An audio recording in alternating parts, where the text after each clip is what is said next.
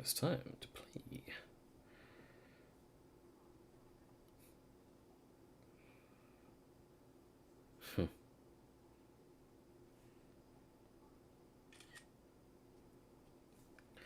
Alright, let's begin.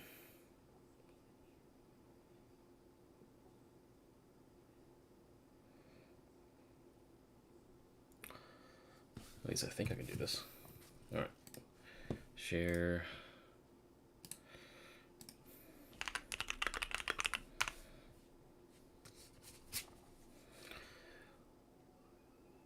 I think I finished every other daily for every other game, I think. Alright.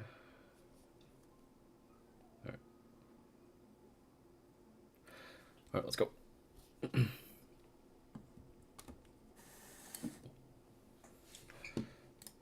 should probably use my silent mouse. So, I'll turn off this mouse for now. Okay.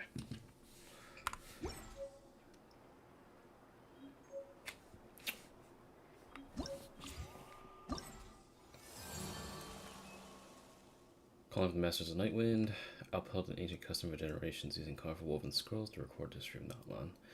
It is precisely because of this tradition that you who have stumbled upon the tribe have been entrusted with a mission. Alright, Grandma. It's time to play some games.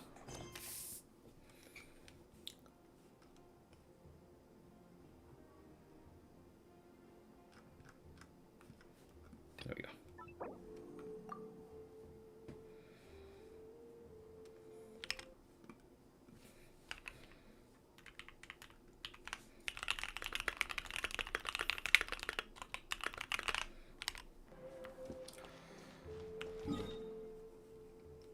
Time to go.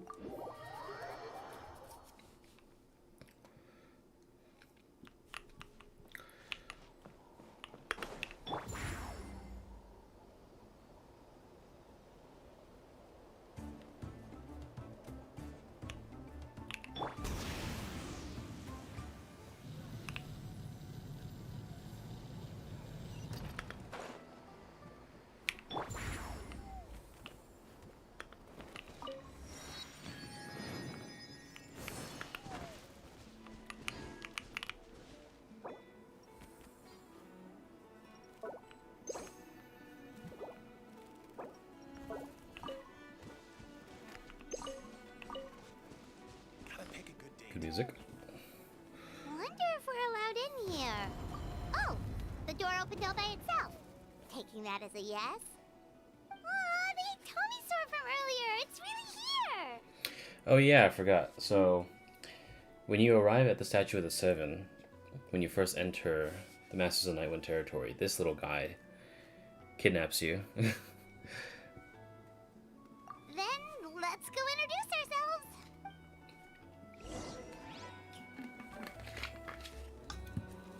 Gotta pick the right location. Hello there.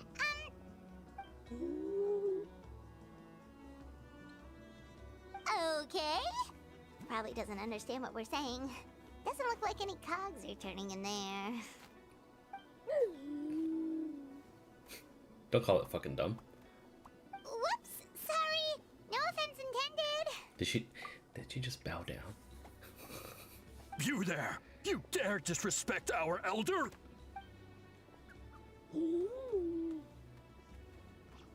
Oh, you mean... Oh, I see. Sorry, my mistake. Apparently you are here by invitation, in which case it's my job to make you feel welcome. Some introductions are in order. I am Kaholam, one of the priests of our tribe.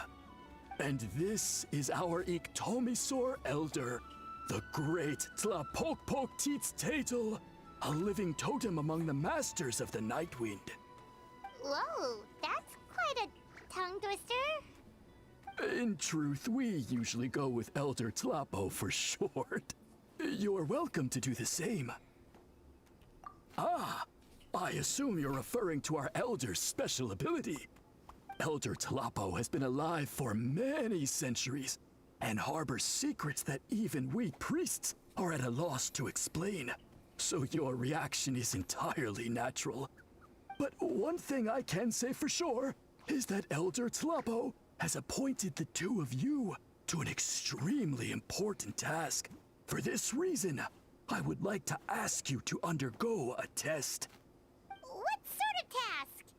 And what kind of test? If it's all right with you, I'll take you to see our chief. He's in a much better position to answer your questions. Okay. Okay, sure. Very well. Then please follow me. You can use this scroll to go directly to the obsidian altar, where the chief is. Don't worry, it's just one of the many mystical abilities of our tribe. Well, I mean, at least they're honest about it.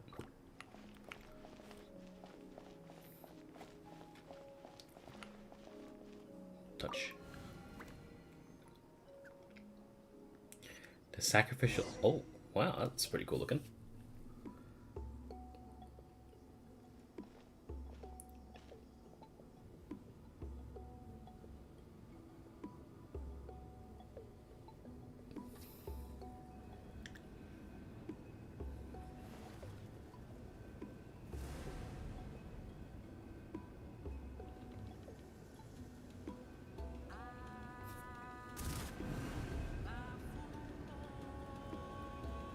Whoa, what was that just now? One of the routine duties of a priest.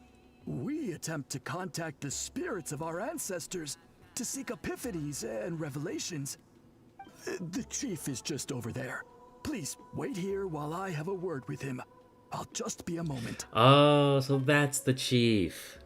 The big dude. Well, the Masters of the Nightwind are definitely living up to their reputation as the mysterious ones. Big mans. Look at him. All right, I've told the chief why we're here, and now you may speak with him. Right this way. So, you two are the appointed ones. I am Chief Biram. Welcome, and thank you for your patience. So tall. Unusually so. Yes, I am aware, but I assure you, it's no cause for alarm. Oh, no, of course not. Sorry, Paimon just reacted without thinking. So what's this about us being appointed? Ah, yes. Kaholam told me about that. As outsiders to our tribe, this is probably the first you've heard of such a... I'm sure the whole thing seems very confusing. Throughout our history, only members of the Masters of the Nightwind have been appointed to undertake these tasks. This is the first time an outsider has ever been chosen. Really? Allow me to explain. Our tribe has an old tradition of recording history in the form of woven scrolls. And not just our own history. We record the legends and heroic feats of all other tribes as well. It is a tradition we have observed for many centuries. We treat it as a solemn duty. However, when a major event occurs that affects all of Natlan, we record it on a different kind of scroll, used for this exact purpose. And these scrolls can only be woven by someone of the Iktomisor Elder's choosing. When the Iktomisor Elder senses a major change in the ley lines, it will issue a formal declaration to appoint a creator for this scroll. Whoa, so you mean... Elder Tlapo sensed a ley line change quite some time ago, but had not yet designated the scroll weavers until you arrived. Okay, but just so you're aware, we don't know the first thing about weaving scrolls. As a matter of fact, that does not surprise me at all. How come? In the 200 years that Elder Tlapo has held this position, none of the appointed ones have ever been experienced scroll weavers. Does that mean 200 years of major historical events have gone unrecorded? No. They all submitted scrolls in time, yet each of them claimed it was not their own work, but a gift from the spirits. Man, this tribe gets more mysterious by the second. Yes, well, that is the part that troubles me. The notion that we have to rely on esoteric things like gifts from the spirits to record historical events of such great importance. It is unsettling. Huh. That's pretty surprising to hear, coming from the chief of this tribe. I can imagine. You probably see the Masters of the Night Wind as a people shrouded in mystery, who pride ourselves on our arcane practices. But I am something of an exception. I may be the chief, but when it comes to our traditions, I'm in fact a proponent of change and reform. I have dedicated my energies to deciphering the many mysteries of our tribe. In doing so, I hope to establish clearer rules that will help sustain our traditions in the future. Wow, that sounds great! So have you figured out the mystery of the gift from the spirits? Sadly not. It is something I've been investigating for a long time, but I have yet to uncover what this gift truly refers to. Only a small handful of events over the years have been recorded on these special scrolls, with decades between each one. And by the time the next scroll weaver is appointed, my time as chief will be long gone. I will not be in a position to investigate as thoroughly. So... While I haven't gotten to the bottom of the matter, I have made some progress. But the only way I can develop my theories further is with the cooperation of the appointed ones. And so that's why you want to put us through the test. Precisely. It's nothing to be worried about. Simply a means of validating my current hypothesis. It shouldn't take you long, nor will it put you in any danger. Okay, so what does it involve? I can explain everything in detail when we get to the site of the test. But first, please wait a moment while I change out of the soul-shielding cloak. This garb is one of our important cultural relics, handed down by generations of chiefs. It is only to be worn when conducting certain ceremonies. Oh! Please, follow me. So fucking tall, dude. 5'11" versus 6 foot. Do you see this scroll? If you touch it, you will enter a hidden space. Today's test is, quite simply, to find a way to escape that space. That's it? I assure you, it's not as easy as it sounds. If you cannot find your own way out, I will of course intervene to bring you back here. But then, we will be no closer to solving this mystery. I'll give it a try then. Good. Simply touch the scroll to begin the test. Okay.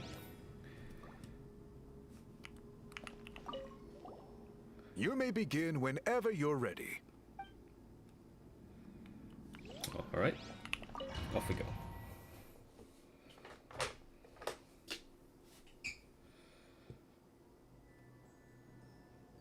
Looks pretty cool.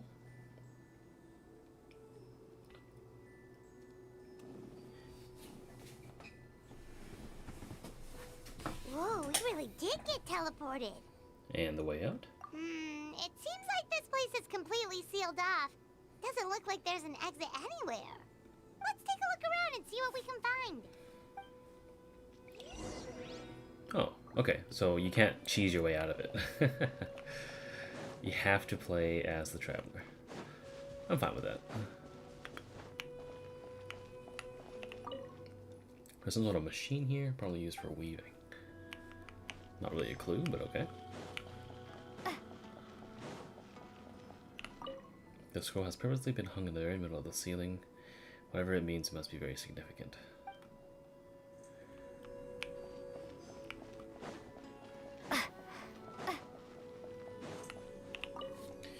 A large pile of woven scrolls. The thick layer of dust indicates they've been here for a very, very long time.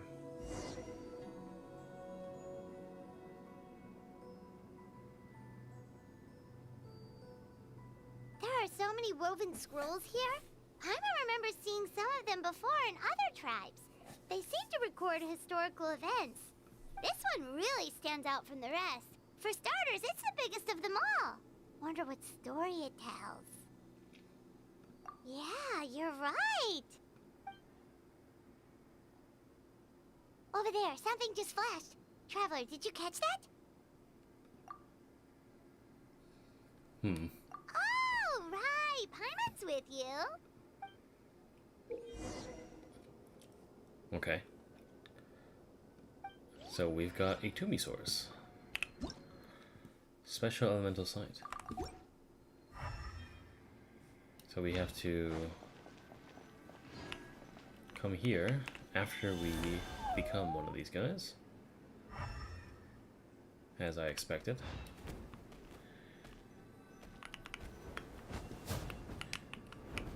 Okay.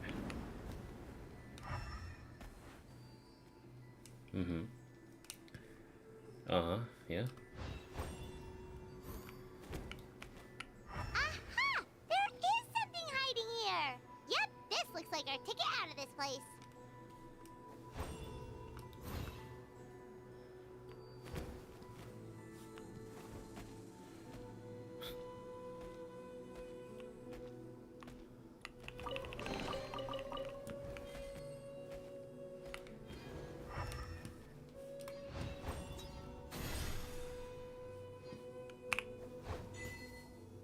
Ooh, very cool.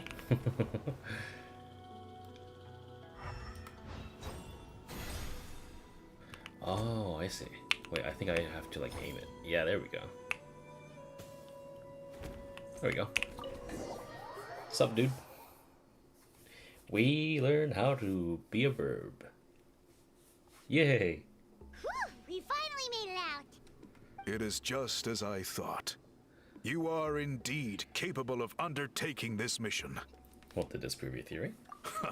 Yes. You saw many distinctive-looking scrolls there, didn't you? Sure did. This specific kind of scroll was left to us by our ancestors. Upon investigation, I discovered what sets it apart is the use of a color not featured in ordinary scrolls. It is a most mysterious color that most people cannot even detect. I myself had to employ special techniques to confirm its existence. Yet there are those who are born with a natural ability to perceive it. And that is why I wanted to test you. You mean...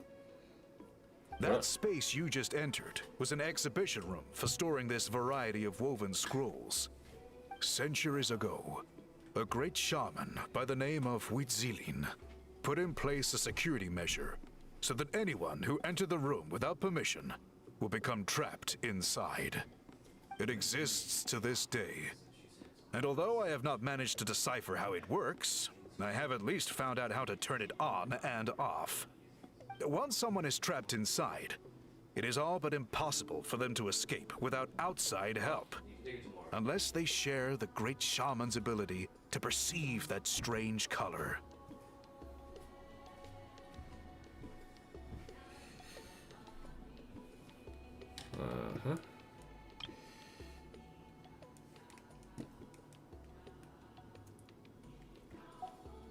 I did see a certain color there. Clearly, you must have this ability, which leads me to believe that our Ictomisaur Elder can sense this ability in people, and that it appoints a scroll weaver on this basis. Another Traveler, you are full of mysteries.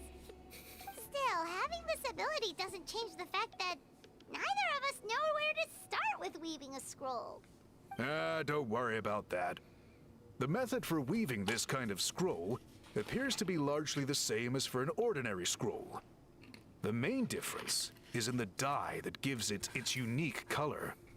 If my suspicions are correct, this dye is the key to weaving the scroll, and your special ability is the key to obtaining it. The dyeing process is also a little different from the norm, but I don't anticipate any major issues there. As long as you two can source the dye itself, I can assist with the application. Cool! Great. Then please use your abilities to source the necessary ingredients. And in the meantime, I will have someone prepare some fabric for test dyeing. We'll make a few sample pieces to test out my hypothesis. And if that goes well, we can begin the scroll in earnest. If you agree to help, you can expect to be handsomely rewarded once this is all over. So, what are your thoughts? I think with the ability to help comes with the responsibility to do so. Agreed, especially if there's a reward in it. What is the reward, by the way? Is it food? Paimon hopes it's food. Given the stakes involved for our tribe, I was thinking a substantial sum of mora would be appropriate. Surely that would be preferable to just a free meal. Mora works too. Anyway, how do we go about finding these ingredients? Are we supposed to just keep walking around Natlan until we stumble across them? Thankfully not. I've already identified a location where I suspect they may be found. And I've arranged for someone to guide you there. Your guide is waiting just outside. You can set off at your leisure. Oh shit, is it gonna be me, Ma?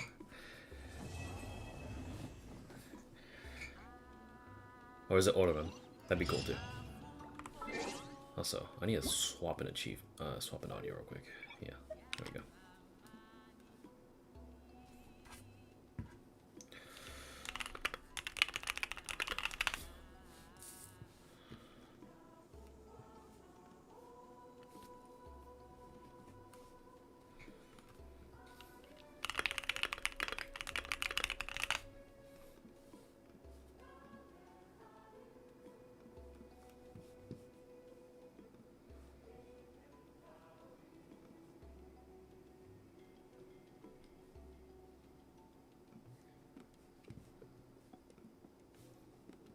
There we go. Alright, cool.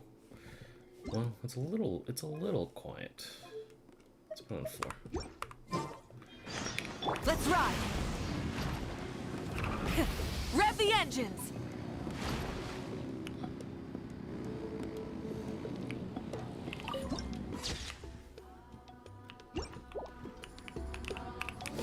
What's in here?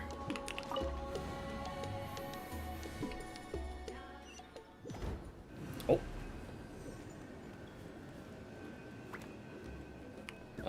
Wrong spot.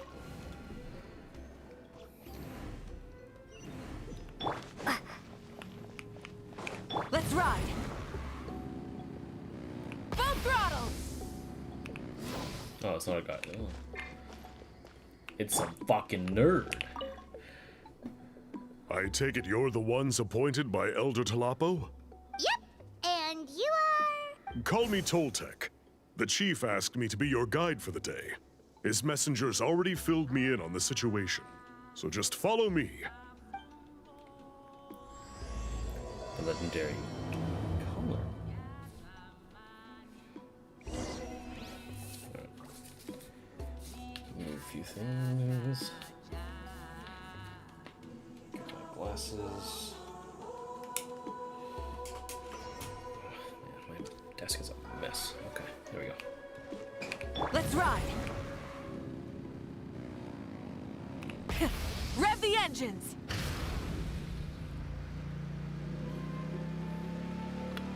Coming! We'll just go there instead.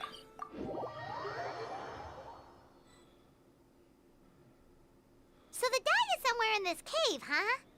This is as far as I can take you. Only the appointed ones may proceed from here. Why's that? Kind of a long story. Apparently, there's a certain fruit that grows in this cave, the juice of which can be processed to make an excellent dye.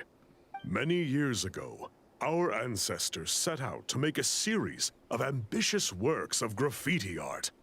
They selected this cave to make them in, presumably due to the availability of the dye. However, they didn't want anyone to see their work before it was completed. And so they sealed off the entrance to control access. To bypass the seal, you have to have mastered the art of color perception, or something like that. Oh, right. The strange thing is, Our ancestors never removed the seal, even after they finished the graffiti art. Since it was sealed off, the only person who's been inside is the great shaman, Huitzilin. And that was 300 years ago. According to her, the artwork tells the story of a hero by the name of Kuntur. But I digress. Sorry, I'm a big fan of graffiti artwork. Once I get talking, I can go on for hours. So you're sure you don't want to come with us? I'll pass. I tried to get in once, but the seal blocked my way. I tried getting my Iktomisaur to clear it with its powers, but even that didn't work. I guess it's supposed to be a test left there by our ancestors. If you don't pass the test, you're not worthy of viewing their works of art. Aww. Don't worry about me, though. I wouldn't be joining you this time even if I was able to get in. Unlike our chief, I don't have the guts to challenge our traditions. This task is specifically appointed to someone by the Iktomisaur Elder. Who knows what bad things might happen if I got involved? Fair enough. All right, we'll try not to take too long. Why not? Let me check out this candy's expired. Don't worry, you didn't miss that much. You two head on in. I'll wait right here. Very nice. I guess we'll just go here. Very gross. Show no mercy!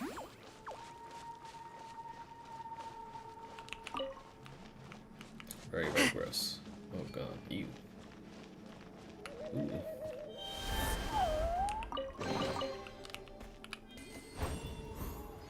Guess I'll just walk through it.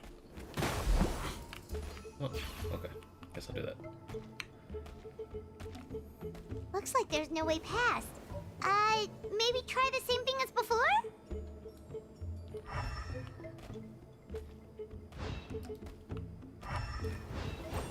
Hey, it worked! Let's head in and take a look.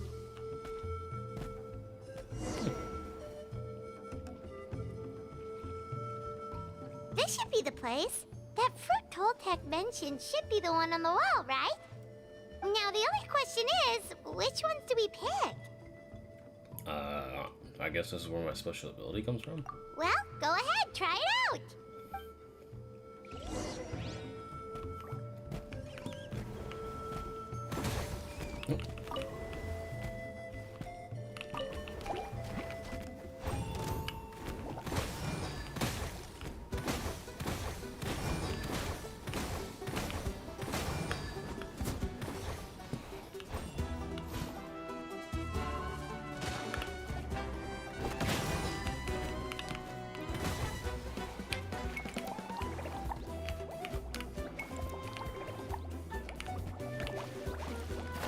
Watch out! Let's ride!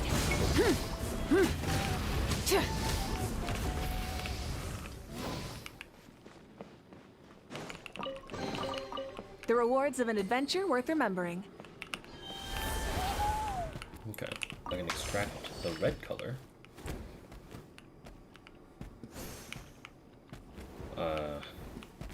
Oh, I see. Oh, there's birds here.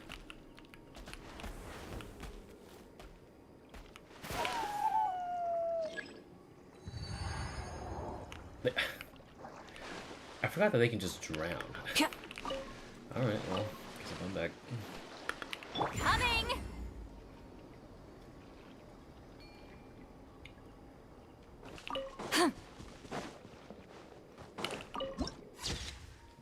Cavern of the Tranquil Light.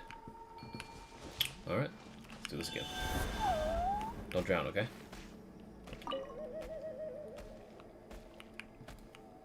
You saw something, right?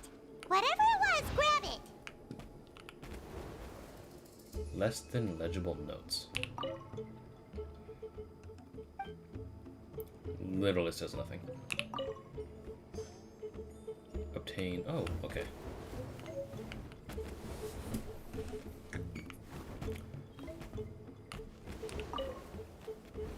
I'm assuming blue's over here.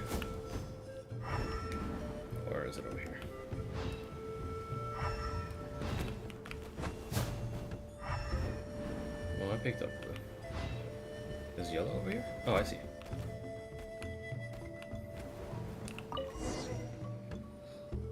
These guys' ancestors made some real works of art here. But based on what we've seen so far, it seems like there should be more to the story. Do you think maybe there's more artwork further inside?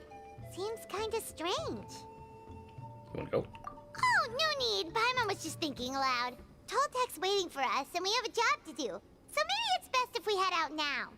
Let's head back and meet up with Toltek. Well, I kinda wanna solve the puzzle first. See what this is. Creating murals in places, we can grab whatever relevant materials on the spot and fill the missing paints in. The story couldn't possibly end with Tree Hopper Warriors defeated or remove the Book of Sorcerer, right?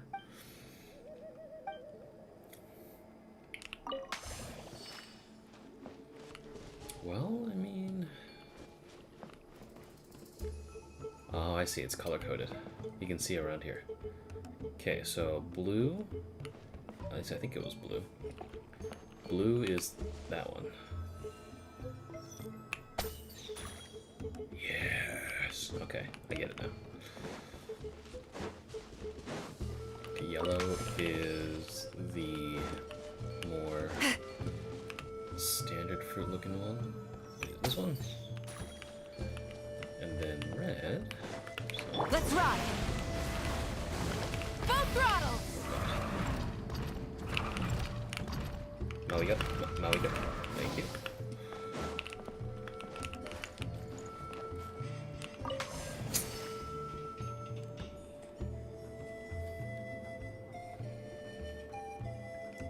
Hello? What happened? Hey, what's up, man?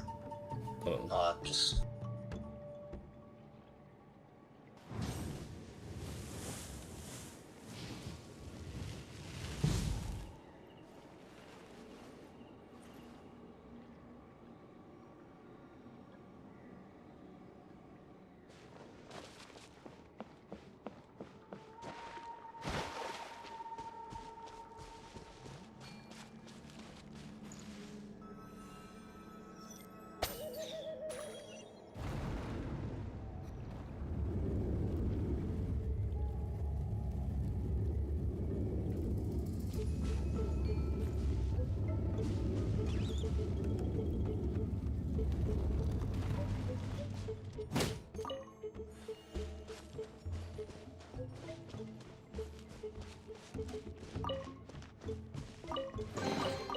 The rewards of an adventure worth remembering.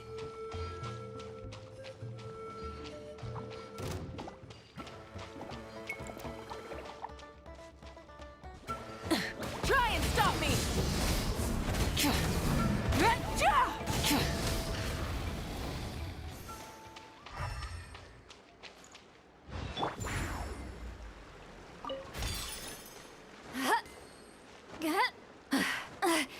I'm tired already.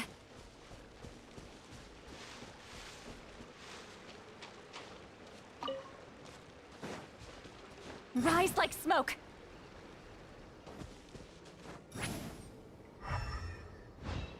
Ha!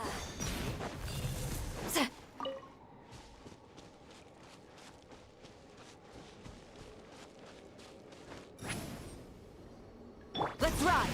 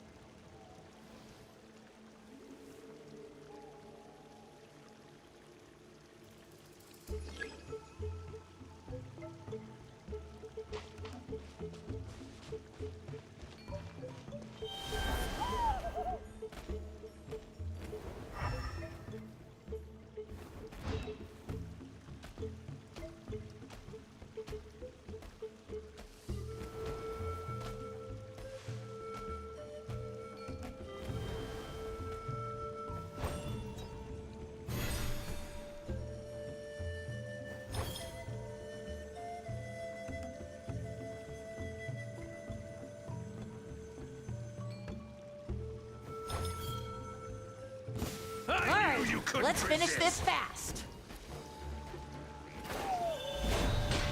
I will have order.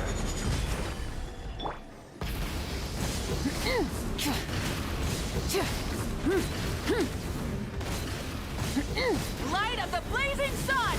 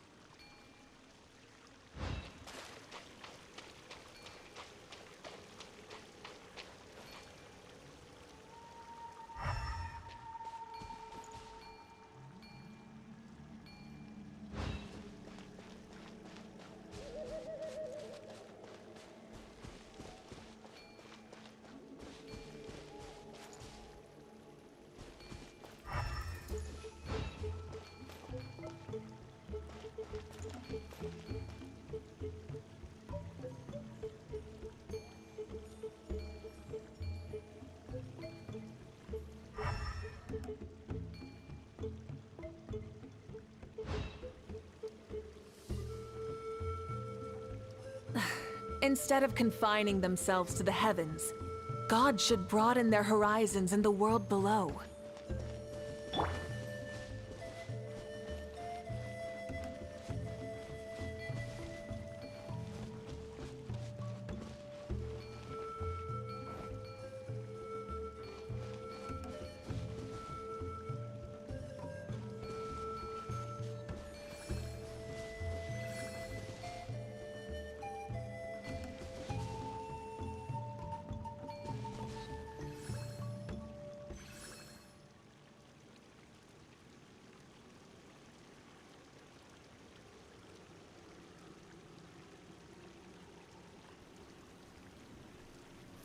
Got a phone call from a pal.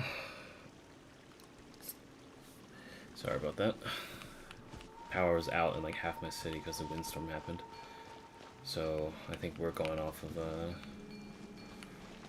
well, I'm just trying to figure out this fucking puzzle because I've been distracted.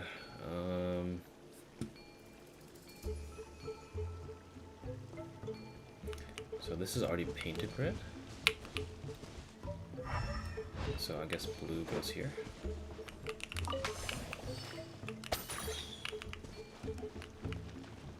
And then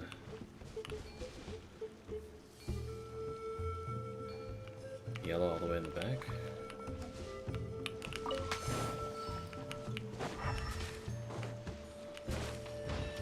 This doesn't seem right. Oh wait, is this thing blue? What is this? So red would be this then. Right?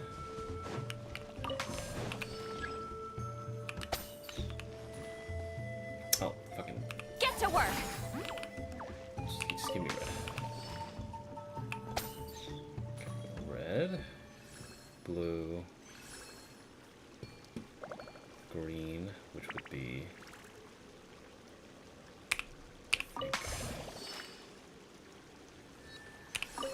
I've read almost every novel from Yai Publishing House. Pretty normal, right? Red. And then this would be. Oh fuck, I fucked up. Fulfill our pact!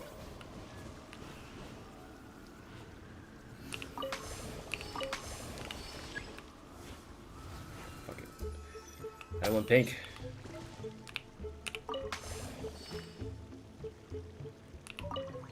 There we go. Green. Should have be yellow. Red, blue, green, yellow. Right.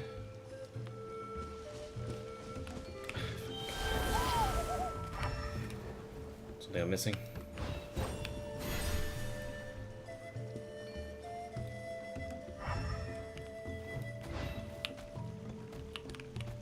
Oh, I'm retarded. Okay. All I had to do was just this.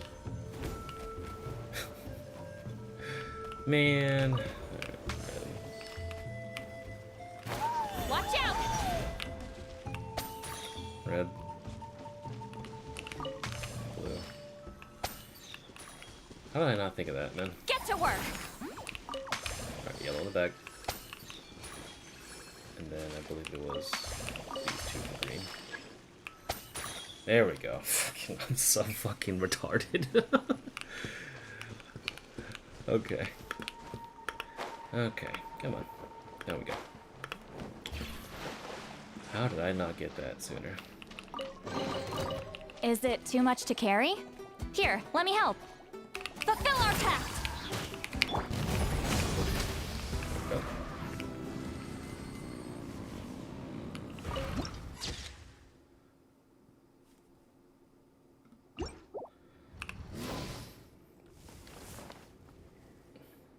And we have a single tombstone.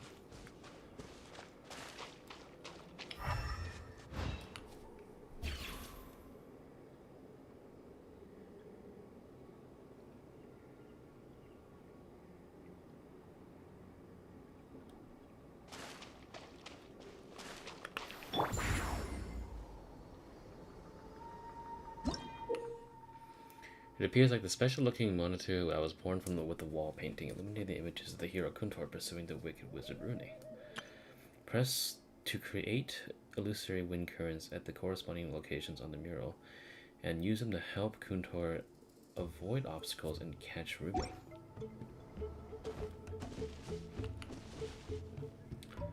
What? Do this?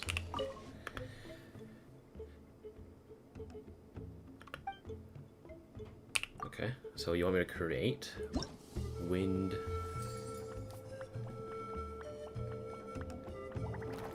Oh, I see.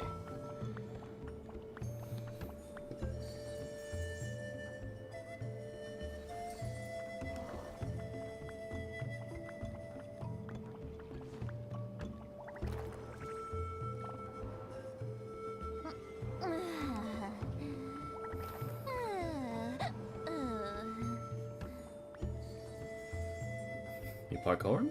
Let's go.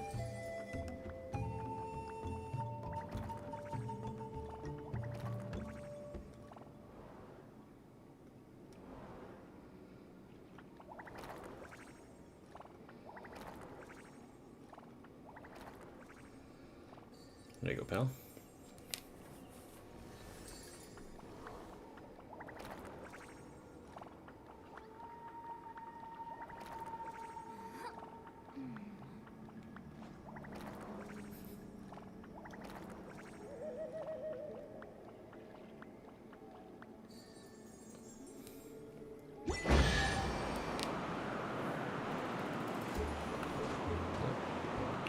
Hello. Is it too much to carry? Here, let me help. Bonk my head. Tale of Kuntor.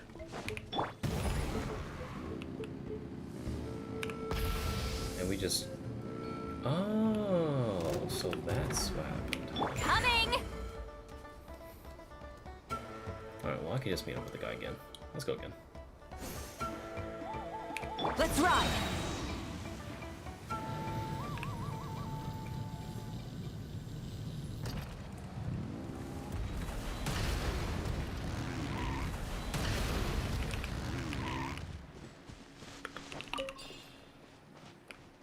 So,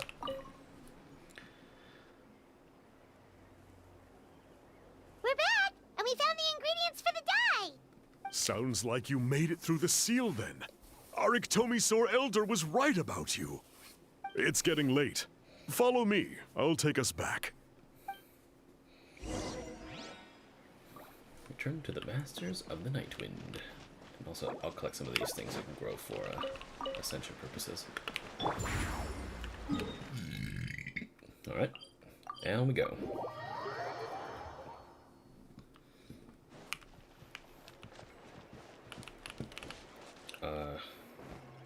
Oh.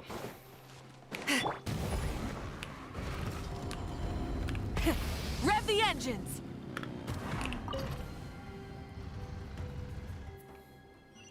There we go.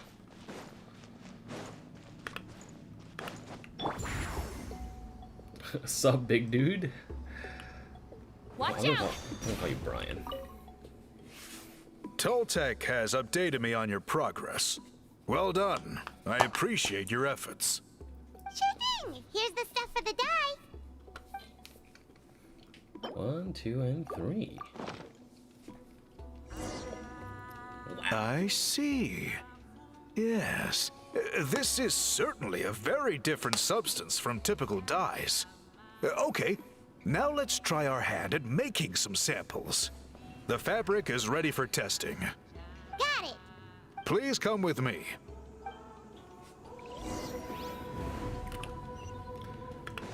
Let's ride! Oh my god.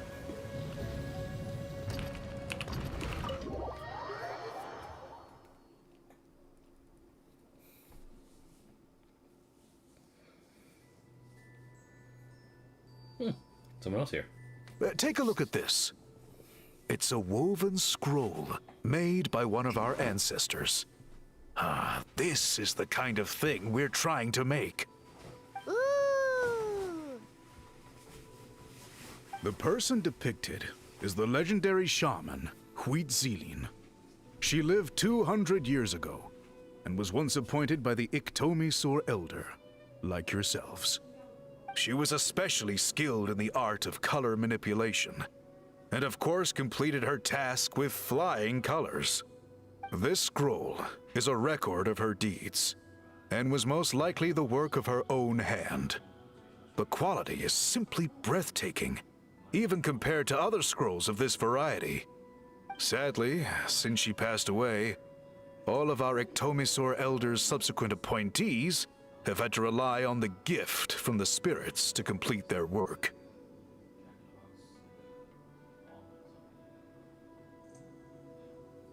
They haven't had power for the last 2 hours, so we're lucky.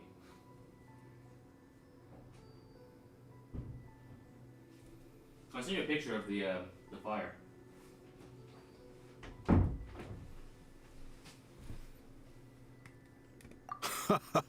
That's a good way of putting it. My only quibble with your phrasing would be, it's not just me, but us.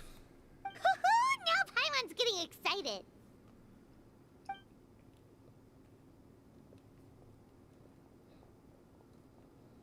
Bring out the samples.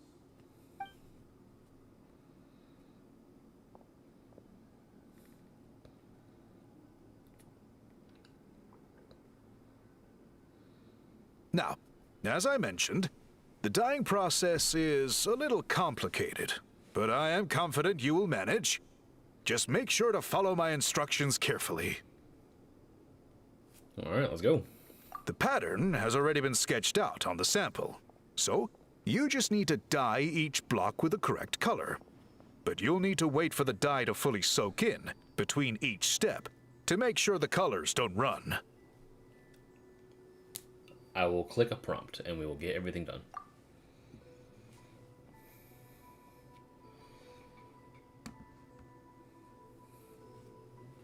Ha ha ha! Good! The dye has taken to the fabric, and the pattern is crisp and clear.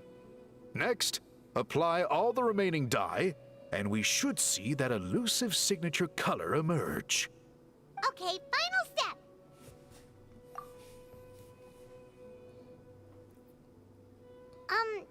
Did it work? Paimon doesn't see it. Oh, that color isn't showing up. Oh, the dyeing has failed. No, your technique was flawless. You did everything exactly as instructed. It would have made no difference if I'd done it myself. Then what went wrong? It could be the weaving technique, or maybe the dye has to be applied in a different way. Oh, whatever the case. It looks like I have failed to get to the bottom of this mystery. Sorry, Paimon wishes we could do more to help. I am the one who should be apologizing. I made you do so much work, and it was for nothing. I will, of course, honor my commitment to compensate you for your trouble, but I do hope you won't give up on this task. I plan to keep investigating, and will be sure to keep you updated with any progress. Don't worry, we're not quitters.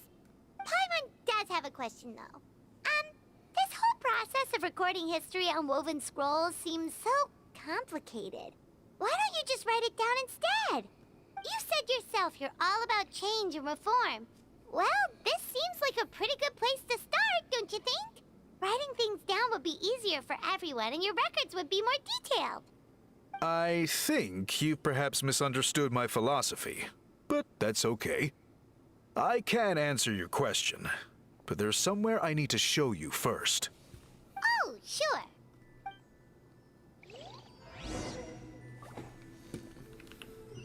Okay.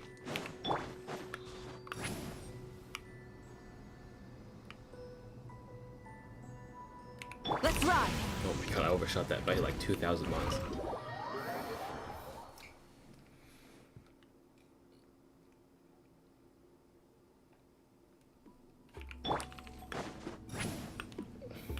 Let's ride!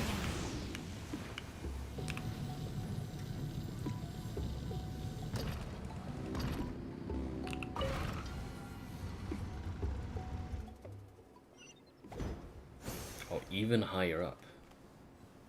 Wow, alright. Got me surprised.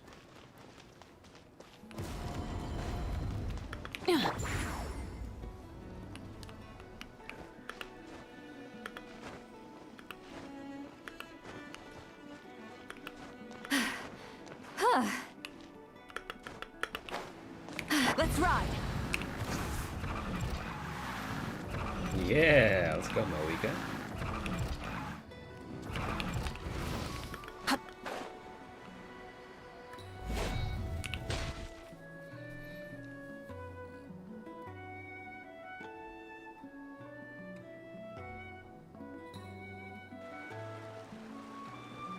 Cool.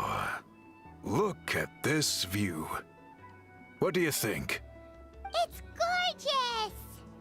Now, try looking a little further. Whoa, that graffiti!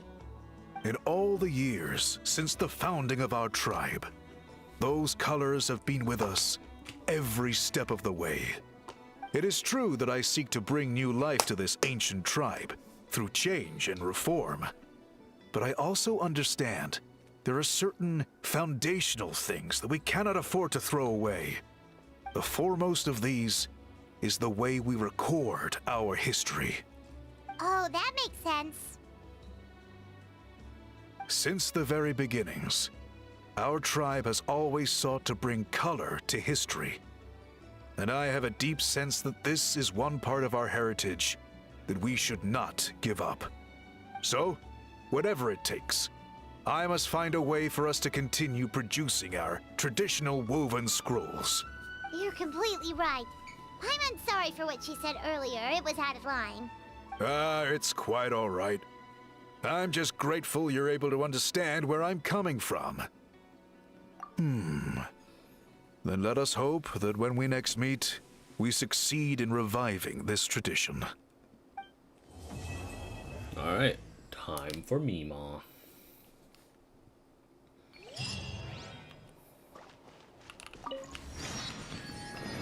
I'm curious. Anything special I can find around here? Nope. Okay.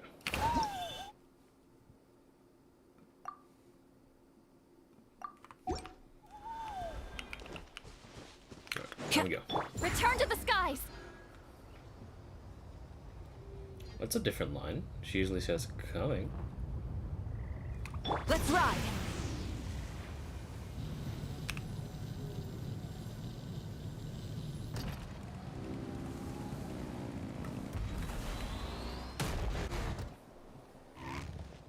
Oh, it's the Fatui? Huh? What are the Fatui doing here? That's a little concerning. Let's go over there and see what they're up to. Also, how did they get this close to a tribal settlement? Well, considering what the captain did for Natlan. Huh. All the Fatui left in Natlan are probably the captain's subordinates. That basically makes them followers of one of Natlan's heroes. Still, once a Fatus, always a Fatus. Something seems off seeing them here. Let's go check it out. Seems a little racist, Paimon.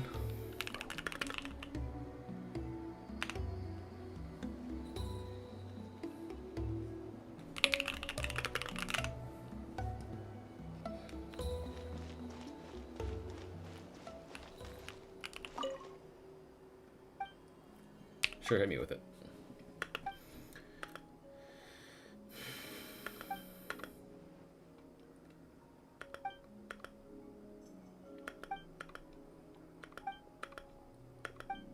So, who are you talking about? Did you give us food?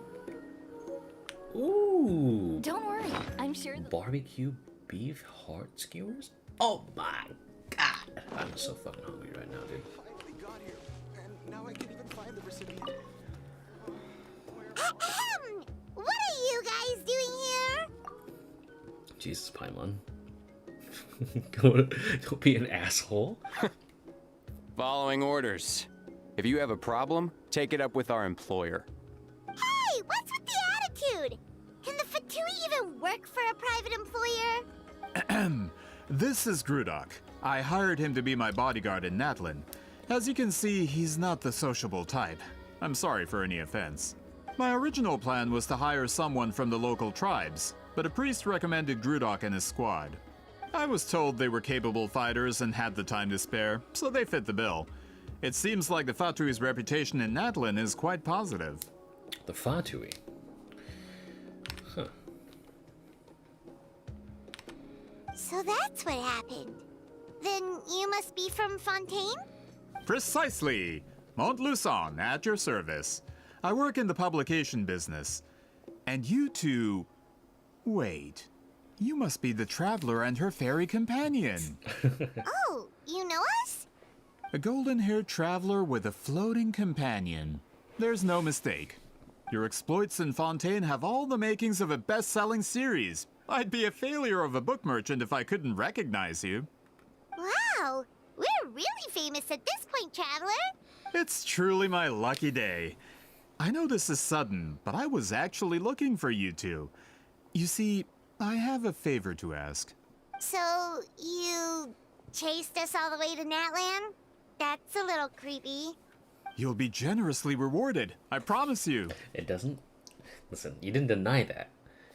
If you don't deny that, that means it's actually a bit creepy. Well, at least he got straight to the point. Should we hear what he has to say? Well, something tells me we can't really escape this one. Alright, we'll hear your request. You know the great shaman Citlali, right? I need her help with something. Yeah, but the chances of her helping a random stranger just because we asked? With her personality, kind of slim. Yeah, Citlali really doesn't like dealing with strangers. I heard about that from other members of her tribe. But they told me if one person could convince her, it would be the golden-haired traveler. So you just need me to be a messenger? If you manage it, I'll even double your pay. From 2 more to 4 more. Uh... Why do you need her help? Oh yeah, we should definitely get to the bottom of that first.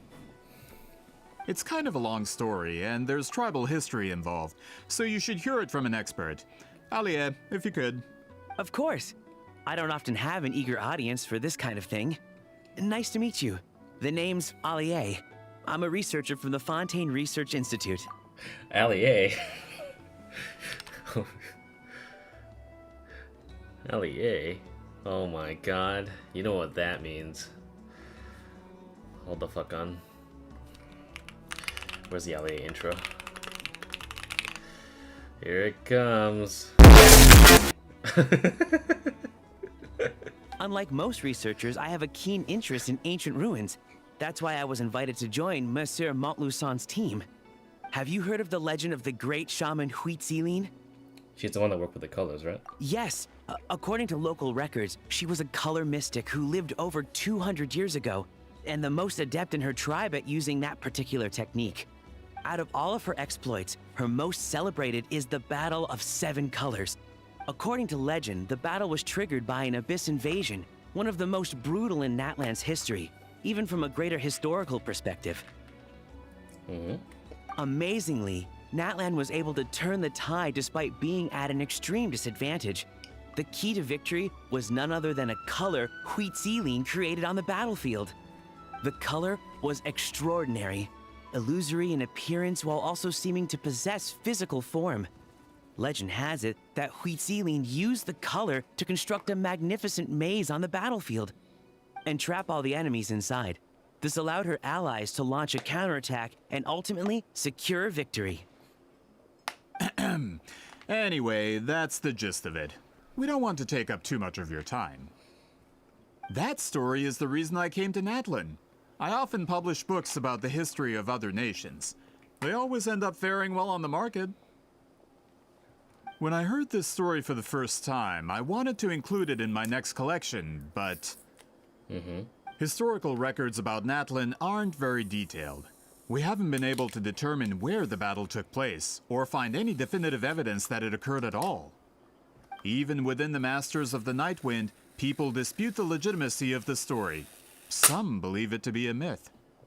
If that were the case, the story would not be fit for publication. But if you're just including it in a story collection, why does it matter if it never happened? Well, you see, the slogan for the collection is Restoring the Truth of History. Naturally, I need it to be factual. That's why I'm here. The Masters of the Nightwind are said to have a tradition of recording past events, so I wanted to consult their records. But I was refused access to the Obsidian Altar. Application after application, and all I received were a few ordinary woven scrolls with nothing to offer. Honestly, I'm just trying to promote their history, and they make such a fuss. According to my research, their scrolls are considered sacred relics in addition to historical records. Naturally, outsiders are rarely granted access. Not to mention, the scrolls we did get to review actually contain a huge amount of information. I just need more time, and I could... We've been over this, Alier. There's no need to waste time on those scrolls when we have a better way. Citlali, you mean? I mean, Exactly. You're well aware, I'm sure, that Citlali has been alive for more than 200 years. That means she lived during the era of the Battle of Seven Colors. If she agrees to be my consultant, then no other historical records are necessary. Oh, that's what you want. So, what do you say? I'll quadruple the pay if it helps sweeten the deal. Well, it's not that we don't want to help you.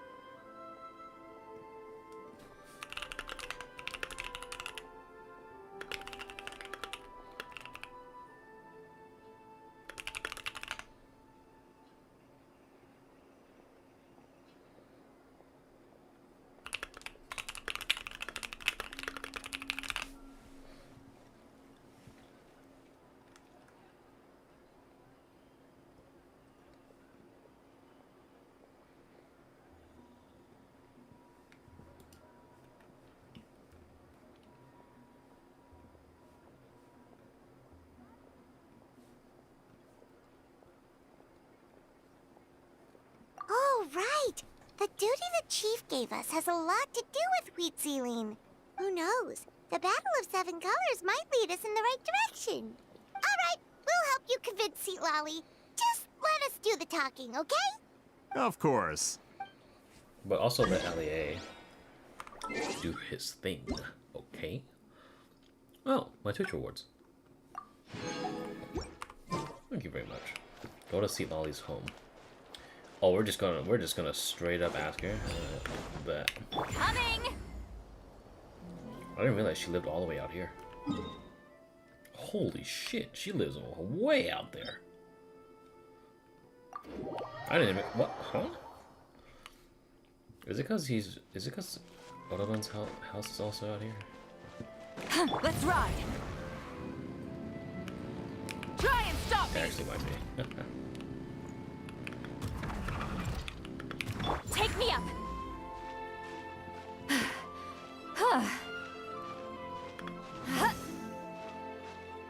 Let's ride. Rev the engines. Oh. Okay, this is pretty cool. Kind of sick for an abode. Especially when you're all the way out here in the Masters of Nightwind. Why the fuck didn't you just go up to her instead? Oh. Okay. So, this is where the great shaman lives?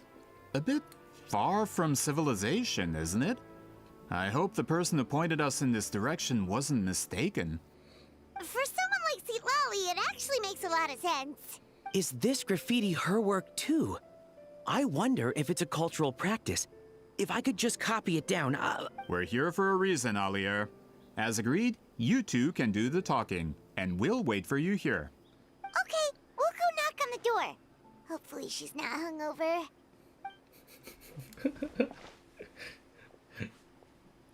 Ooh, a golden door as well? Citlali? Are you there? We need your help with something. Oh, no response.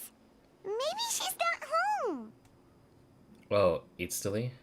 Oh, Granny Citlali? Are you home?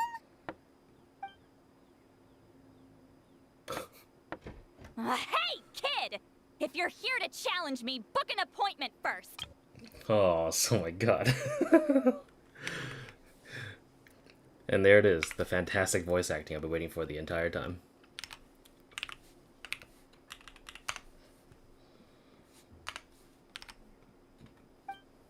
So, Citlali's a real hermit, huh? Traveler! I'm taking photos.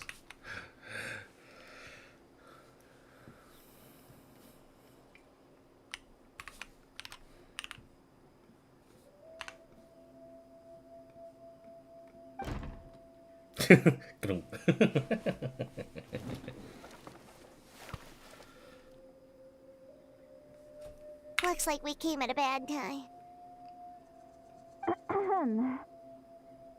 Are you still there? Just come in. We can talk inside. Well, at least we didn't get turned away.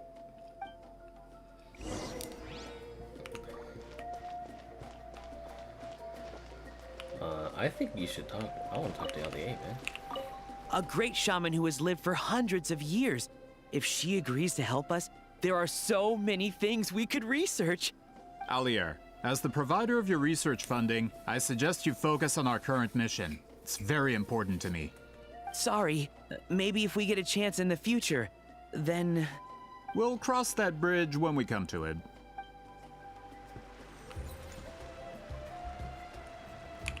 A great shaman who is... Alier, as the provider of your research funding, I suggest you focus on our Sorry. We'll cross that... You don't get to talk to the Fatus? Alright, well. In we go.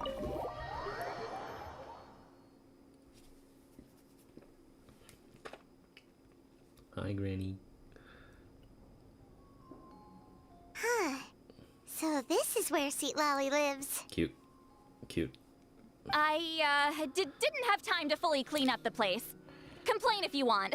Menial housework means nothing to a great shaman like myself. Besides, in light novels, people who keep everything neat and tidy are always too boring to be the protagonists. What? Also, I'm not a hermit. I'm just above superficial rules of societal etiquette.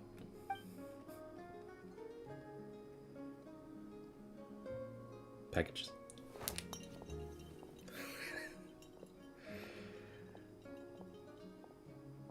She sure does care a lot about what we think of her.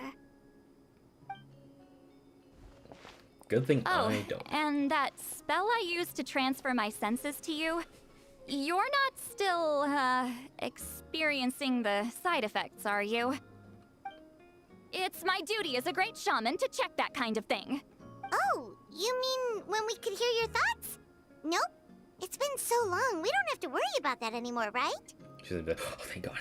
Then why do I hear the traveler's thoughts in my head? What? Oh, she heard me call her a hermit. That bothers her? I thought she was above superficial rules of the social etiquette. And she could hear that too. I can still hear you, you know. The pout is so good. Don't bother. I'll find a way to fix it. First you hear my thoughts, now I'm hearing your thoughts. It was just a simple spell. I use it on you, and now it's on the Fritz. Forget it. Just tell me why you're here. Well, someone asked us to ask you to be their consultant. They have questions about the history of Natlan. So they asked the hero of Natlan to put in a good word? Sounds like they know I don't usually trouble myself with other people's problems. The pay is really good.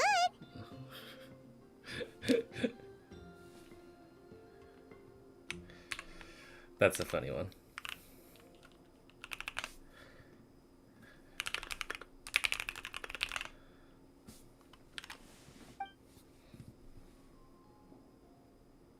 Doesn't matter. I'm busy. She sure doesn't look busy.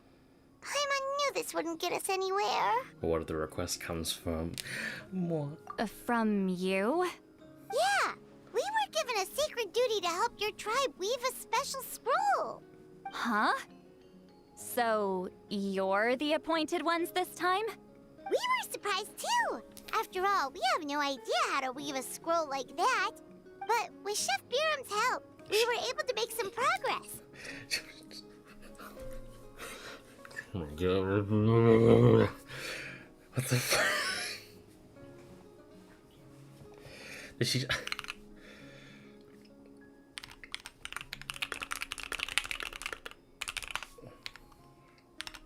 We still haven't succeeded, but we learned that the key to weaving the scroll is a special kind of color. The historical event those men want to ask about also involves color. If you help them, you might end up helping us too.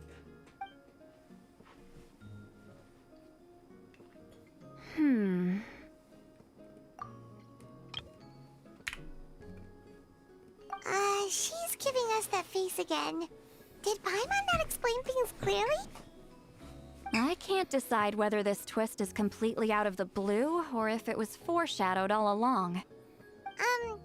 Does that mean you won't help us? I need to think about it. Then there's still hope. Hey, what's the holdup? Just give us an answer already. You agreed to let us do the talking.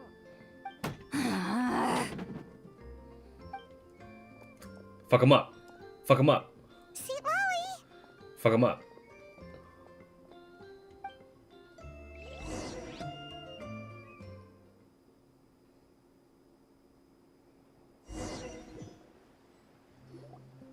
Stand down, Grudok. As your employer, if I tell you to wait, then you wait. Understood.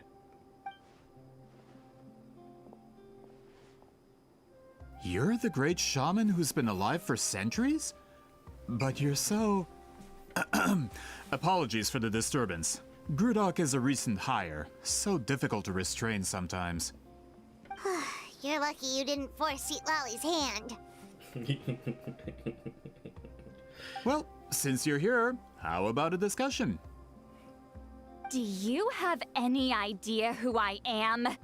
Did you think Granny Eatsley would be fooled by your little performance? I have no intention of speaking to you. Your recent hire interrupted me right as I was about to make an important decision. Pull a trick like that again, and I'll make your lives a living horror novel, except 10 times worse. That's all I came out here to say. Whoa. Based. Traveler, we have a discussion to finish. You live up to your name, Granny Itztli. I apologize for the offense. I'm just surprised the Battle of Seven Colors didn't pique your interest. You're investigating the Battle of Seven Colors? Ah, the Traveler didn't get to that part? Yes, I thought the Traveler could help me convince you. But, if I'm not mistaken, you have a personal interest in this matter, don't you? I heard that the great shaman Huitzilin was a friend of yours. You two must have been close. I don't know if this is a live LARP or not of a Fontaine person not being able to say shit correctly, but damn! It's... If I can resolve the controversy and prove the battle took place, I'll include it in my next collection. Then, all of Teyvat will learn the truth. With your support, your friend's heroic deeds will once again be known throughout the land. Inspiring, don't you think? Well, I mean, it'll mean a lot to your tribe, I think. If this is really about that duty, then... fine. I'll help you. I'm honored. God, I hate his voice. Save it! I agreed to help the Traveler, not you. You'll just have to leech what you can. Well, at least she agreed to help. Listen, that's all I care about.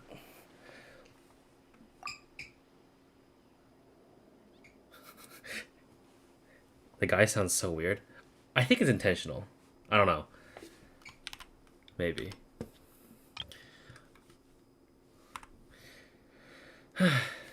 Also, I'm betting this will hurt Citlali's feelings.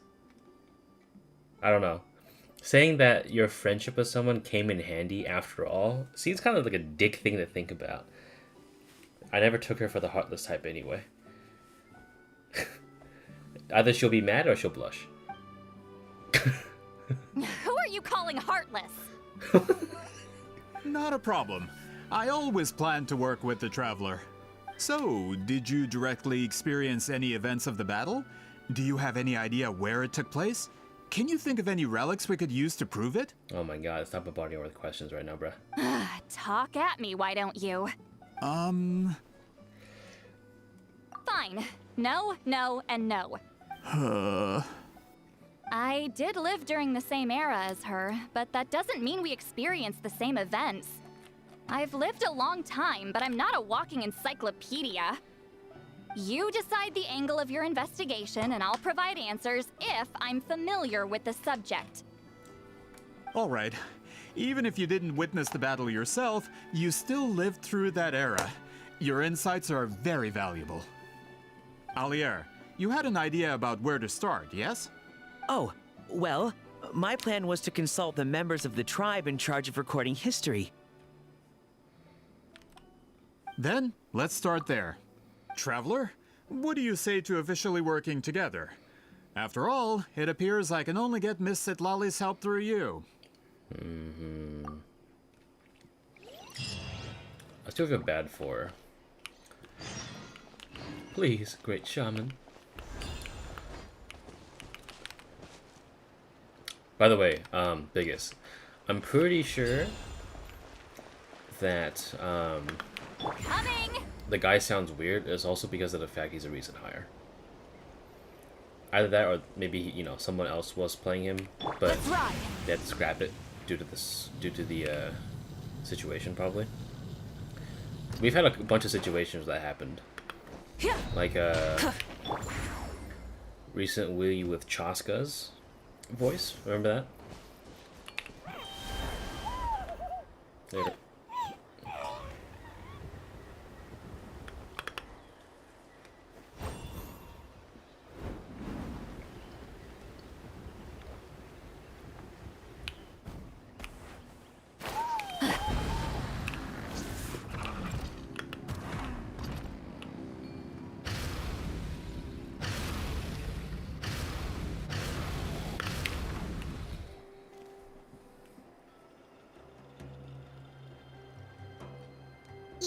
Seem super invested in this whole thing, Citlali. The Battle of Seven Colors is something I've only ever heard about. I know as much as anyone else in my tribe. But how? Weren't you alive when it happened? I didn't hear anything about Chaska, but it's not like Genshin's ever had. So, it just bugged me. No, because it wasn't Chaska's voice. Chaska's quest, her tribe leader, her Ali, fucking, what was her fucking name? The girl that was the one that tried to make us, you know,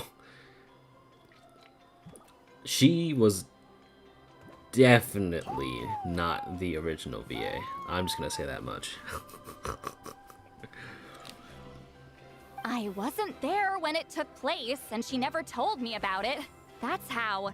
But Moluson said the two of you were close friends. The battle was legendary.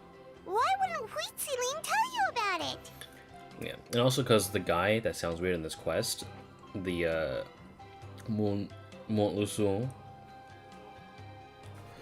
wasn't that Shilonen's quest that got changed for that one lady? No. So I think both of them sounded bad. So, the girl's mom, her VA swapped in Act 3. Or no, it swapped in Act 2. And then in Chaska's quest, the tribe leader, the woman, I think she just sounded bad in general. But something tells me that I feel like she wasn't the original cast. Maybe they had someone else do it.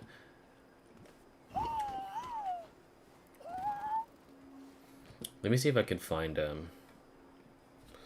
hold on. Here we go. Let me open up my Chaska stream. Hot air balloon above the trial arena. And that's where you're trying to get to now? Neither phlogiston wings nor a kukusaur can take you that high up. Do you really think that's where T'Pol is hiding? Of course.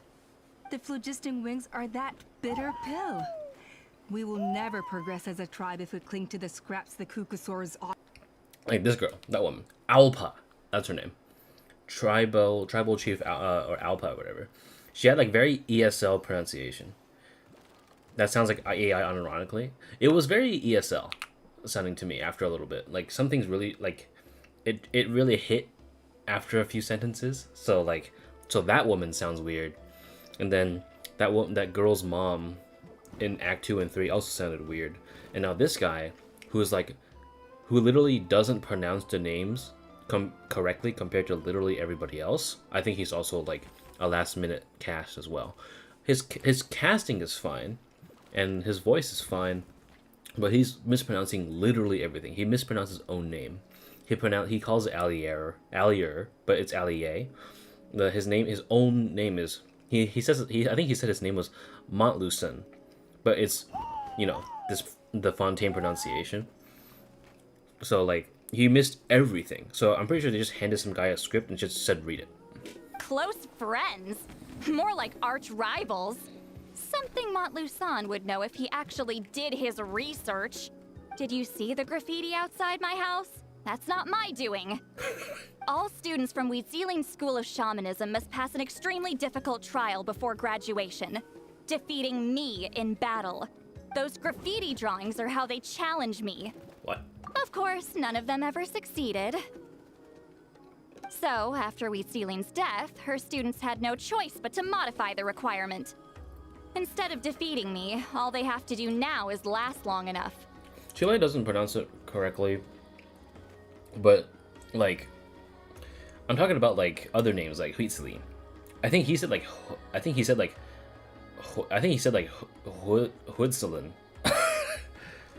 Like he didn't even fucking try. And every single other character so far says Huitzilin.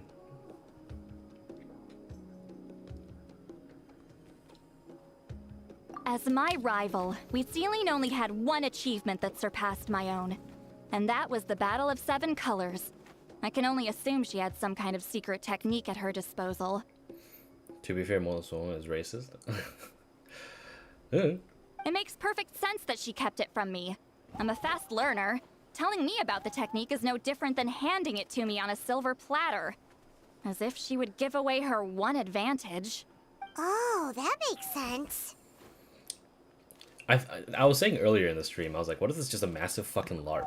Where the dude purposely pronounces it incorrectly because he's from Fontaine and doesn't know how to say it. But that's a stretch, at least even for me. Anyway, all of that is secondary. Like I said, I'm only here to help you fulfill your duty.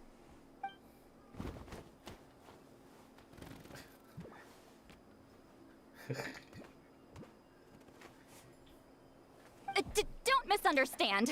This duty is important for my tribe, too. A great shaman should do her part to see it done. Come on. Say something that'll flatter her in your head. Do it. Do it. Oh no! Why are we so mean? Why are we so mean? Why are we so mean? Excuse you? I fail to see what housekeeping has to do with my duty as a shaman.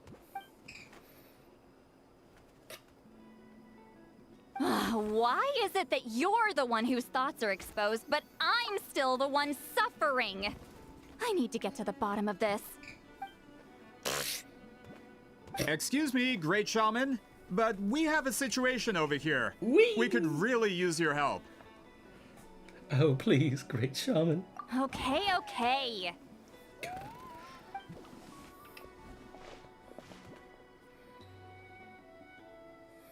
Uh-oh. Of course the Battle of Seven Colors happened. The woven scroll proves it. Wheatsealing used a mysterious color to construct a maze and trap the enemies inside. That's just your interpretation. There's more than one way to understand that scroll. Besides, constructing a maze out of color is ridiculous. Wheatsealing was one of the most powerful shamans of her time. She definitely could have pulled it off. That's the biggest problem. She had students. Why not pass it down? A technique that powerful? And no shaman since has ever used it? Her students are keeping it a secret, of course. If you knew a technique like that, you'd be a fool to show it to just anyone.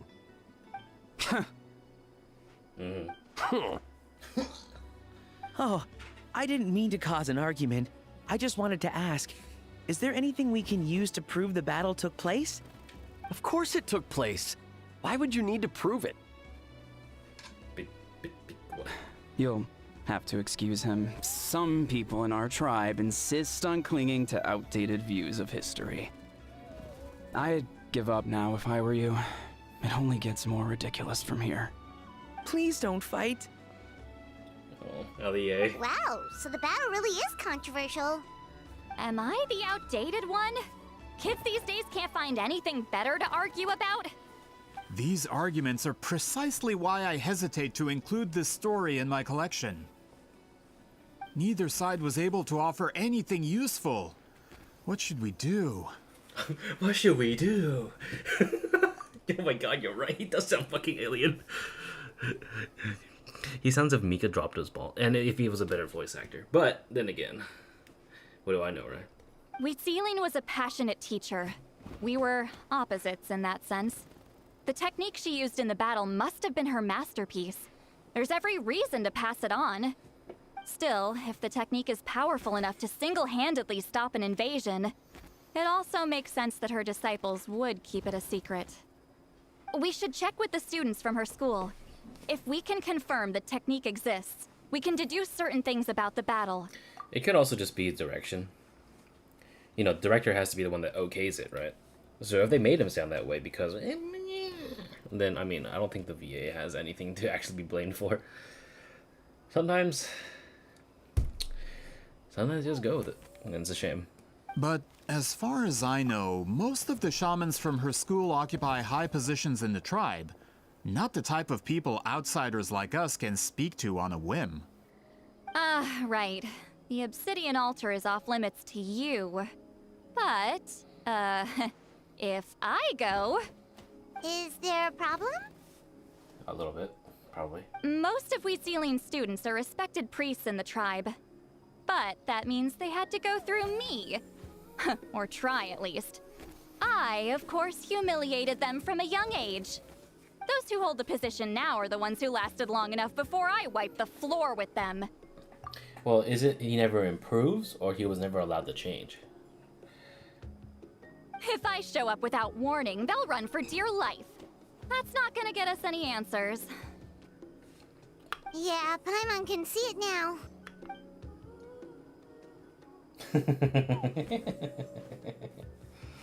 No, not again.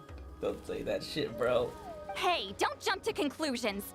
That was just a metaphor. I'll make sure they won't run away. Who better to fend off a tyrant than the hero Natla? Sound like an alien, please. Yeah! Sometimes the director thinks that that's the best way to go about it. That's how Yelan got fucking approved. Okay.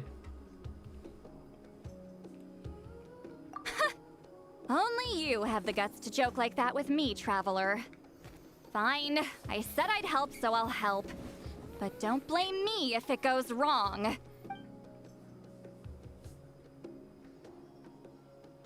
the rest of you can wait for us here. We appreciate the help. We appreciate the help.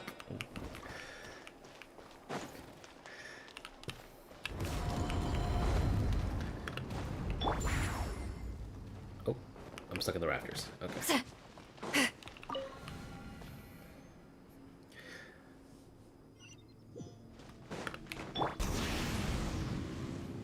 What's up? Time to scare the shit out of everyone. Oh, are you in the middle of a ceremony? Granny Eatsley? Oh. Run, bros, run! What is she doing here? Did some coward not show up after challenging her to a fight? Or is she here to officially take over the tribe? Whoa. It's like they really do see her as some kind of tyrant. No matter what, we'll defend our dignity as priests to the end. Ugh, you talk a big game for someone who lost to me the most out of the entire priesthood. What? All I want is to ask some questions. So, you're here to interrogate us? Someone didn't sit pretty for their beating? Is that it? You want their name, don't you? We should just run! Don't be afraid, guys. Don't be afraid. Yeah, with the hero of Natlan here, Granny Eatsley will be on her best behavior. Sure, whatever you say. Oh, it's the Traveler and her companion. That does make me feel better. How can we help you? We wanted to ask about the technique you inherited from huehuehuehue. Huh.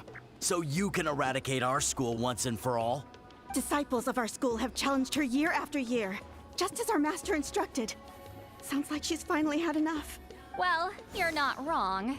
If we want to protect our legacy, one of us needs to run. Not this again. Just how much did you traumatize them, Citlali? She beat them in a duel, so what? There's no reason to be this terrified. Citlali is someone worthy of love and respect. God, we're fucking with her so hard. Hey! You can't just say whatever you want just because it's in your head. I'm Granny Eatsley. A mere mention of my name and kids burst into tears. Love and respect? No one has the guts for that. Oh my god, dude. It's like I'm reading a light novel and I have to get up and like shake off my cringe a little bit. Well, I do. What?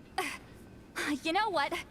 Forget about your duty. We really need to fix this mind-reading situation.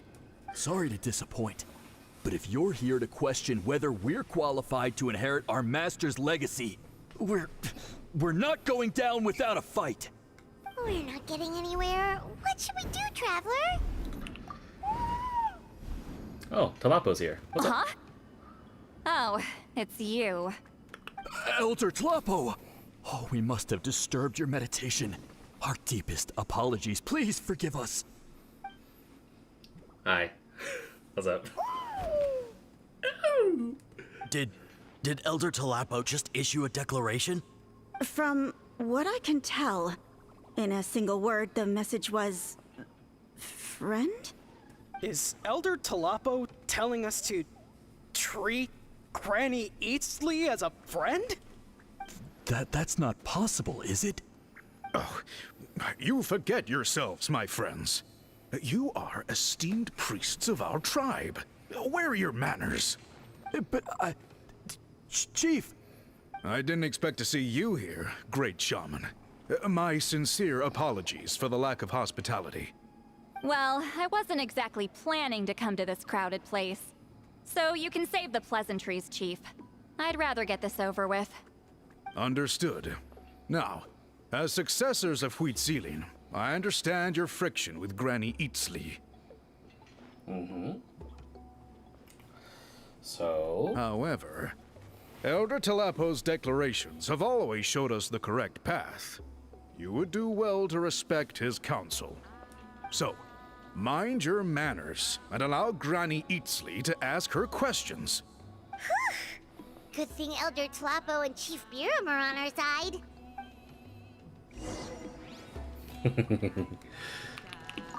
Why does Granny Eatsley want to question us all of a sudden? Should we plan our answers in advance? That brutal graduation exam. It's all coming back to me. You heard the chief. There's no running away. It's time for your ball inspection. Alright. Eatsley here. Oh. Chief is still here. If you run into any more problems, I'm always willing to help.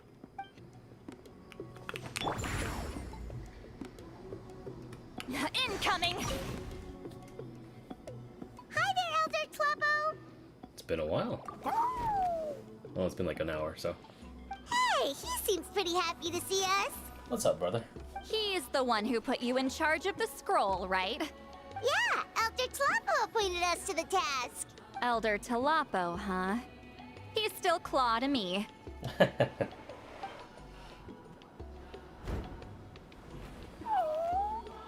Aw, so cute. Hey, don't pull that cutesy stuff with me.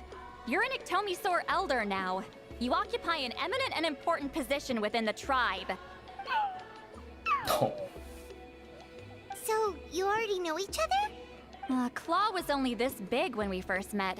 He was Witzeline's Saurian companion back then.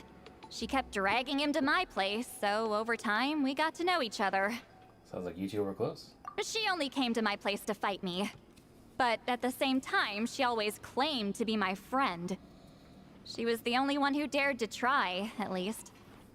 Well, you've lived a long time. You've probably made a bunch of friends over the years, right? Depressing. The more time you have, the more friends you lose. Oh, Anyway, let's get back to business. I hate talking about the past.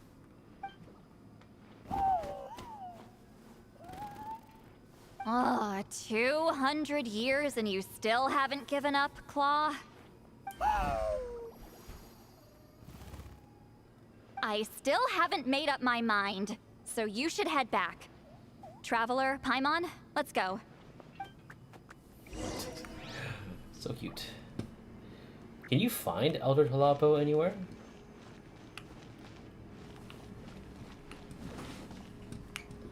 Like, oh, he's over here! I didn't even know. The enormous Iktomisaurus stands majestically, sometimes glancing over at the flickering flames. Raiden moment, Zonly 2 moment, I guess? Maybe.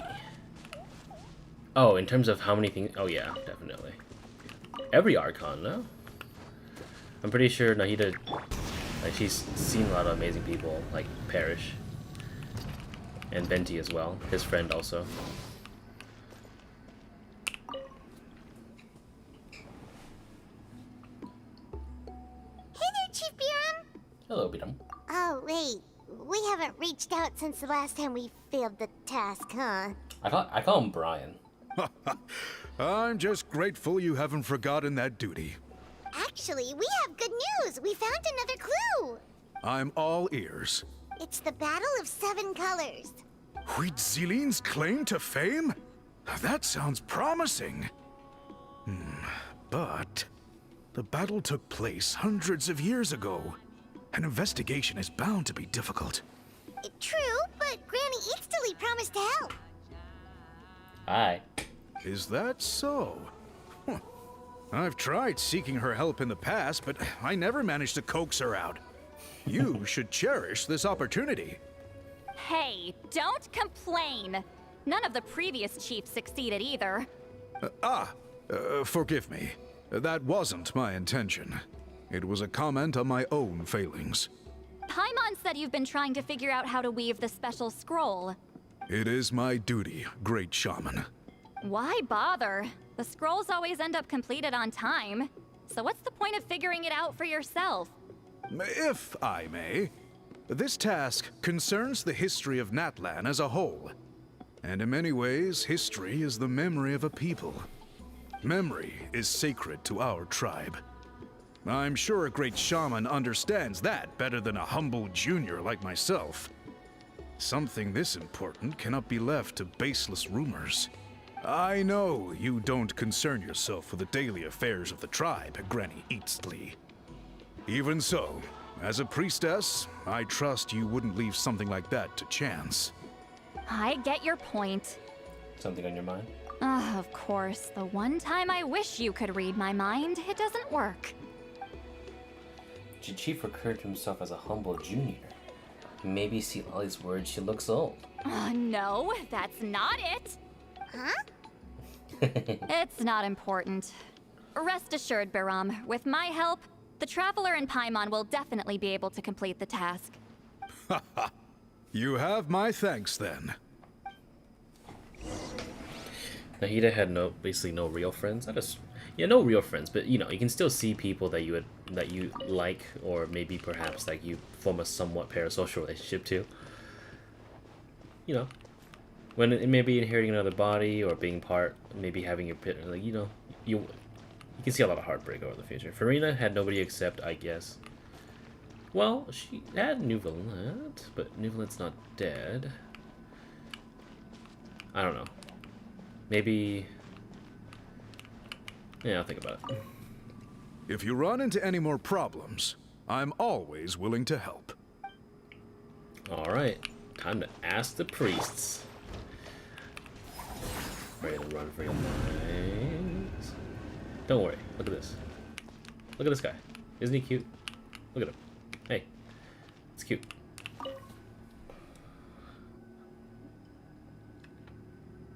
Huh.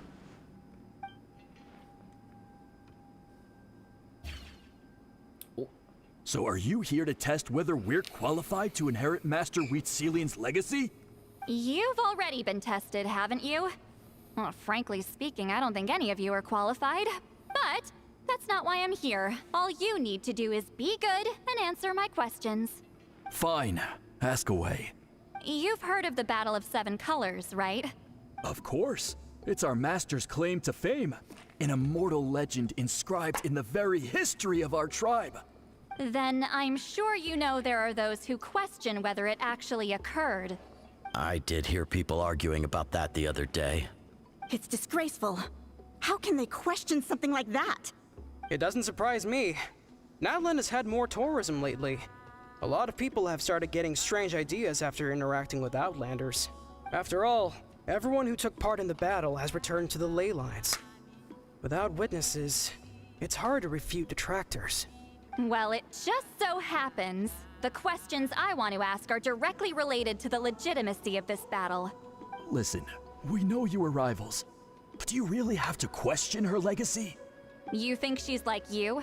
Someone who can't survive a little scrutiny? No, of course not.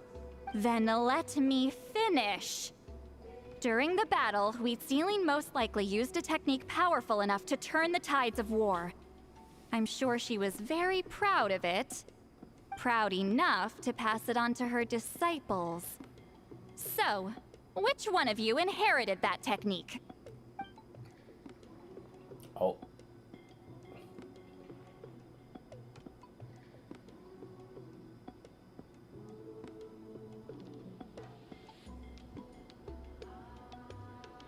I don't think any of us have heard of it. Listen, I'm not trying to take it for myself, so be honest. With or without it, I can wipe the floor with any of you. Yeah, no objections there. But I'm telling the truth. None of us have ever heard of that technique. What's wrong with her? Why would she let it go extinct? Master's body of work is massive. No one student could hope to learn all her techniques. Mastering just a few already takes a lot of effort. Master had no choice but to recruit many students, split up what she knew into different portions, and pass it down through various individuals. So even though we see ourselves as representatives of Wheatselian's school of shamanism, what we know isn't the sum of her legacy. Actually, I know of a shaman family that inherited some of Master's techniques. The family fell on hard times and lost the right to the priesthood. Still could be worth a shot. But if they inherited Wheatselian's secret technique, shouldn't the family be thriving? Well, it's the only thing I can think of. All right. Give me their address. We're going on a doxing trip. I'll mark it out on your map. To be honest, I'm not optimistic about the future of this investigation. You're giving it all, though. That's because the request came from you. You don't know the power of your own words, do you? No. I really do not. I really do not. Citlali? I hope Granny Eatsley's satisfied with the information we provided.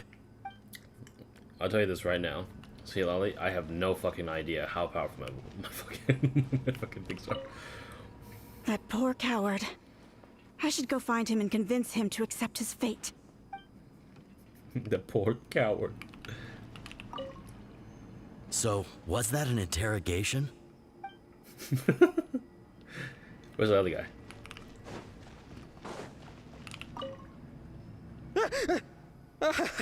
You scared me. I was just about to run some errands. If you have questions, feel free to ask the other priests. Jesus fucking Christ, I'm scaring all of them. If you run into any more problems... Okay. And nothing to do with Talapa? Okay, cool. Alright. Where do we go? Oh. We gotta find their address. Interesting. Proving the legitimacy of this battle seems more hopeless by the second. Nothing we can do about that. Well, even if our investigation ultimately proves the legend to be false, that's still a worthwhile result. No, it's not. Although I'm here for business purposes, I have a personal interest in this as well. I'm drawn to matters of historical truth. That's exactly why I chose to follow you, Monsieur Montluçon. Listen, I'm just updating you on the situation, not asking for your opinion. I don't really care whether you continue your investigation. And Traveler, you came to me for help with your scroll weaving duty, right? You thought looking into the Battle of Seven Colors could give you answers. That's understandable. But based on our progress, I'd say this is a dead end. Instead of wasting time, you might consider taking a different approach. I'll try to think of another way to help you. Respected Traveler, let's not forget about the compensation I promised. You shall have it in full. Extra, if that's what it takes. I think this investigation could help you out, Citlali. What makes you say that? Because it has to do with Huitzilin's past? Yeah, based on what you've told us so far, it kinda seems like there's unresolved tension between you two. You think so? She claimed to be your friend, but picked fights with you non-stop, and never told you about her biggest accomplishment. By figuring out the truth behind the battle, maybe we can finally help you get closure. Closure? I'd say we're 200 years too late. But fine, if you want to keep investigating, be my guest. Ah, that's wonderful news. Alright, let's go visit the Shaman family.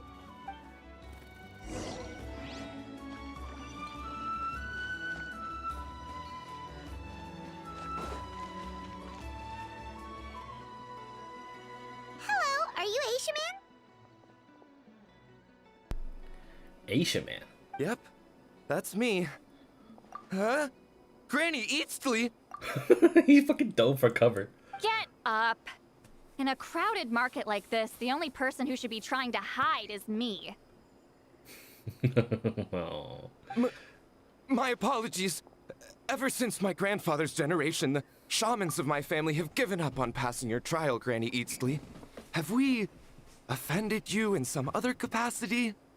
Man, this is generational trauma at this point. Whenever I misbehaved as a kid, Grandpa would tell me about the thrashing he received from Granny Eatsley. I still get nightmares about it sometimes.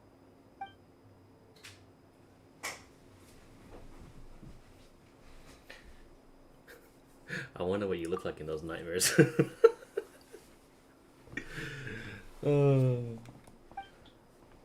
Hey, don't get any funny ideas. This was your idea, remember? Keep asking your questions. I'm going to find somewhere quiet to wait.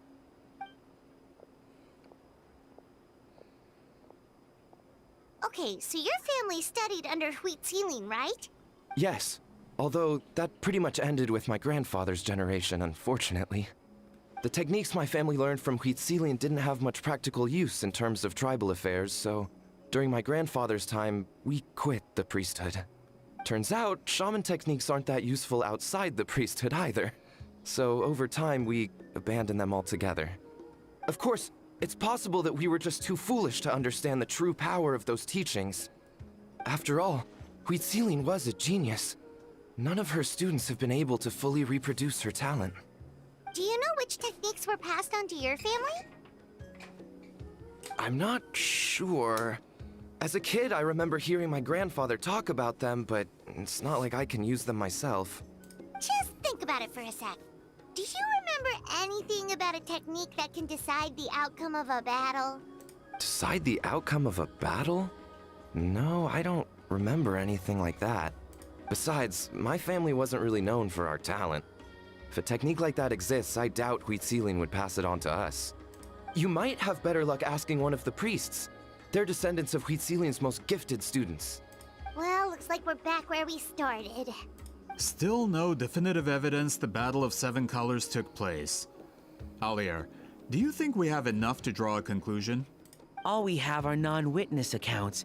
We could put together an interview, but that's not going to hold up in academic circles. Then we have to keep going. Oh, you're investigating the Battle of Seven Colors? Yeah, you know about it? Not a lot, but there's something special about my family.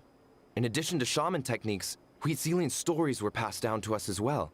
Say what you want about my ancestors' dedication to shamanism, but they definitely paid attention to those stories. And of course, the Battle of Seven Colors is the most exciting story of them all. We don't need another story. We need something concrete.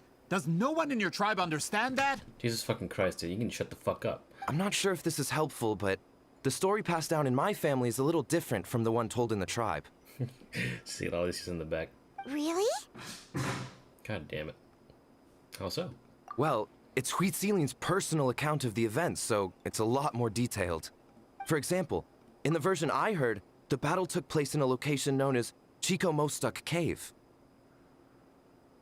That means you can tell us where to find it. Have you ever been to this place? Unfortunately not. I studied maps of Natlan before we left, Monsieur Montluçon. I don't remember ever seeing such a name. Could your ancestors be mistaken, Mr. Shaman? It's unlikely. My family may have let the shamanism side of things fall by the wayside, but we're serious about these stories. In the words of my grandfather, some things deserve to be passed down more than secret arts. If Huehuehue's version of events differs so much from the general understanding, that makes it even more likely the battle is completely made up. Yeah, that's disappointing. Oh, hold on. You mentioned the Chico Mostuk cave? Oh, yes? Can I clear something up for you? It's been more than 200 years. Huh. I never thought I'd hear that name again. What do you mean? It means that she knows where it is.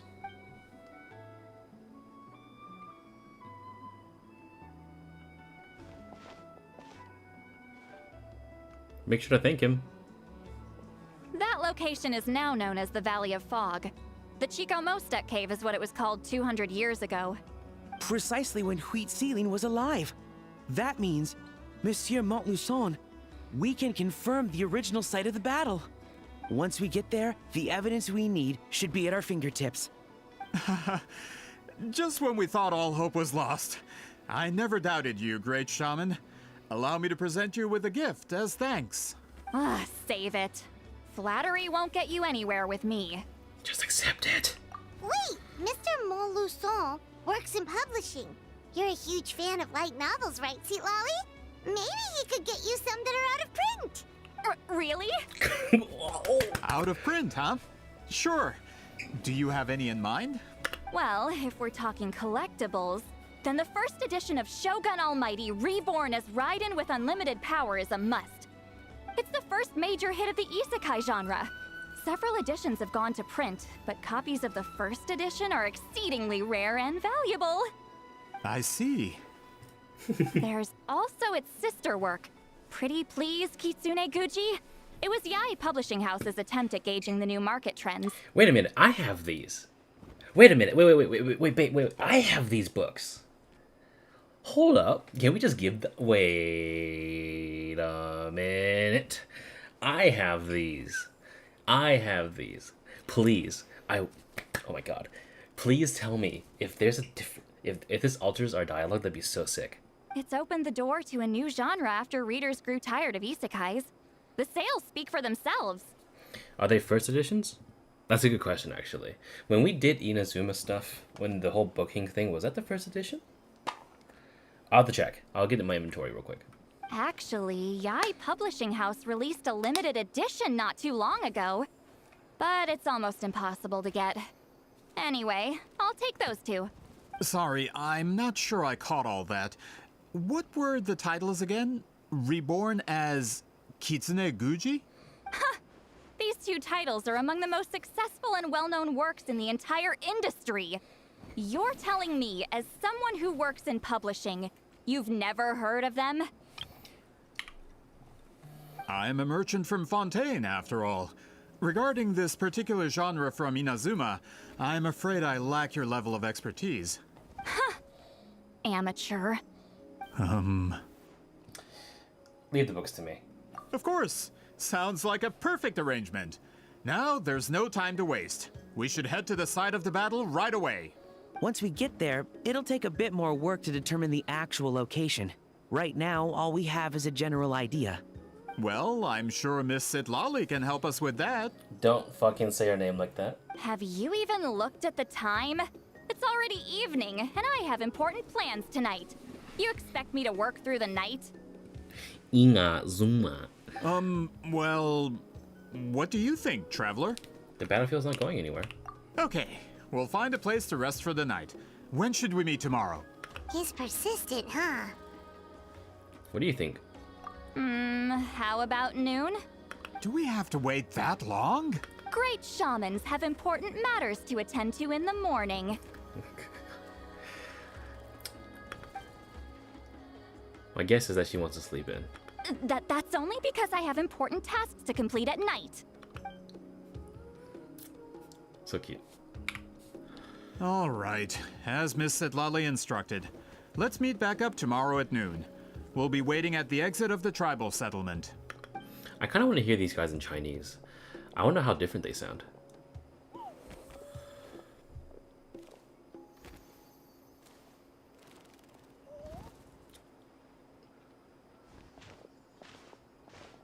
Sorry, I just wanted to ask, is Granny Eatsley satisfied with my answer? Yeah, of course. You really helped us out. Oh, good. I'm glad I didn't offend her somehow. You're really that scared of her? She's actually really nice, you know. To be honest, Granny Eatsley almost never interacts with ordinary tribespeople like us. Everything we know about her comes from rumors. She's a powerful shaman who's lived for over 200 years.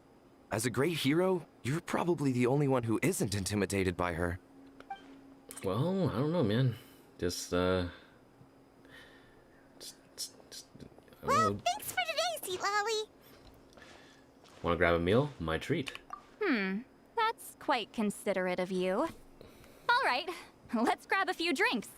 Just like last time. Wait, didn't you say you had important plans tonight? What did you think I meant? Oh, boy. Whoa. Just gonna... okay. Does that mean you've gone drinking every night for the past 200 years? Now Paimon's worried about your health. Same place. No, I've had enough socializing for one day. I know somewhere quiet. We can just buy some drinks and head over. Sorry, Fox. She's mine now.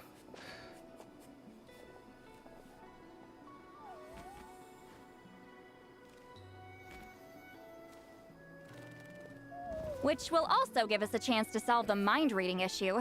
Considering the necessary spell work, I'd rather do it in private.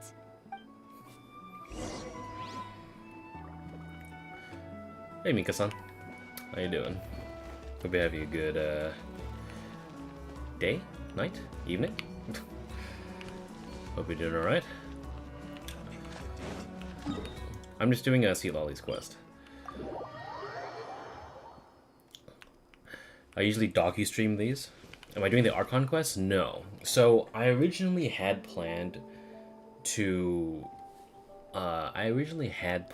stream the Archon quest, but my internet was on the fritz so bad that I could not stream it. It's the very first time I was unable to stream the Archon quest.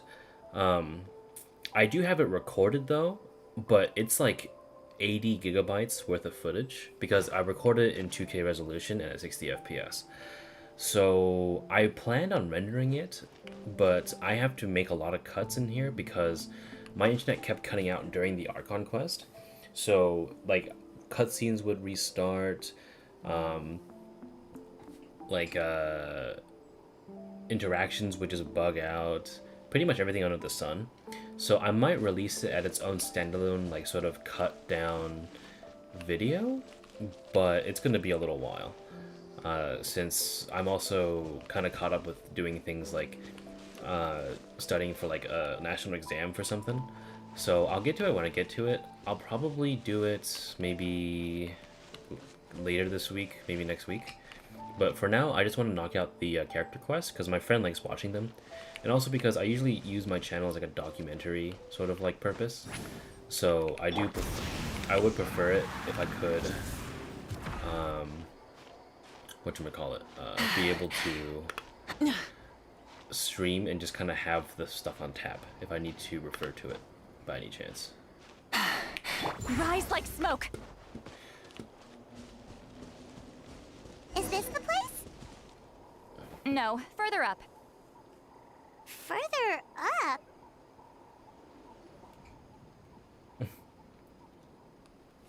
Whoa, this is like a secret base.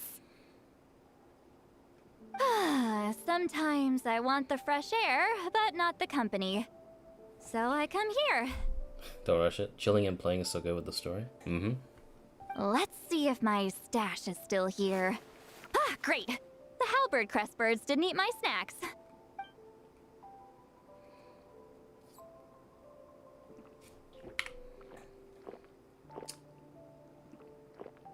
Now for the mind reading issue.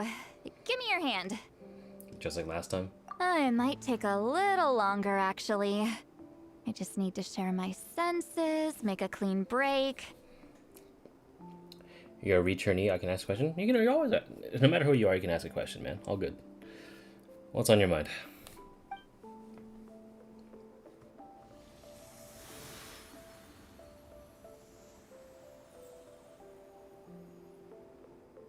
And that should do it, right?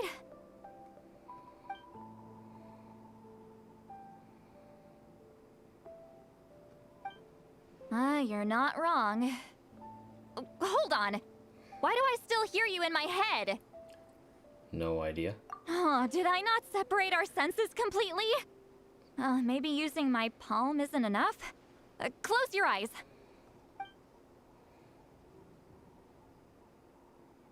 Oh, please work, please work. A great shaman should be able to handle this.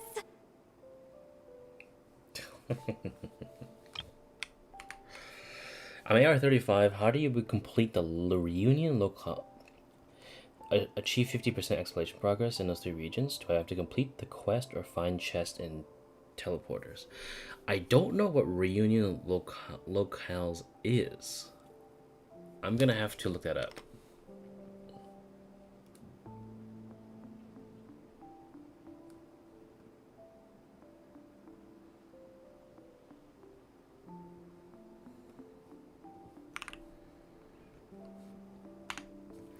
Let me look up what reunion locales is.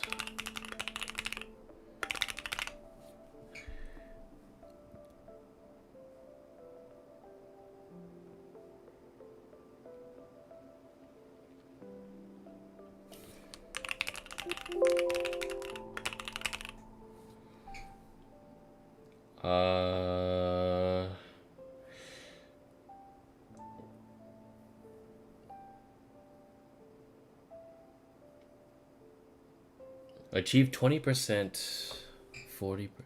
It's basically just telling you to go to places.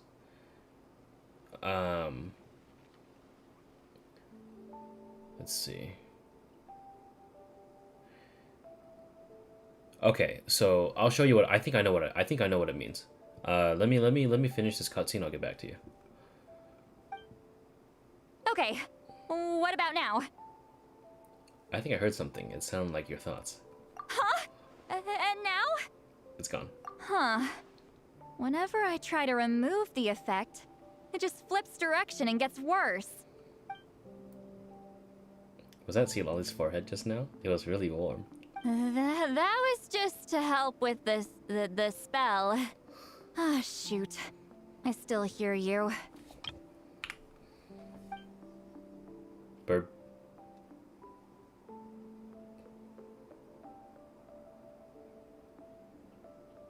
For a human soul, to lose the boundaries of the mind is to drown in the sea of consciousness without a concept of self. This is so Yuri. I mean, if I had ether. Wait, that sounds bad. I read that in a light novel. When it comes to the real world, I think it's pretty accurate. Is Citlali drunk? She's not making much sense. Anyway, we'll just have to leave it for now. Hearing the Traveler's thoughts isn't that bad, right? You should just tease her. That's what Paimon would do. It's just... I'm not good at this. I'm not used to being close to people. Sorry, I said we could be friends, but I guess I'm not ready.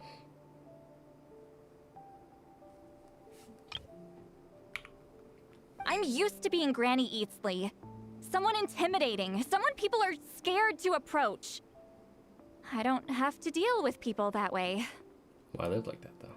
Yeah, Paimon's been wondering. Why do you insist on living so far away?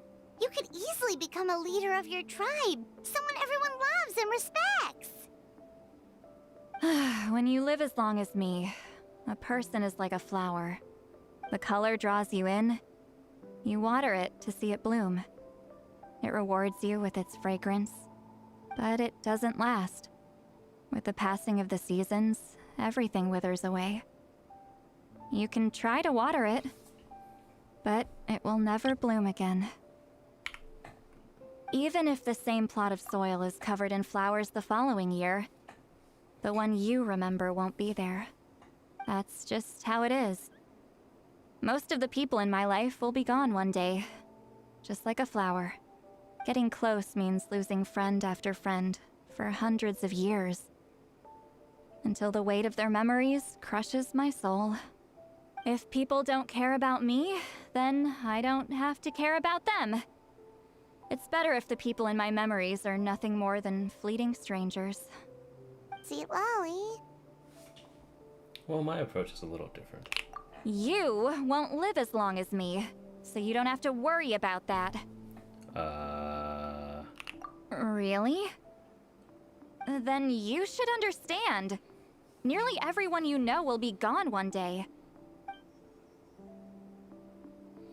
All the more reason to remember him. Traveler?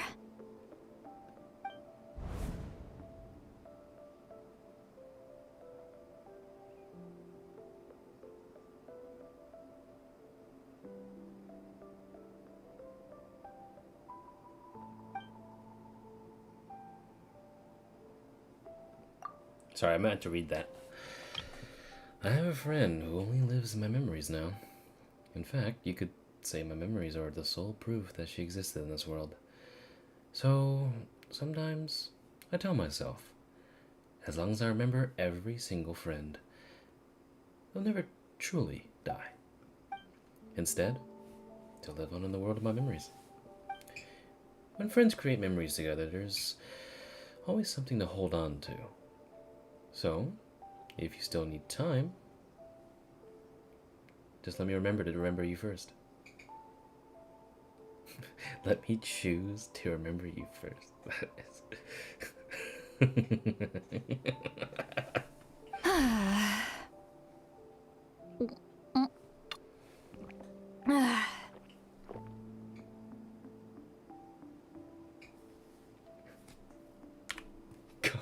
I'm blushing. Is something wrong? Ah, stupid mind-reading side effect won't go away. It's not like I want to hear you complain about me all the time. Okay, she's definitely drunk. Citlali, maybe take it easy? At this rate, you might sleep past noon tomorrow. I'm not drunk. I remember everything the traveler said. Just gotta think of a response. I'll think of something. Uh-oh, not this again. Is she asleep? Hug her. I'm fine. Can get home by myself. Is she talking in her sleep or talking to us? She seems kind of out of it. Bye. Gonna walk back alone. Need some time to think.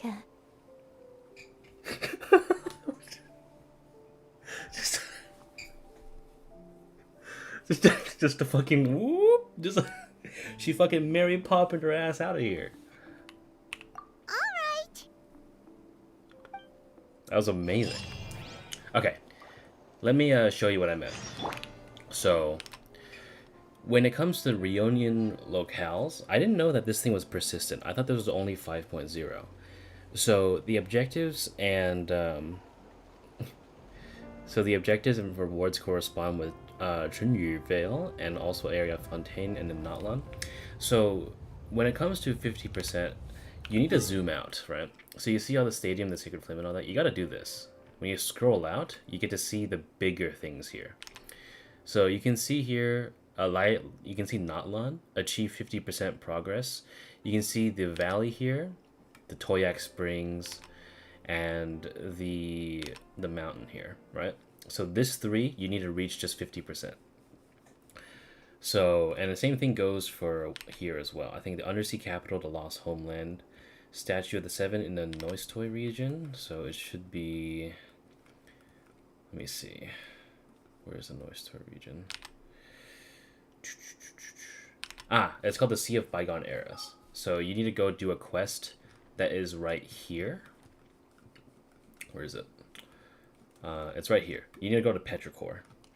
And then down here in the sea of Bygone, you can see if you zoom out, you need to unlock the Statue of the 7 in here. At least I'm assuming there is. Or is it? Oh, is it supposed to be Natlan? Just like, or not Natlan, Fontaine. Just somewhere in here. Yeah. So, like, you gotta go here. Yeah, right there. Noistoy region, right there. So that's where you also need to go as well. And then Chunyu, right, is over here.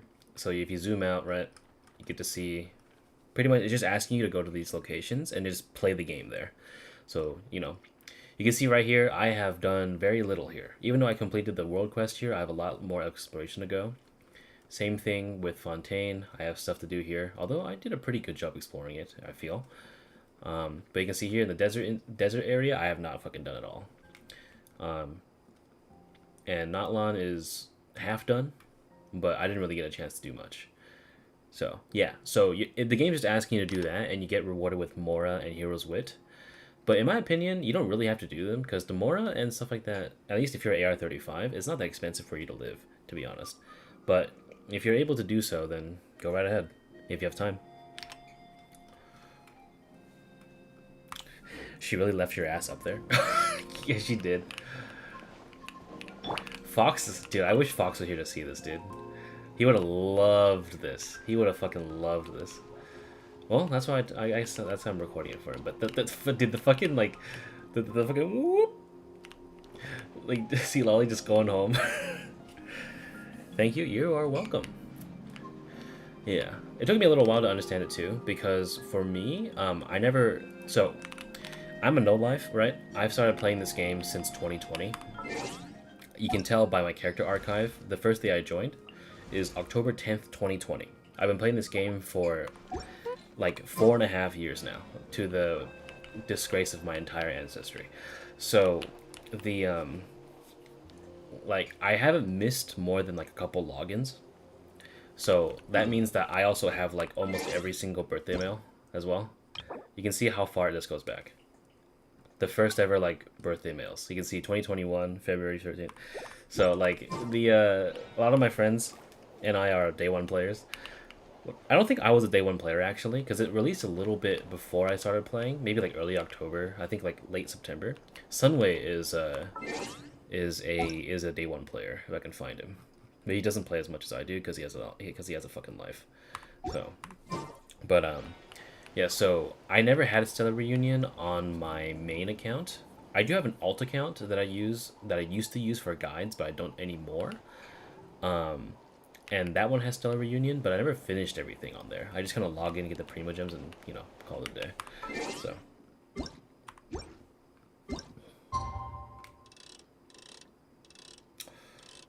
So luckily, I guess I learned a new thing, and that was from you. You think you started a few days after launch? You have more on your account than I do, actually. Because I missed like 3 or 4 birthday mails, I think. Going into a trance is risky for most people, so don't get any ideas. So I missed like a couple events, I think, and I also missed birthday mails. I obviously have more characters, but that's because I'm a pay pig, so. So in terms of account authenticity, I think you have me beat Biggest.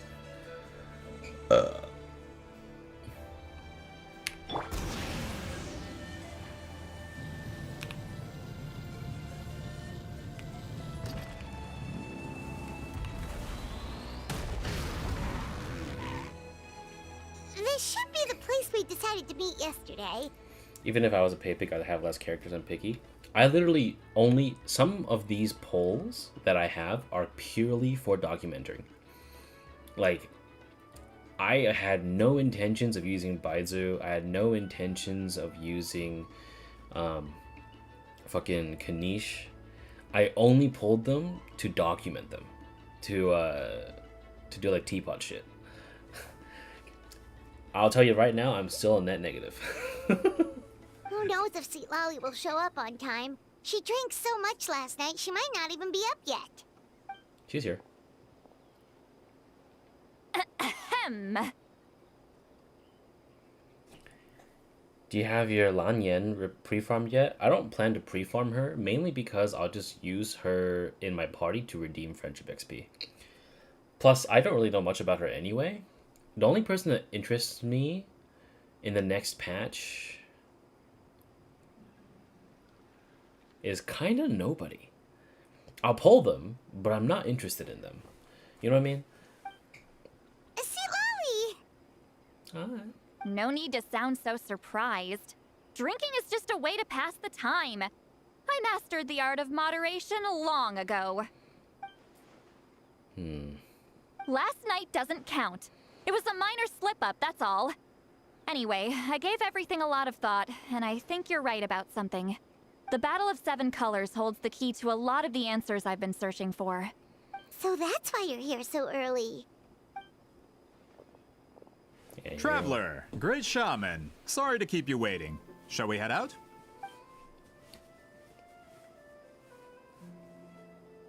We brought more people. Just follow me. I'll confirm the location myself. Of course. I guarantee you we're gonna fight some... Wait, I can't say that. I'm on YouTube. Sorry. Almost slipped my tongue there. Let me bring... Time trial spotted. I'll do it right now, actually. Before I forget. I'll get all the Sealies later. Because I just did the little secret quest earlier, and I took up like an extra like 20 minutes. Let me bring Shalone in and Chuska. I'm never late. Guaranteed her thing is just a reference to a wizard isn't late. He shows up whenever he needs to. All right.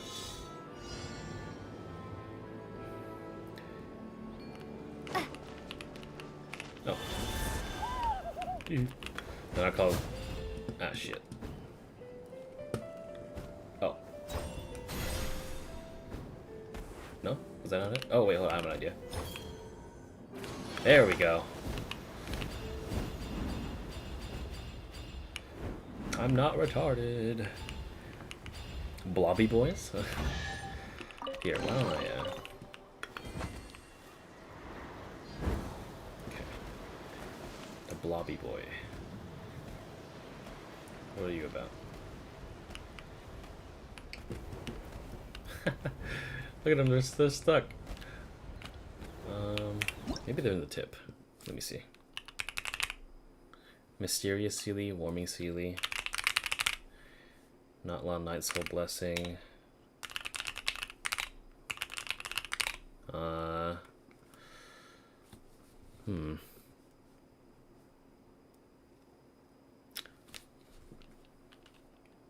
Monitou? Oh, okay.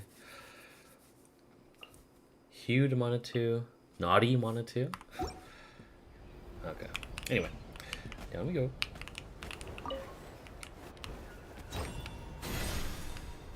There you go.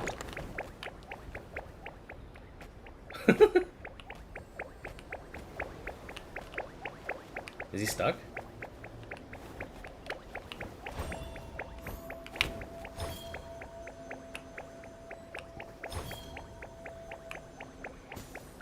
Oh, you need both? Oh. That's simple enough. Just grab that. Cute.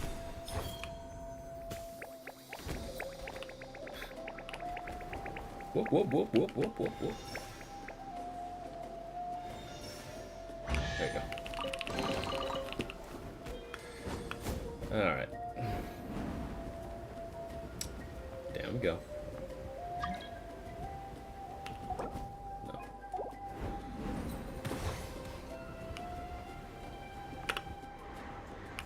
Hit. Hit. There we go. This should be it.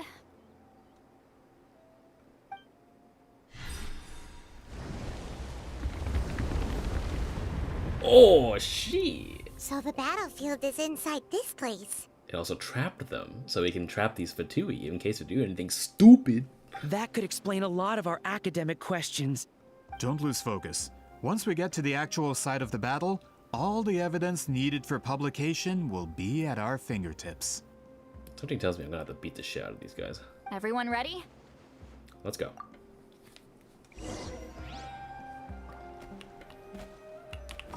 I need to bring ice and wind, which I happen to have. Finally, following Ishamin's directions, Citlali managed to find an entrance to the ruined battlefield. All this time, it turns out that the secrets of the Battle 7 colors lay buried underground.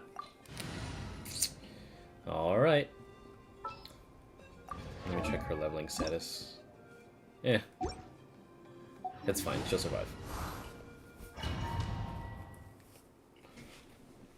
Alright, here goes.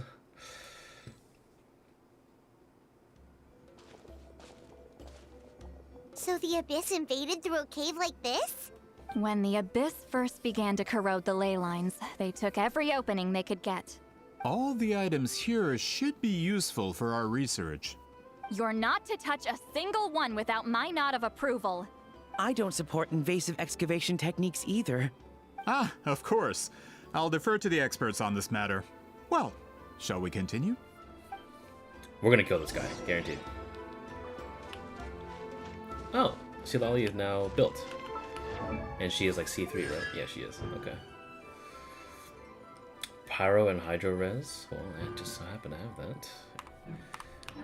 I have to remember that Citlali is on 4 because all my shielders are on 3 and like any of my other things are on like 1. So I'll have to figure this out. There are weapons here from every tribe in Natlan. The battle must have encompassed the entire nation. Sounds like we're getting closer to what the legend describes. But all we can really say is that a battle took place here. There's still no evidence of any colors or some elaborate maze. really invested in the Battle of Seven Colors. Well, it's the reason I came to Natlan in the first place. Grudok, send some of your men to search the area. We might miss something all grouped together like this. I'd like to cover all our bases. All the bases. You got it. Don't jump to conclusions. Of course this isn't the site of the actual battle. We have to keep going. I thought they were not allowed to touch anything. Alright, I'm getting... Listen, Cave Woman Wife is gonna get some fucking action here, okay? She can do what she can.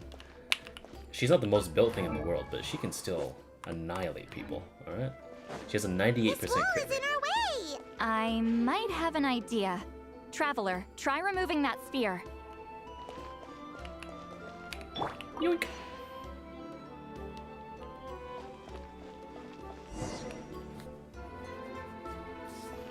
Whoa, we passed straight through! What was that? Some kind of color magic?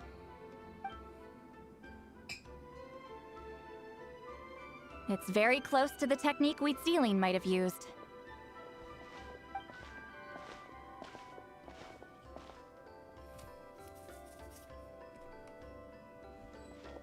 Door resurrection activated. Oh, this is a live cutscene. That's it? Doesn't quite compare to the scale described in the legend. Still, what a terrific archaeological find. Enough chit-chat. We should keep going. The deeper we go, the more we'll find. Either Atelier is gonna fucking, like, cap the dude in the back of the head, or something's bound to go wrong.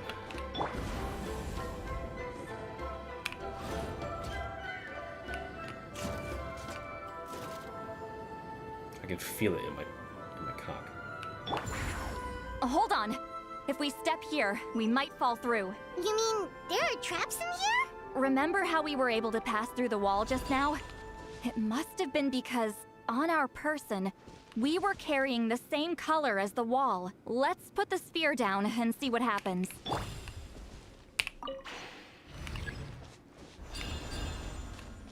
Try switching to Citlali and holding the jump button.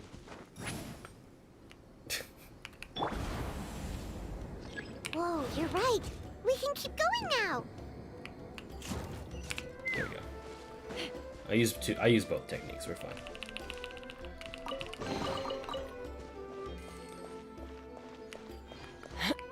All right, take. And transported we go. Ooh.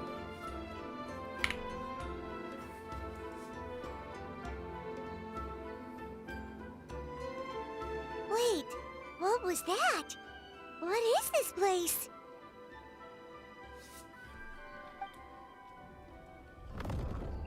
Look! A maze made of colors. It's real. I can't believe it. Hold on. The quality of this space. This isn't reality. It's a realm of memory. Huh? Is this the Night Kingdom? No. This is a space constructed using memories as a medium. The principle is similar, but the two are not the same. Correct? Ooh. Citlali? What? No. It's just a trace of her consciousness left behind after creating this space. Friends, this is my question to you. What is our strongest weapon against the Abyss? In my opinion, it's memory. How much did you spend to get Mavuika? $0. I have been extremely fortunate to have pulled units just by playing the game. I do enough where I have a chance to get the character in question, and then I save through the reruns, because for the most part, I got almost every character on their first banner. The only person I didn't get my character on the first banner was Albedo, and that was because I tried getting him on my alt account first, because I used to use that as a way to get my as a way to get my friendship XP as well. Since I had friendship XP farmed before they introduced that thing into that feature into the teapot. So, for me at least, Notline characters have cost me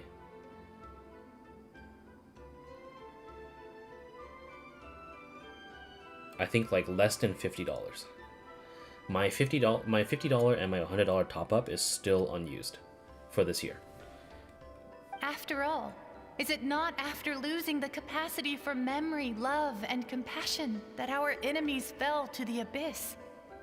That is why, with our memories, we possess a power the abyss cannot hope to match. It's not a strategy. I'm just lucky. And I fully admit that, and I don't expect anyone else to replicate me. Everyone else can either have worse or better luck. It just happens. I have discovered the perfect medium for us to wield that weapon. You know it as color. The more cherished the memory, the more vivid its color. As memories disappear, their color fades first. That is why color is the best vehicle to wield the power of memory. Do I plan to raise her from C0 to C1? No. I don't like her enough as a character to do it, but I know it's busted.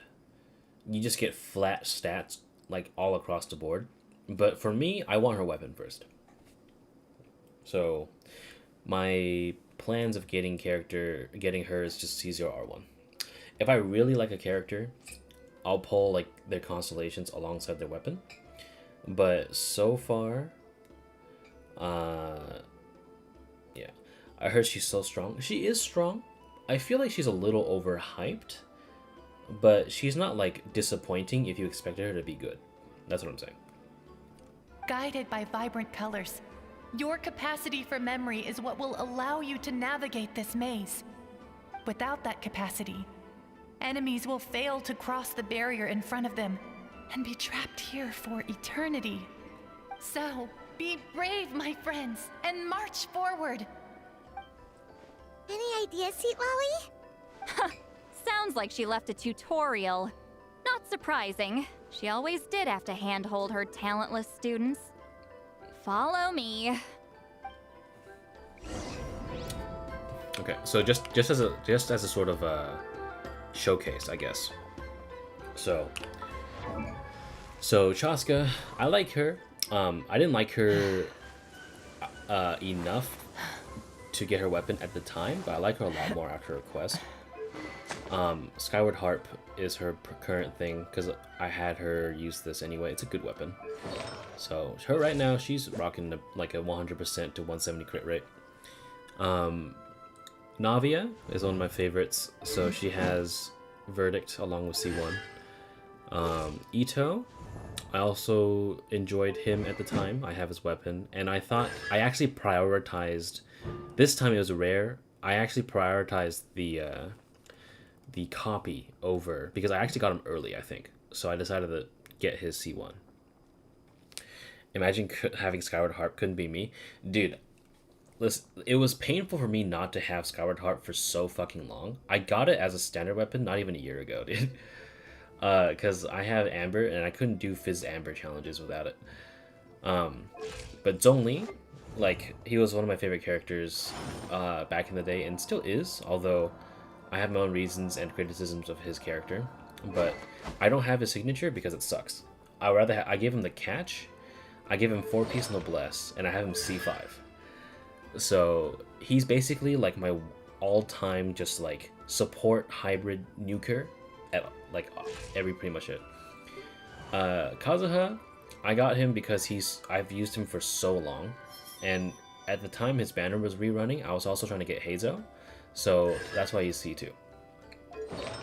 So he's pretty geared. Yai Miko, I pulled her weapon completely by accident because I was trying to get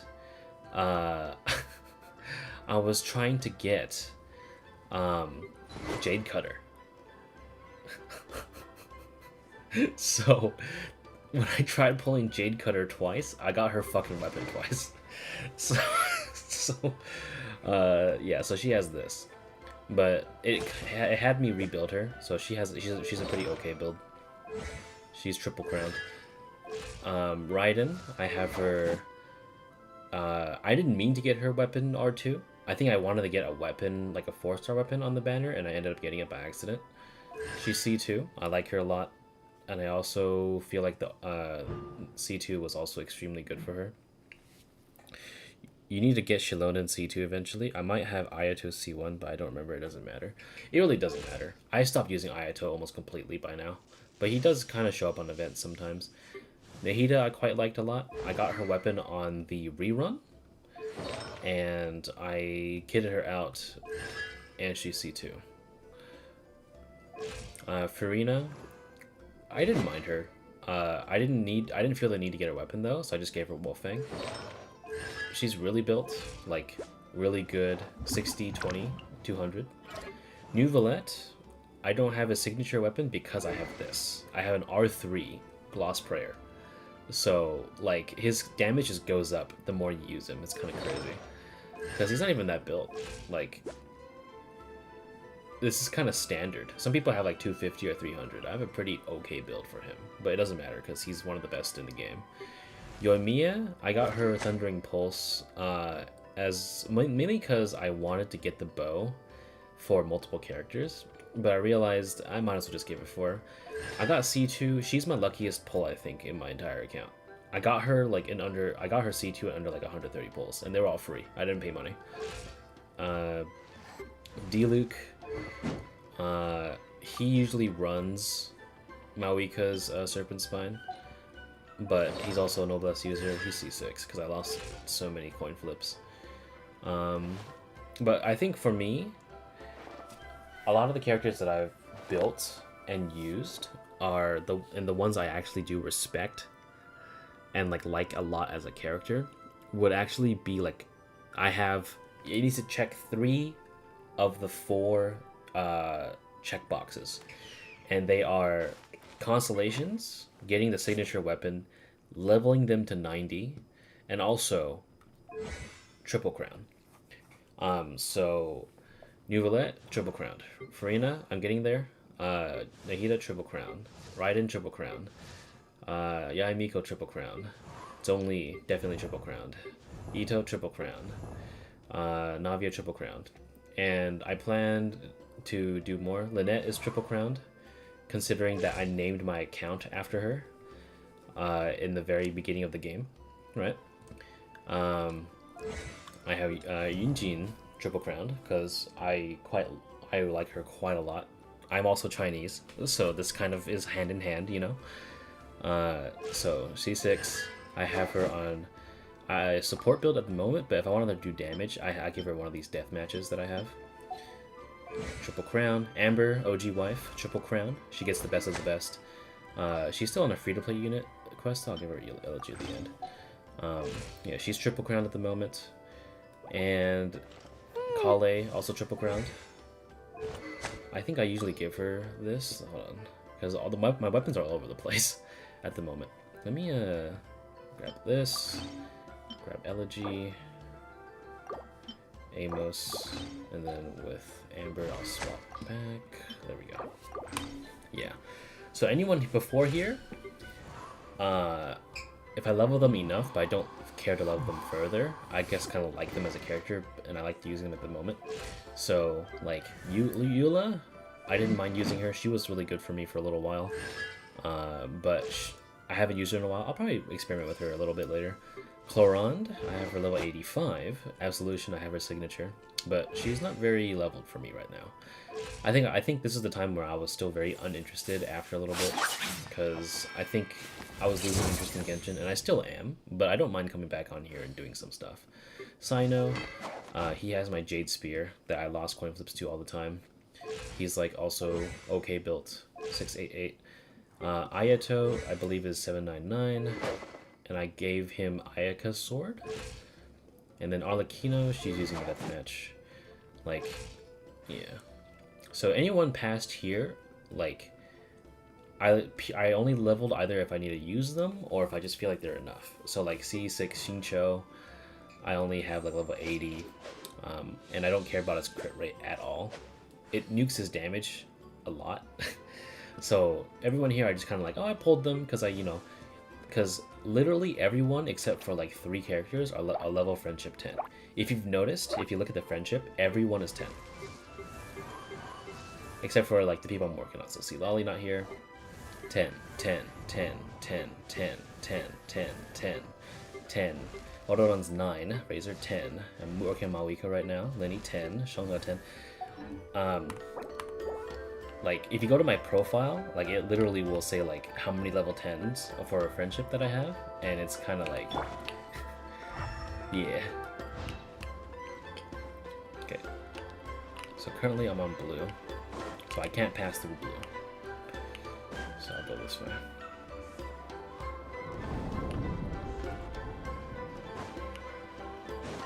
Oh.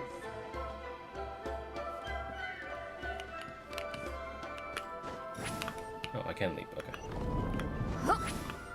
How does everyone else be able to follow me? Alright. There are monsters here too? Abyss creatures. Likely trapped here for some time. Looks like a few monsters made it out of the battle all those years ago.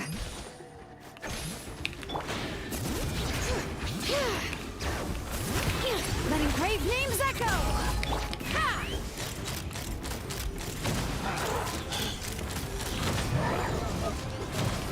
Thank you for telling us your box. What do you mean box? Yoink. Doesn't matter which way I go. Alright, so just don't go on pink. Oh god. What's with these color-changing blacks? You and Citlali fell through all of a sudden. You scared Paimon half to death! Must be one of the mechanics of the maze. I'm guessing the purpose is to help allies navigate this place.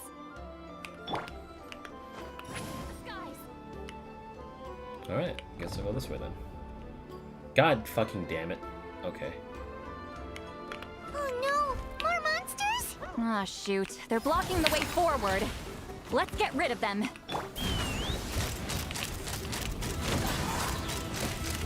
Locked on!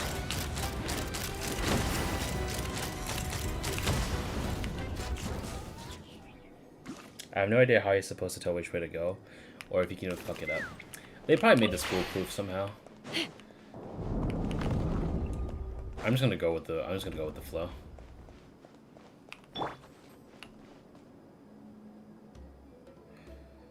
I went the right way first try, I think. Well, let's see if I can fuck up. This place is so pretty. If not for those monsters, Paimon would have never guessed this was a battlefield. The showmanship's not bad, I'll give her that. Is this a bridge made of colors? Don't sound so surprised. We just need to cross and we should reach the end. Well, I guess I got it wrong on my first try too. All right.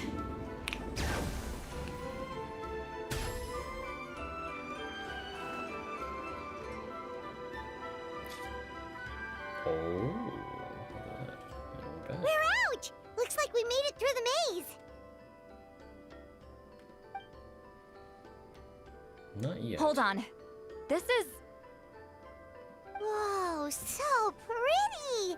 The thing inside the sphere looks exactly like the maze! It's like a miniature blueprint made from a special dye. That color. The dye was modified using a secret technique to harness the power of memories and create mazes like the one we just witnessed. Without that power, it's just a normal dye.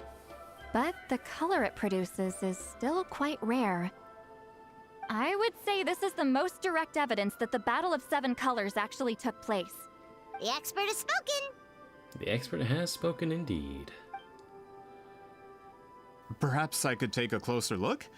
It's an important piece of physical evidence, after all. No, you may not. Based.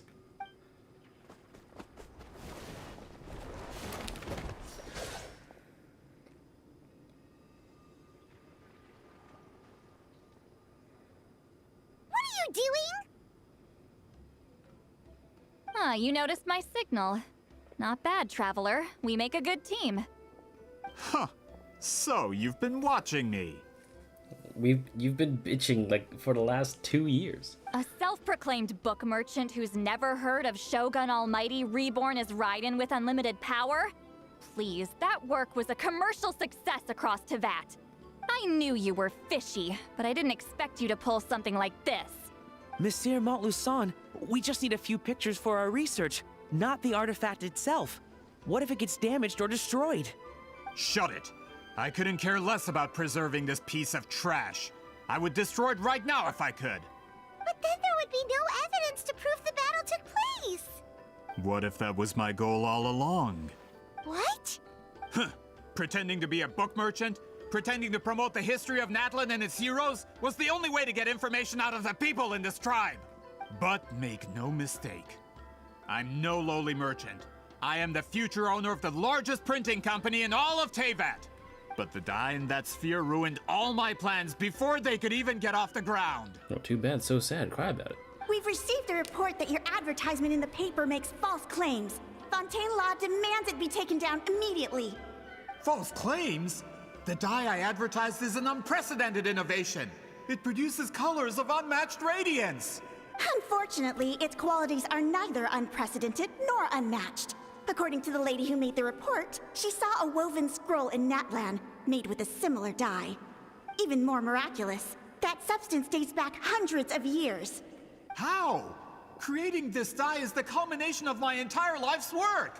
You're telling me I'm hundreds of years too late? Calm down, sir. Sorry, it's just... I know this product will be a hit. The economic boost to Fontaine will be huge. We just need to advertise it as written. Fontaine's publishing industry is one of the best in the world. All we need to do is publish something in the paper, and all of Teyvat will think it was our invention first. We don't need to worry about more reports. Fontaine is far more advanced than Natlan. No one will believe such an innovative product could come from a place like that. Oh, so that's what you meant by racism. That goes against all of Fontaine's advertisement regulations. We can't do that. What if I give you a portion of the profits? All you have to do is let the advertisement stay. You're trying to bribe me? Careful. I'm dangerously close to reporting this to Monsieur Novelette.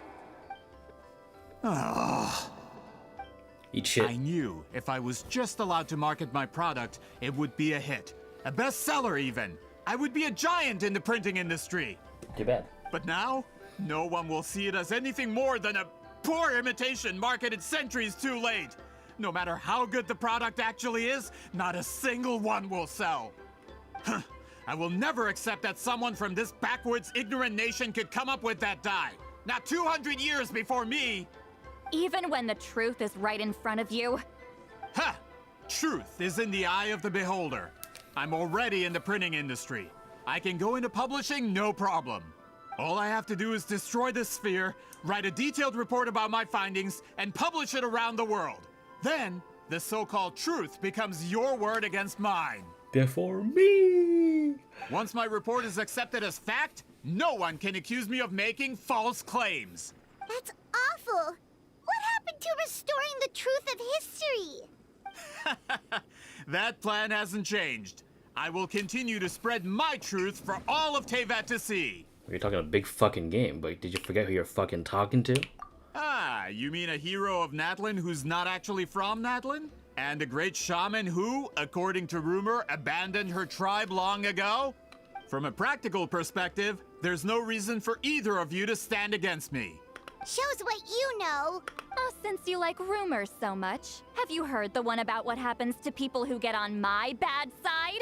Ah, the wrath of Granny Itzli. Like I said, our interests aren't at odds. I knew from the beginning that you would accept my invitation, considering Huitzilin was your rival. Huitzilin. You've lived longer than her, you're far stronger than her, and yet, she has always been more revered than you. Now, that can change. With the backing of the printing industry, I can take any book and send it to all four corners of Teyvat. This part of Natlan's history will be mine to tell. I don't think you realize she doesn't fucking care. And in my version, I can erase the Battle of Seven Colors. You can be the one to have all the glory. That's not real history. That's a no, then? Your history means nothing to me. But it's not allowed to stand in the way of my Mora. Done running your mouth? Good. Before handing you over to the tribe, I think I'll have my way with you first. Teach him a lesson and make him stick. And If this comes to a fight, per my contract, you're gonna have to go through me. That's fine. That's right. I didn't pay all that Mora for nothing. Wait, aren't you subordinates of the captain? Why are you helping someone who wants to erase Natlan's history? The captain. You actually bought that? United in the pursuit of Mora, we travel the land to collect debts. Our loyalty is to Regrader, his interests, and his wealth. Regrader? The captain means nothing to them. They serve a different Regrader harbinger midget. altogether. Regrader! This man has the potential to become a giant in the printing industry and disrupt Fontaine's economic system. This aligns with Regrader's interests. It's all been a lie from the very beginning. Just one more guy to beat up. I don't care who you serve. When it comes to punishment, I don't discriminate. Based. Let's go. Fulfill our pact! Suffer the wrath of Eastleigh! Ha! This isn't good. Open fire! Chaska can do this. Chaska can see through that shit, bitch. That's what you get for messing with the hero of Natlan and Granny Eatsley. They could give Regrader a run for his Mora. When did this person get so strong? Looks like the men following the captain failed to update us on the latest intelligence. Not good. This is becoming more trouble than it's worth. You're on your own.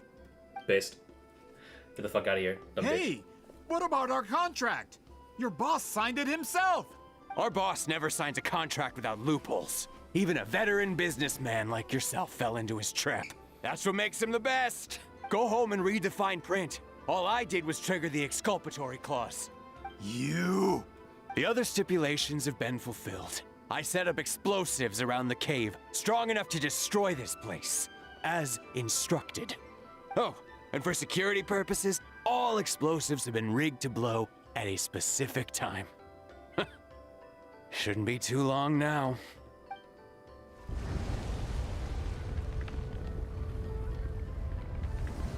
What? This whole place is gonna collapse? You were supposed to wait until I made it out. Are you trying to kill me? That depends on how fast you can run. I'm off. Ah!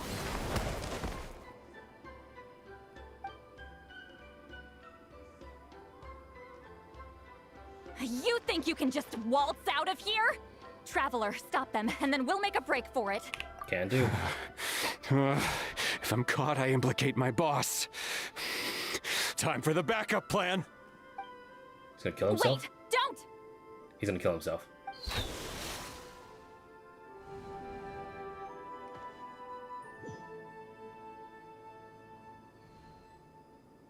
Oh. Did he? Where are we?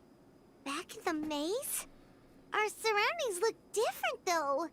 What did that Fatui guy do? She's probably somewhere around here. Good point. She'll know how to get out of here. Let's hurry. If we don't make it out before the cave collapses, we might never be able to leave. Where could she be? Let's see. Citlali! Oh, looks like it's not gonna be that easy. What should we do? I see the special color. The special color? The one you saw in that woven scroll?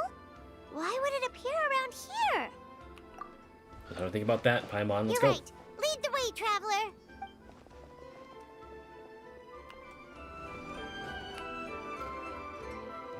Oh, we don't even... Do we control character?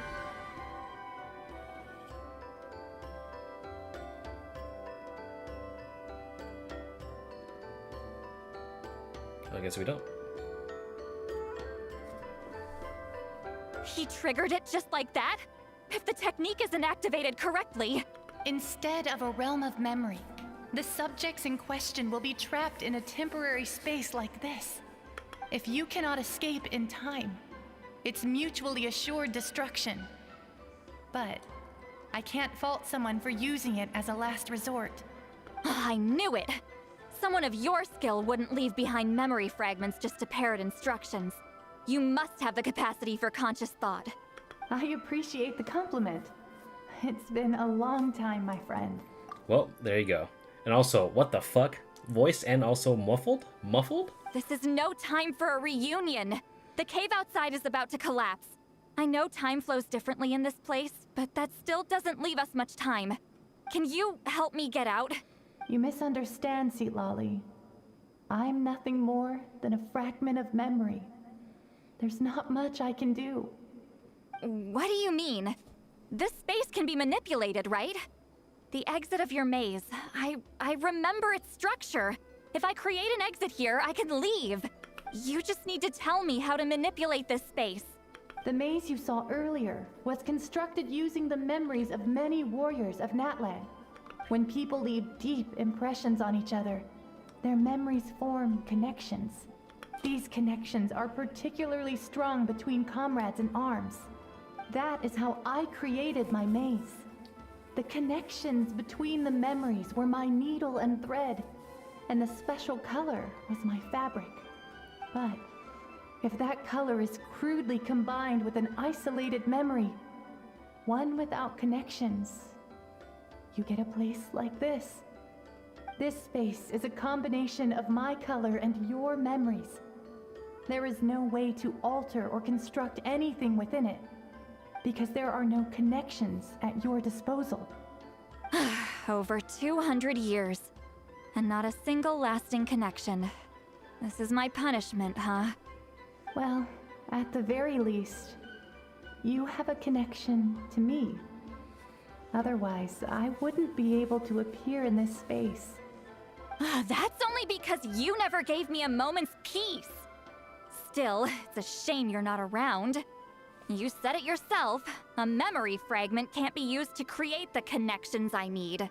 Citlali. But now that I have the chance to talk to you again, I need you to give me an answer. Your special technique. You didn't pass it on to your students.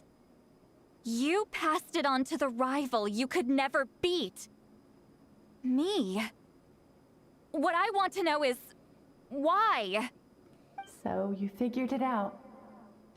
After what I saw in the maze and everything you just told me, I'm certain the technique at the center of all this is the same one you taught me all those years ago. But you never brought up the fact that you used it to win a battle. From your description, it might as well have been a simple color trick. I'm getting the feeling you always meant for me to come here. But if this is a foreshadowed event, I'm not happy with the narrative setup. Citlali, ever since you learned that technique, you've been able to see a special color, haven't you? You mean...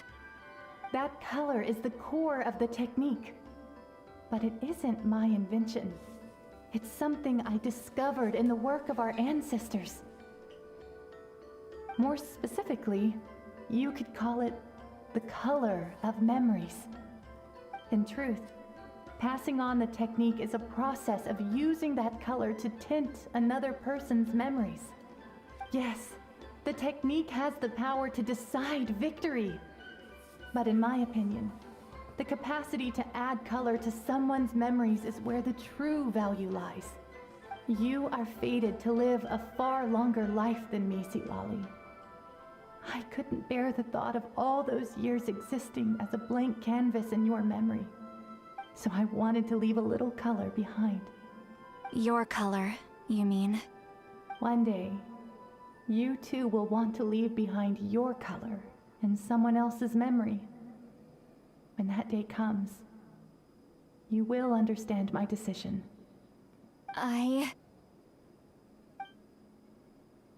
So if you still need time, let me choose to remember you first.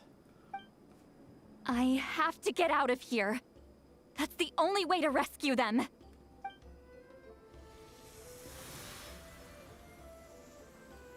Citlali, what are you... I understand the true principle of this technique now. If I can't construct an exit, then I will separate this color from my memories by force. But you could lose a portion of your memories that way. I know, but my memory is just a blank canvas I've neglected for 200 years.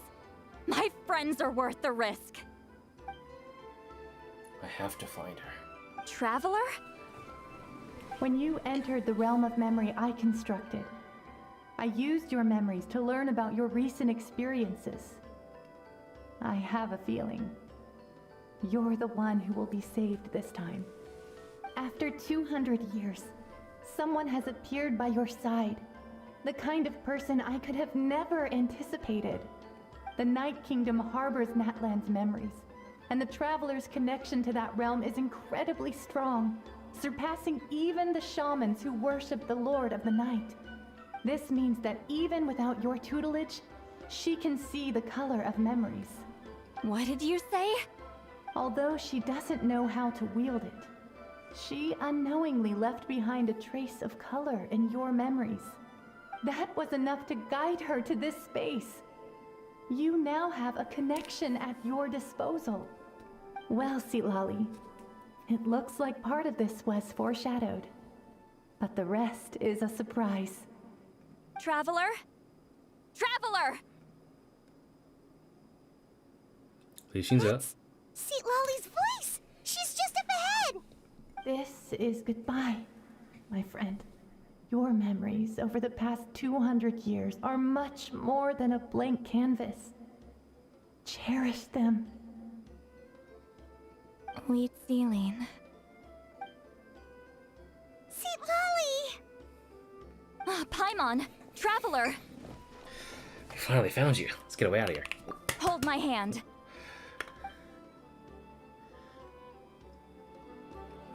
Let's go!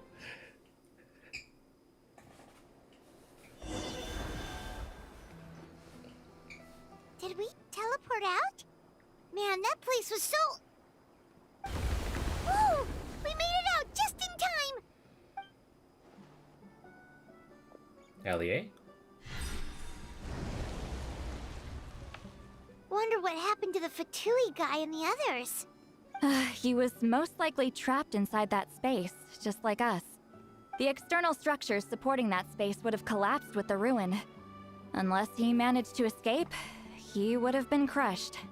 He still preferred that to being caught, huh? And the Fontanians? They were standing a bit further away, right? They probably weren't pulled into the space. Maybe they already made a run for it. Hello? Hi. It's one of Maluson's employees! Quick, restrain him! Oh, I can explain. I had no idea Malu-san was such a terrible person. I couldn't stop him from running, so I stayed behind and tried to find people to help rescue you. I'm so glad you managed to get out of there. Either way, the guards will take you back to the tribe. You'll be their problem. I understand. Anyway, I'm not here to harp on you. I just need to know one thing. Which way did he run? He went that way, but I'm not sure if you can catch up. That way? Unless he suddenly grows a pair of wings, I think we're okay. Traveler, Paimon, come with me. Alright. Honestly, I feel bad for this guy. He just wants to learn, dude. He's a scholar. I'll wait here for the tribal guards. I'm so sorry the ruin was destroyed. I feel bad for him, man. Fuck. He doesn't deserve to get kicked out like that. He's just here to learn. I hope he gets a fair sentence. Oh. Yeah,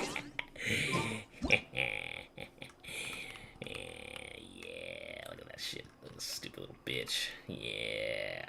Yeah. Yeah. Stupid fucking asshole. Hey, it's Elder Tlapo and a group of Victomisaurs! They caught Maluson! Kick his ass. Something felt off about him yesterday, so I set a few things in motion. Looks like it's time for that foreshadowing to pay off. Kick his ass. My bank balance. No! No! What's wrong with him? That's one of the tricks Claw uses to scare people. He makes people hallucinate the thing that scares them most. It's particularly effective on weak-minded people like him. Serves him right. Based. I know. It was a lot to ask, making you come all the way out here during the day. Was that a declaration? Elder Tlapo didn't appoint us to a whole other task, did he? Forget about him for now. The Ectomisaurs will make sure Montluçon doesn't escape before the guards arrive. In the meantime, we have unfinished business, remember? Right, the special scroll. But the die is buried underneath a bunch of rubble now. Don't worry, Witziling's technique hasn't been lost at all. Come with me, I'll explain everything at my house. Oh, and Traveler? Everything you said about memory, I finally figured out my answer. Oh, is he teasing? I knew you'd want to tag along. Let's go. Look at him, look at him, look at that sort of bastard, look at that. Look at that, look at that. Look at this piece of shit. Look at this piece of shit. I'm gonna take another picture. Yeah! Fuck you. My bank balance.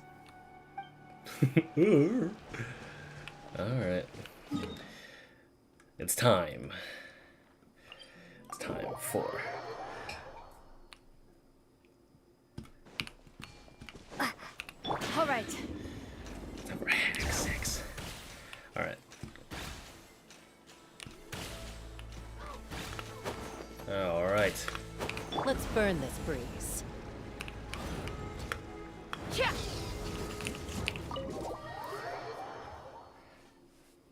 I'm Jug. Come on. We'll see what's up. Now, when it comes to weaving the scroll itself, you don't actually need to lift a finger. But if we're going to pass on Witziling's technique, your participation is critical. What are you saying, Citlali? Follow me.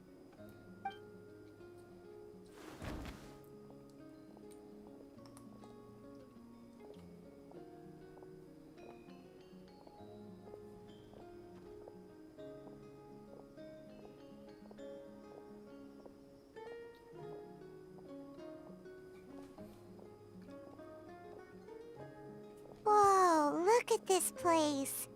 Do you weave scrolls too? Scrolls. Scrolls? I thought you were going to show me your masterpiece. That I am, old friend. The technique I'm about to show you directly relates to woven scrolls. Fine. What is it? Something that can turn the tide of war or prevent a great disaster? You probably want to challenge me, right? I know you don't have the strength for a real fight, so I'll let you beat me with words.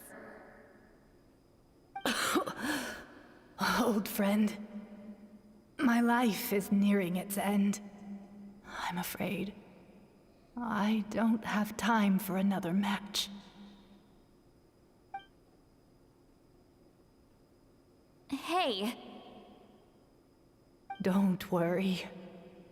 I trust in the belief of our tribe that death is not the end, but the beginning of a new existence in the Night Kingdom, where everything is made of memories. So, do you know why our ancestors insisted on using colorful, woven scrolls to record our history?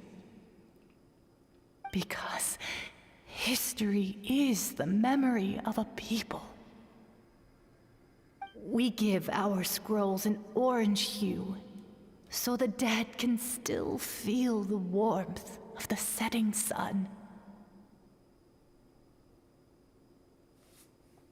We decorate them with kernels of grain fruit, so the dead can still enjoy the abundance of our harvests. I know that, but something this important? Why entrust it to me and not one of your students? As your friend, I admit, I'm being a bit selfish. I don't have long, Citlali. Oh, I'm not sure I can truly explain my decision. But I know you will understand one day. For now, will you accept my final request? Just this once. I understand now, Wheatsealing. Just like you said I would. Claw, help me move this outside. I'm going to color it.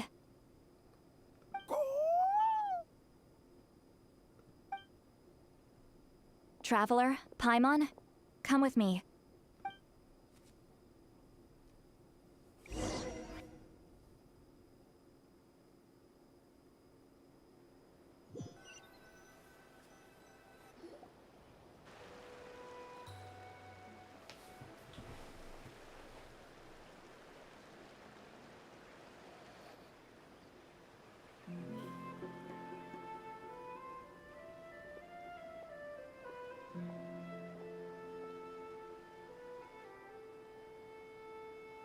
We are like birds, soaring through the horizons of time.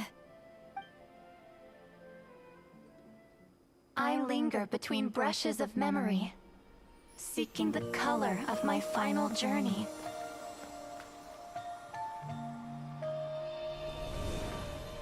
When I get there, may there be feathers to paint the sky, shades of rose.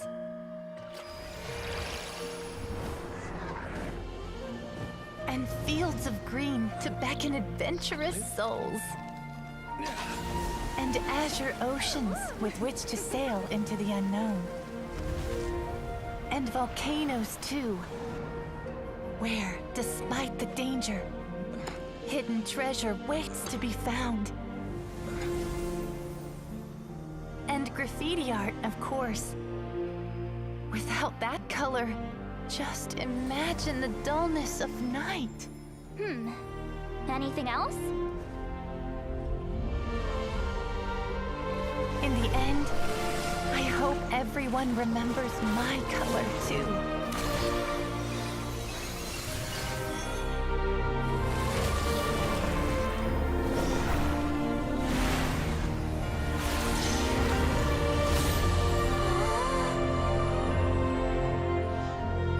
In the end, I hope everyone remembers your color too. All in all, it was just a technique for coloring a scroll. The task I'm entrusting to you is much more than that. Farewell, my friend.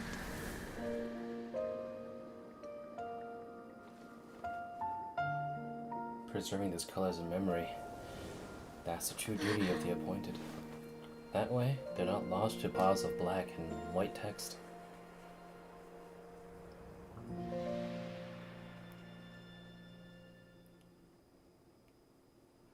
I knew you would understand. This is the special scroll. How did you know how to weave it, Citlali? I caught on really quick. That was supposed to be Lynette's line. Or, sorry, Traveler's line. Because this patch, they're unfortunately unvoiced. Remember the gift from the spirits? Hold on! You've lived for more than 200 years. You know how to weave the special scroll. That must mean... you're the one behind the gifts from the spirits! Oh, well, it's not like I wanted to interact with the appointed. So whenever I delivered the scroll, I used illusions to confuse them. The fact that it turned into some kind of divine intervention is because no one was skilled enough to see through my tricks. They're gonna disown? You've carried the duty alone for all these years? Even if you don't like interacting with people, why not teach someone else how to do it? Traveler, you can see the special color, right? The essence of that color is memory. That means completing the special scroll is a process of searching for color within your memories. Passing the technique on to someone means sharing your memories with them. You need to leave traces of your color in their memory, and they must do the same. Even though I only confirmed that today, I've had suspicions for a long time. And, well, ever since Sweet Celine died, I haven't wanted to form that kind of connection with people. Oh, yeah. It was her final wish, so I kind of resigned myself to taking on the burden forever. After all, I have all the time in the world. But Claw never stopped appointing new candidates to weave the scroll, despite knowing exactly how I felt about the situation. So you mean he never stopped trying to find new friends for you then? I knew exactly what he was doing. And yeah, if I ever did share my memories with someone, I guess that person would be a friend. But it never got to that point. This time though, you win, Claw. Take this. I guess it's my response to what you told me the other night. It's a handkerchief? What is it? If I had to choose my color, it would be the color of this handkerchief. Countless people exist in my memories, and I know one day that will be my fate too. A memory living on in someone else's head. Since you have a long lifespan, you're the perfect candidate to bear this memory and carry my color in your mind. Does this mean I'm officially your friend? Just keep it safe. And you better not forget my color when I'm gone. Whoa. It's a little early to talk about death, don't you think? It's only been a few seconds since we made the friendship official. Isn't that what friends are for? Okay, this is a serious commitment. Well, Citlali, if the Traveler's going to leave their color in your mind too, it'll probably be gold, right? Actually, their mark is already there. Remember the mind reading effect I couldn't fix? Well, I finally got to the bottom of it. Sharing senses allows communication to occur between the consciousness of different people. Naturally, memories are also involved in that process. Although I didn't know it at the time, we both have the ability to see the color of memory, which means that when I shared my senses with you, a connection was created between our memories. Biggest, I know this is a really touching moment. I don't know if you're still here. But actually, I'll say it in Pico. Never mind. And that connection is what caused my original spell to go haywire. So, you can hear the Traveler's thoughts because you left traces of color in each other's memories? And that's why the Traveler could hear your thoughts too, because it works both ways, right? Quick thinking, but only those trained in the mystic arts can maintain that level of connection. That's why I can still hear the Traveler's thoughts, but not the other way around. There's no need to worry, though. Now that I've figured out how it works, I'll get rid of it in no time. Oh. I lied. Hearing each other's thoughts actually depends on the strength of the connection between our memories. So, after everything we just went through, I bet you can hear me again. I knew it. So is there a way to stop it? Since the connection between our memories is already there, the only way to get rid of the effect is for one of us to forget about the other. And that's not gonna happen anytime soon. Just messing with you. I'm a legendary shaman of my tribe. Now that I know the cause, of course I can figure out how to fix it. Clymon's like just tilting her head. That's so cute. It'll probably take some time though, so bear with me for now. Besides, I'm an open book. It's not like you're gonna hear anything embarrassing. Oh, unless I've had a few drinks. Oh, so you can turn it off? That's a shame. A shame? I mean, if you ever miss this whole telepathy mess, I could always share my senses with you again. No promises, though. Some thoughts are better kept to yourself. Huh? So cute. So lovely. So based. Damn.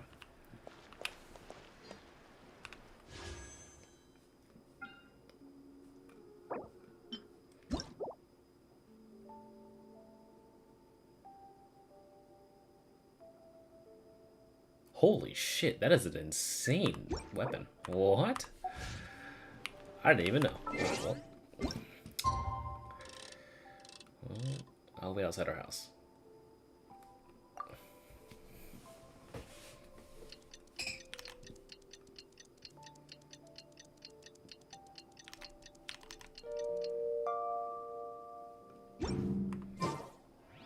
Oh, 8 o'clock. Okay.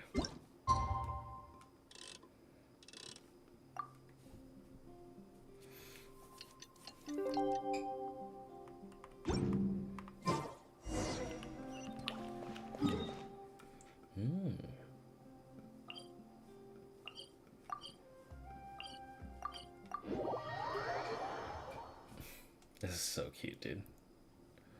Ah, you did it? Your investigation into the Battle of Seven Colors must have been fruitful indeed. I do hope you share what you learned. Wow! The scroll is finished already! Elder Talapo's wisdom is never wrong. Yeah, we should explain. Take it away, Traveler. Should we? You share everything you learned about the special color while keeping Citlali's contribution a secret. I see. You don't look surprised at all. It makes perfect sense. History is the memory of a people. If we want to depict it, a dye derived from people's memories is, of course, the best choice. Now, it's just a matter of preserving this secret technique. From your description, it sounds like learning the technique requires the previous holder to share their memories. Well, yeah. In that case, I must work with our priests to reinvent the technique based on the principles you described. After all, memories are precious things, meant to be shared with those closest to us. I cannot take that choice away from you, Traveler. You completed your task admirably. Finding a way to carry on that legacy is now our duty. All right, we'll leave that to you. And please pass along my thanks to Granny Eastly. We interrogated the Fontanian merchant she apprehended, and it turns out he's the reason some among our tribe started to question our history. He hired people to spread misinformation about the Battle of Seven Colors. The recent friction within the tribe is entirely his doing.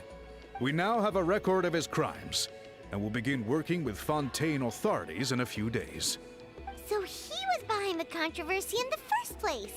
Guess it's easier to investigate when people are already questioning something.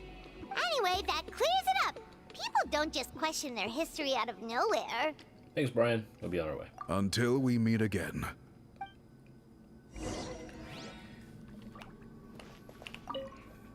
Ah, Natlan's victory against the Abyss. Very fitting for a scroll like this. I wonder how long until Elder Talapo chooses the next appointed. Speaking of Elder Talapo, I heard he went missing yesterday. Do you know what happened? Elder Talapo works in mysterious ways.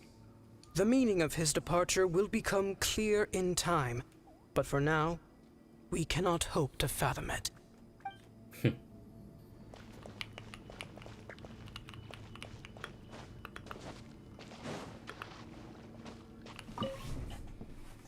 Oh, he doesn't have anything. We meet again. The one can distinguish colors. A rainbow that has 7 colors, but there is not enough to wave a woven scroll. Like the fire here? Like the fire here, yes. It does not burn to destroy, but to shine bright. Watch the flames dance, but flames still spark a new inspiration within you. Oh, he taught us the teaching of kindling. That's so sick. I like that. Okay. Oh, Citlali's up top. All right, up we go.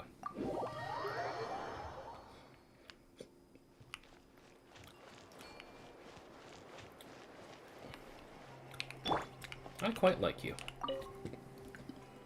You told him everything, right? Yep, we left out the part about your contribution, but it kinda seemed like Chief Biram saw through us. You could have just said it was a gift from the spirits. Yeah, but Chief Brian, or Beatum, reserved something in return for his hard work. I guess he is different from the previous chiefs. But if he figures out it was me all these years, I'm in for a world of trouble. There you are. I've been looking everywhere for you. Oh, it's the other Fontanian researcher. He wasn't taken away with his boss? Please, call me Allier. After questioning, the tribe absolved me of any serious wrongdoing, so here I am. I'll be heading back to Fontaine soon. No employer means no funding, after all. But I wanted to finish my investigation first. Why not I give him my money? I'd like to ask some questions about huehuehuehue. I want people outside of Natlan to hear her story, but my understanding still has some holes. Questions? Huh! Why should I let an outlander tell our stories? Don't misunderstand. I have no intention of twisting your history or using it to make a profit. It's just honest curiosity. I assure you, I believe amazing stories deserve to be shared with the world. Culture thrives through dialogue and exchange. Well, he does have a point. All right, you can ask your questions, but be quick. I have important plans after this. Important plans? Oh, thank you very much. I'm glad that he's not in trouble. Allier conducts a thorough interview, only leaving when Sally runs out of patience. Another day, another drained social battery. Let's get going then. Hold on. You owe me a pair of books. Oh, that! When it comes to light novels, your memory is like a steel trap, huh? Books like that rare will take some time to find. You're telling me. Yeah, it's not gonna be easy. You might need to go to Yai Publishing House in person. But I don't need them right away. Just don't forget, okay? Of course! We'll get them sent to you as soon as we can! Sent to me? Nuh-uh. I don't want a stranger knocking on my door when I'm hungover. Here, just take this.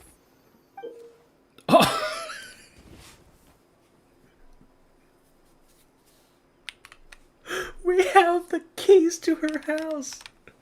No fucking shot.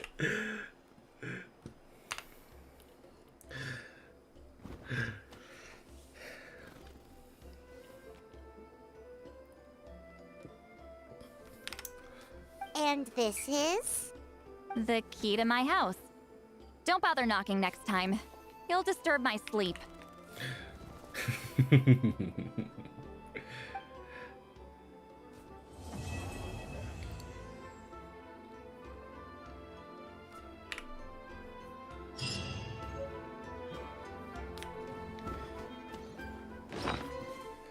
The key given to you by Citlali so you won't wake me up by beating on my door when I'm drunk. You carefully place it alongside the handkerchief she gave you. After all, you've collected so many keys in the past, so this one needs to have a special mark to stand out. Aww.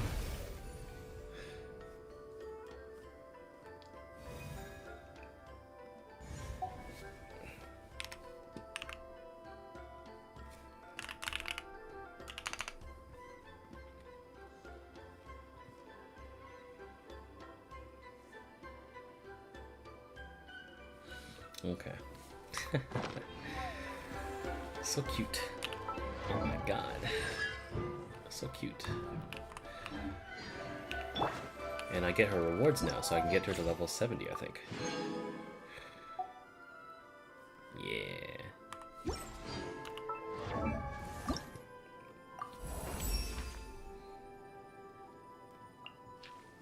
Or level 60 at least.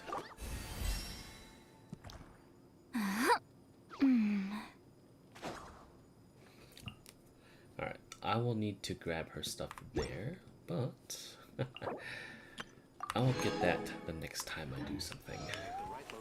See a lot of quests, so cute! Oh my god.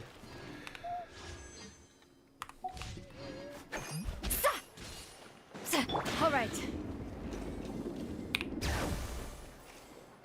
So cute. So cute. Alright, I'm gonna take a short break. We're gonna do Mavuika's next.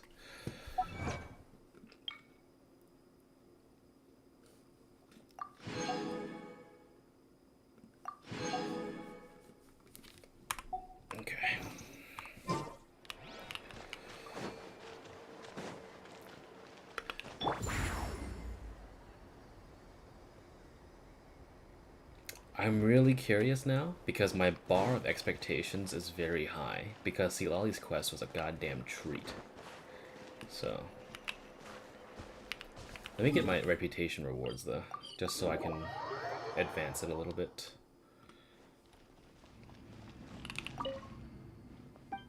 Yeah. Yeah. Alright, I need to change the thumbnail for the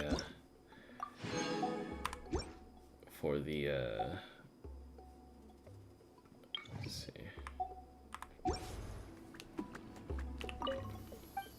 Change the thumbnail for the,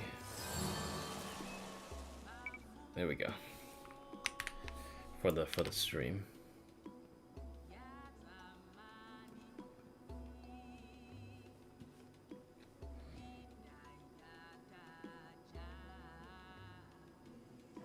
Let me see. So the merge layer down.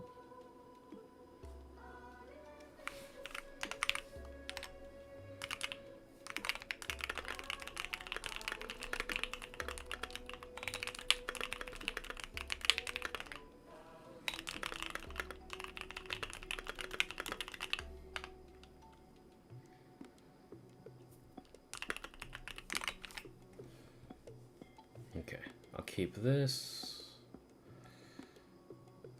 Okay, I'll copy a couple layers so I can get them here for next time.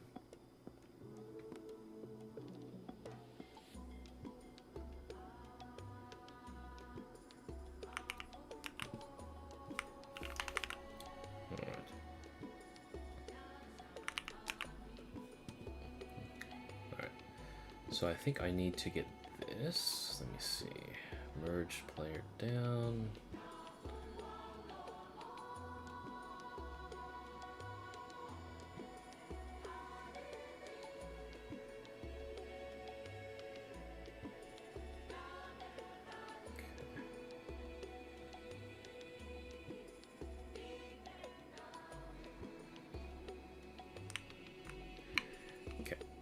I'm just going to separate the layers so that I can get a proper cut. Okay. So cut this. Oop, didn't do that. Cut that off. Another layer underneath.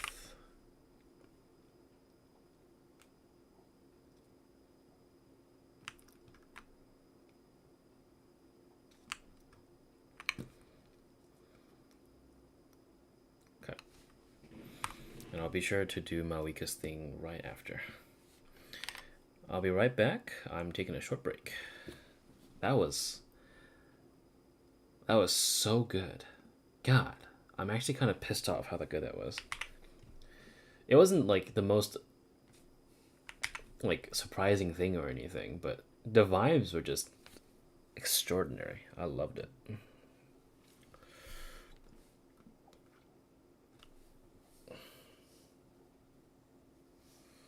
Okay.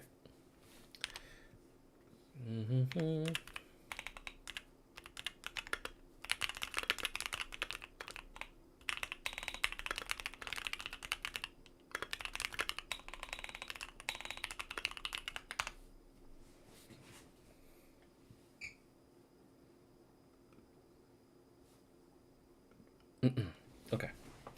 We're back. Get some water. And all that good stuff.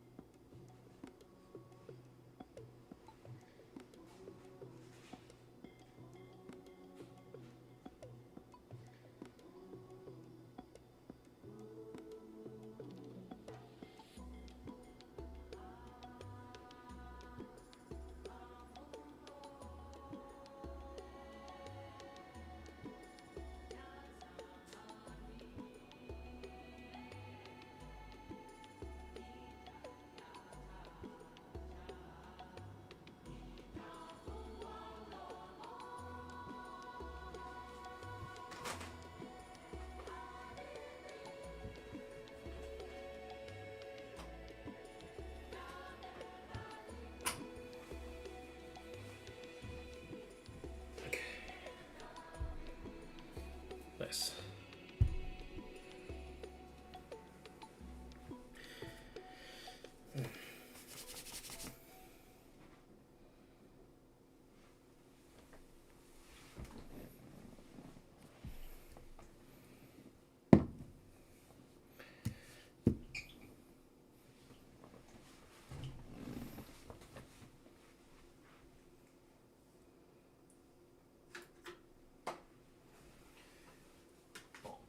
Boom, boom, boom.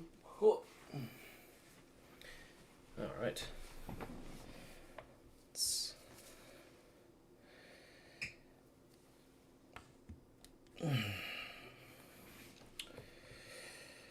All right.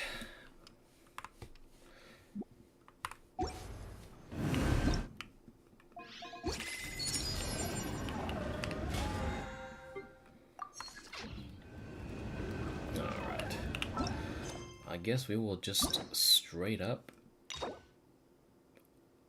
I didn't think we would have this at all. Because, what was the last time we actually had this thing? Let me check. Archive.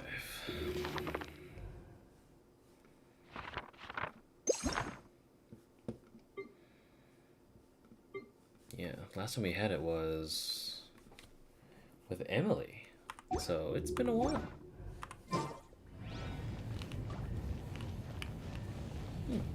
That's cool. Everything will be fine. It'll all be fine.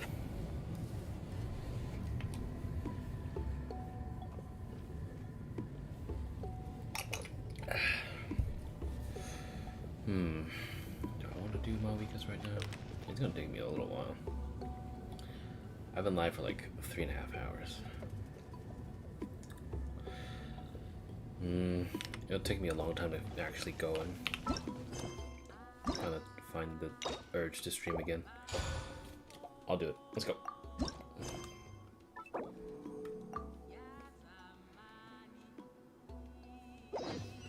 Okay. Return to your accommodation and rest. Okay. I just hope I won't get too tired. Because the second I get too tired, I'm gonna just like not even pay attention to this one. So I'll probably like, if I get too tired, I'll start bumbling, not speaking much, I'll just speak to myself.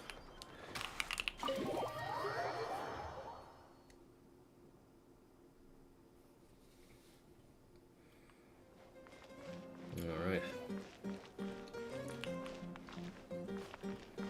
Coming!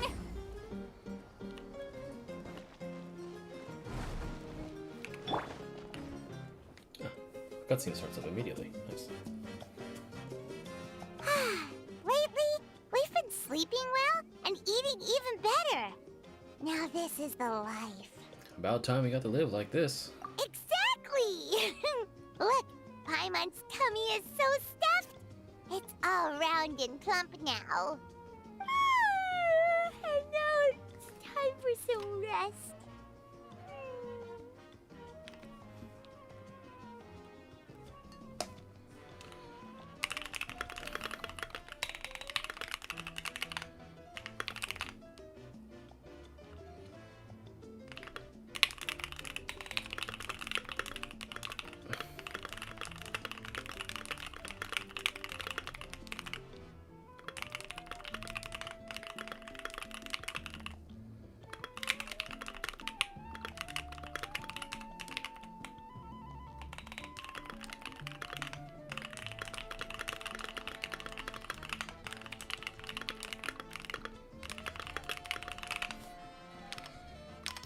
Alright.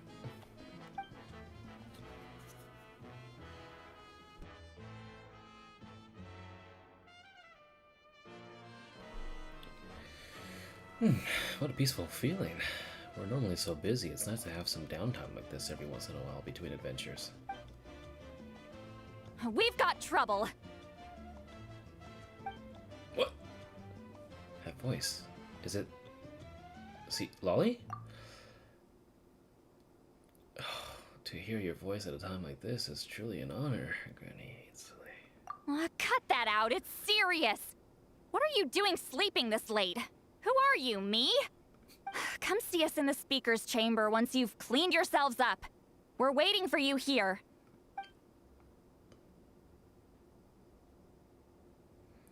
So much for sleeping in. Guess we'll head over there. Ooh. Alright, Paimon, we gotta go. We gotta find Mavuika. No! Paimon's not done eating yet. Huh? Oh, good morning. We gotta go find Mavuika. As the blazing sun. After explaining the situation to Paimon, you quickly wash up and over to the speaker's chamber. You can just teleport me there? Okay.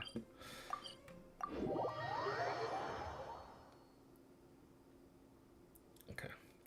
Unfortunately, I want to eat some snacks, but I think I need to voice the traveler, so I gotta see what's up. Let me mute myself.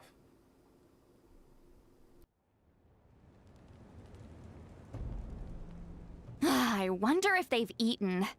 Or if they've even gotten up. Maybe I should buy some snacks? Oh, don't tell me something came up on their way here. Relax. I'm sure they're fine. Ah, there they are. See? Just like I said. Mavuika, Citlali! We came running as soon as we got your message. Thank you for coming all this way. Here, have some water and catch your breath first. Well, you could certainly say that. I'll let Citlali explain. Strictly speaking, I'm just passing on something I heard as well. Basically, the Wyatt passed a truly shocking piece of news to me through the smoke last night. You're aware that Mavuika's not the first Pyro Archon, yes? On occasion, there were those who lived longer than an ordinary human. Not unlike my situation. But all in all, the title has changed hands many times. And now, the Wyatt have sensed a special surge within the ley lines. A truly ancient soul is about to return to the mortal realm. His name is Xbalanque. Xbalanque? But isn't he the very first? Yes, that's him. The first Pyro Archon. According to legend, he was the greatest of heroes and leaders, and the one who made a deal with the ruler of death, thereby creating the rules that saved Natlan's ley lines. Hasn't he been dead like a really long time? How can he be resurrected? Even in Natlan, it's impossible for someone as ancient as him to ever return. Still, nothing's off the table when Xbalanque is concerned. Hence why this really is something major. Let me be clear about this. I did not mishear, nor is the Wyatt mistaken. We would never jest about something like this. Don't worry. Both the Traveler and I have complete faith in your abilities. Whose interpretation of the Wyatt's will could we trust if not yours? Yeah, that's the one thing I'll never be modest about. But the fact I'm not wrong about this only further begs the question. Just why is Lord Xbalanque suddenly about to be resurrected now? As you can see, Citlali's even more concerned about this than I am. Still, it's understandable. Waiting to find out the whole truth must be torture for a great shaman who can only peep at the outcomes without knowing the causes. Mavuika, I hope you'll approach this with a measure of caution. Depending on how things go, everything could change or nothing at all. Well, I think you know what I mean. I do. Xbalanque's arrival will shake our nation. After all, we still don't know if he's satisfied with the outcome of this war. Wait, do you think he'll come and find you? Huh! Well, you can't just up and say things like that. You scared me half to death! That's actually pretty likely. Think about it. People in the same line of work tend to have some similarities, right?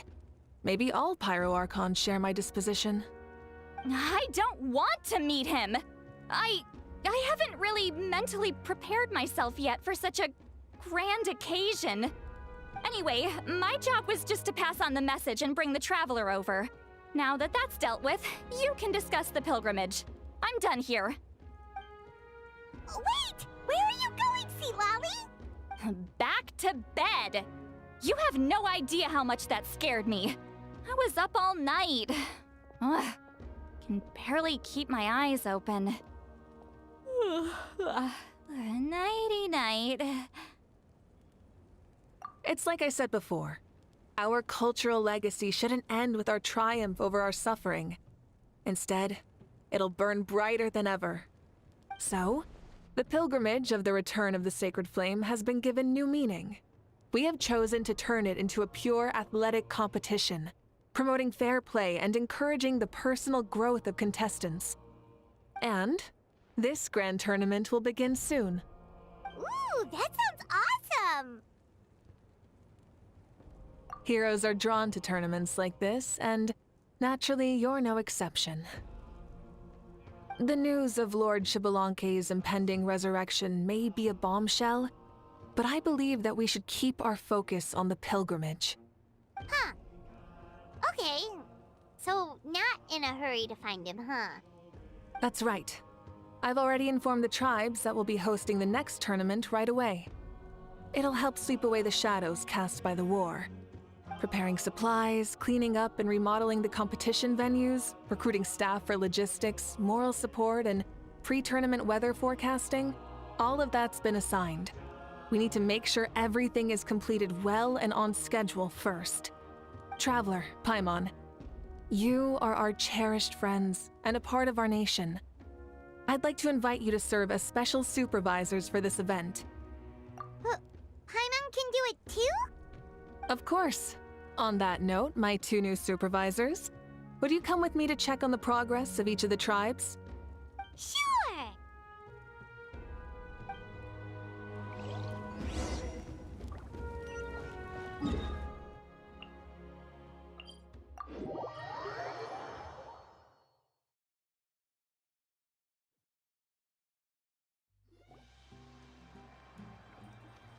We're here! This is our first stop!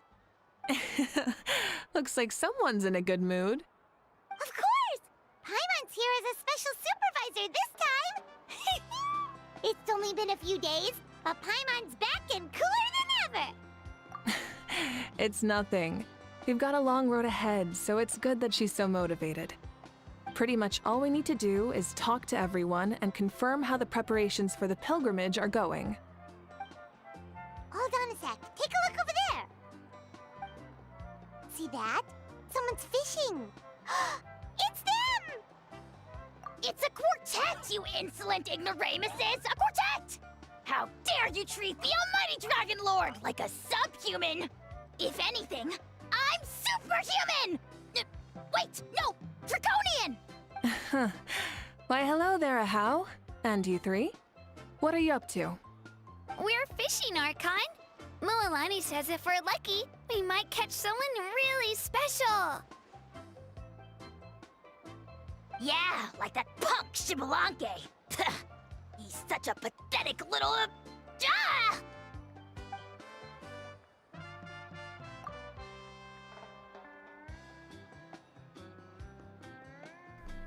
I forgot. Kanisha's still unvoiced. My apologies. Ahau clearly hasn't earned his ticket to see the sun today. We didn't mean any offense. When Katina and Molani were talking about fishing, they meant it literally, with hook and bait. Lowly servant! How dare you beat up the almighty Dragon Lord for some ancient bogey that you only know by name? You'll pay for this! I'll start with some chili in your water skin. Ah, so you've heard about his impending return. Did Citlali mention that to you? Alright, one sec.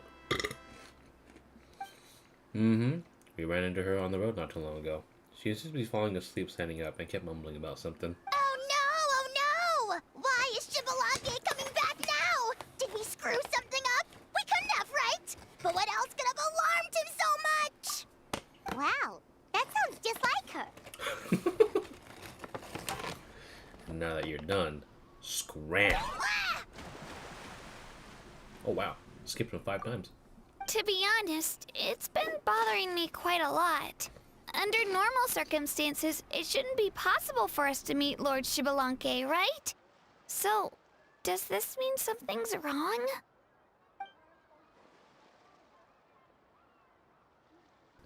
As you can see, there are many people that are thinking along the same lines. I believe that... Hey, we've got a bite! Oh. Quite literally someone. Wow. That must really fucking hurt, unless if you hooked onto his trousers. Help! Help! Something's pulling on me! It's what's going to save your life! Are you having leg cramps? Help! Hold your breath for now. We'll get you out right away. Wow, I did not expect that to be so sudden.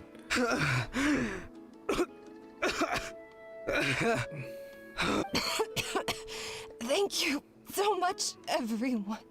Wait, why is her Archon here too? Well, would you look at that? You actually caught some people after all. Thanks for your help. Otherwise, that sudden bout of leg cramps might have ended our entire surfing squad. The two of us are in charge of transporting supplies. After safely delivering some of the equipment, medicine, and a few other things for the tournament, we had some time to spare, so... Didn't warm up before going into the water, did ya? Thank you. Thank you so much. We'll, leave you to it then. We'll never forget how you saved us. We know you're busy though, so no need to worry about us. We'll see you around. Well, you gotta give it to Mualani. When she wants something to happen, then it just happens. Then it won't be long before she reels in Xbalanque himself. Now that'll be a wonder of wonders. I was just thinking, what if he enjoyed swimming like the rest of us? It's easy enough for anyone who loves the water to end up here, so might as well give it a try. It'd be a great chance to say hi to him. I used some commemorative badges for the stadium as a special bait. He's never been to present-day Natland, so it'll all be new to him. I'm sure he'll be thrilled. And before you say anything, anything's possible. On the off chance this'll work, it's worth a try no matter how unlikely it is. Just like playing the lottery.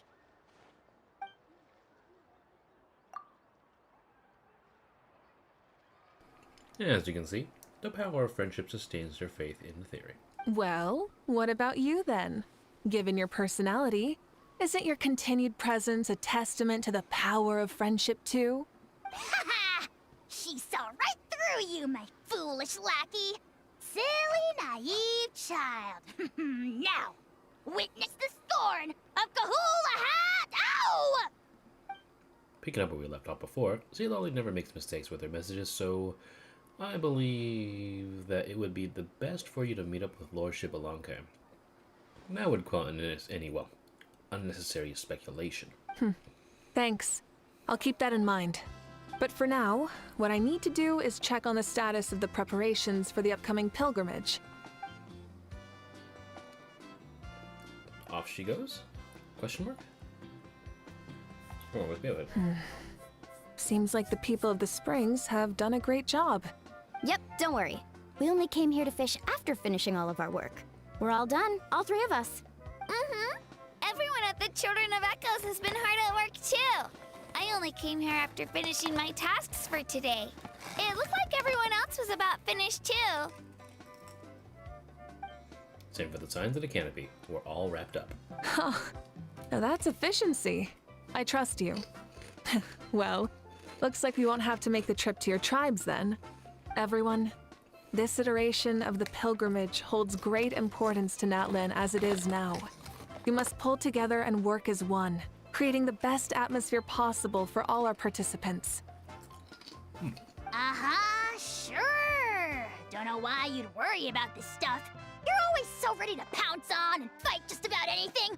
Why, you even dare to disrespect the almighty Dragon Lord! Remind me again. Has a How done anything besides talk?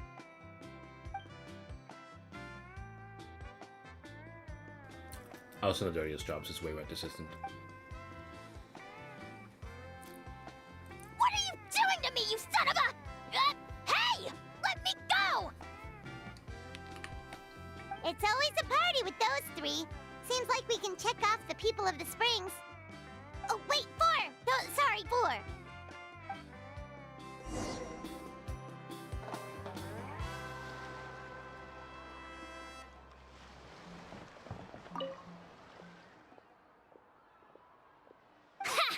Why don't you sign up then? Maybe someone will manage to knock some sense through your thick skull. Why don't we all join? It'd be a great chance to kick back and relax. Relax? You find the idea of a tournament relaxing? This girl is crazy. Ugh. Milani's right. Let's all sign up together. Huh? Even you? Children. Think you're all grown up, don't you? In the eyes of the great Kahulahow, you're still... What? You little...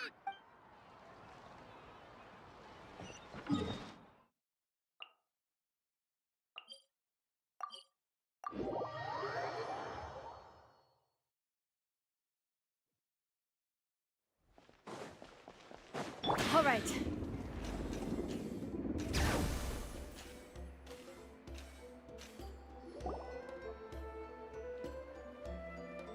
Oh, there she is, right over there. Citlali, didn't you say you were going to get some more sleep? Why are you still here? The chief came to me for help just now. Not like I can just ignore someone in need and go back to bed, now can I? What? You didn't tell him that you stayed up all night? I just told him about Xbalanque's imminent return, and told him to be prepared. There was no need to mention anything else. Right. You've still got a reputation to maintain, huh? Can't have people thinking Granny Eatsley would lose sleep over something like this. Ugh, now you're making fun of me too, huh? Ugh, so even children are ridiculing me now. This cannot stand.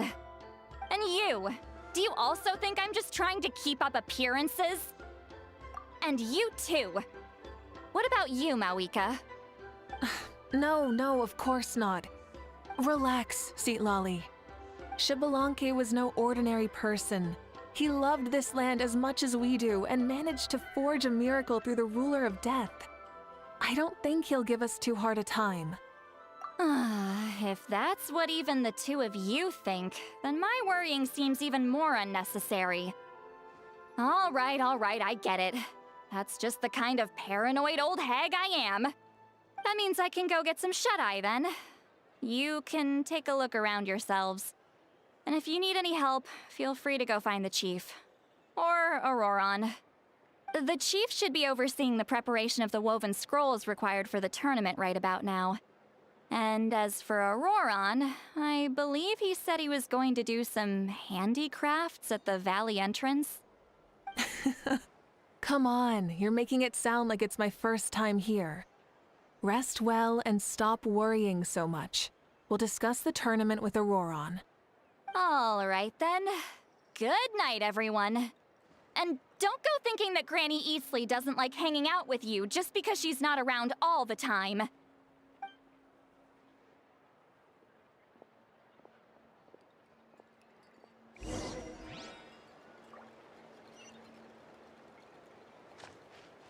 Coming!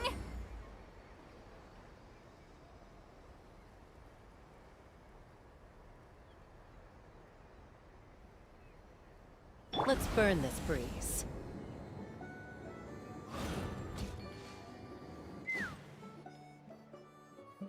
What if I put this piece of rope here? Oh, and this wooden dummy.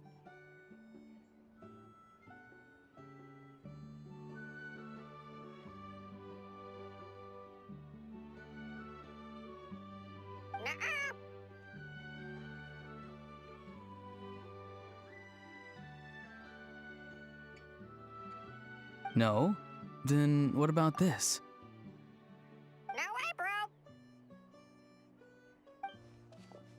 That voice. Sounds like Auroran's talking to someone. Let's go see what he's up to.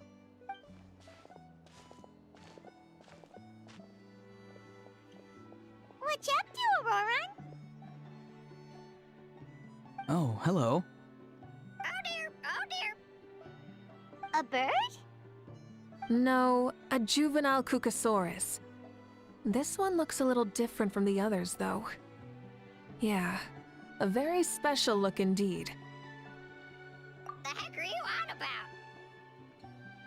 Whoa, he's quick on his feet. That retort was instant. For real now? Do you even hear yourself, bro? Did Paimon just say something wrong? Oh wow, no way, bro. What the heck? Don't worry about him. He's just... how should I describe him? No, he's an assistant at Aoife's clinic, and one of my friends. His name is Kukuku. The heck are you on about? Is that not his name? Oh wow, no way, bro. Yeah, that's what he does. Those are all Aoife's catchphrases, so Kukuku picked them up after hearing them day after day. The last time I delivered some vegetables to the people of the springs, I ran into Ahau, who was there for a soak in the hot springs. Ahau and Kukuku were stuck in an endless back-and-forth argument. Eventually, Ahau got really agitated and just started immediately shouting, "No, you!" no matter what Kukuku said. How unbelievably childish. No less than I'd expect of a How. Even I have rarely witnessed things like that. They went on like that for an entire afternoon. Wait, how do you know that? Did you stay and listen to them the whole time? Yeah, I did. It was so dumb I couldn't look away. Anyway, I'm here because I'm trying to capture Xbalanque. Capture, huh? Wild choice of words. Then how about hunting for Xbalanque? Sorry, you're trying to do what now? We've never seen someone so ancient come back to life before, right? So I wanted to see if I could intercept him. See, this is the trap that I made. I've used it before. It's quite good at catching wild animals. Don't worry though. I've already told everyone that there's a trap here, so they won't get too close. See, I've even made a notice board.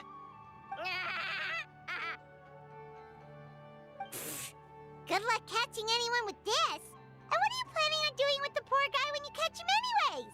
Stick him in a stew? No. I just want to see what he looks like, and then I'll probably invite him to our tribe as a guest.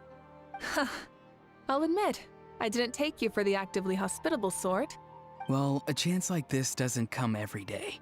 I wanted to give it a try, so I also made these little handicrafts. He says that, yet all of these look like a hunter's lethal handiwork. I see. In that case, I wish you success. If you do manage to catch a wild Xbalanque, please, let me know. I'd love to come and watch the fun.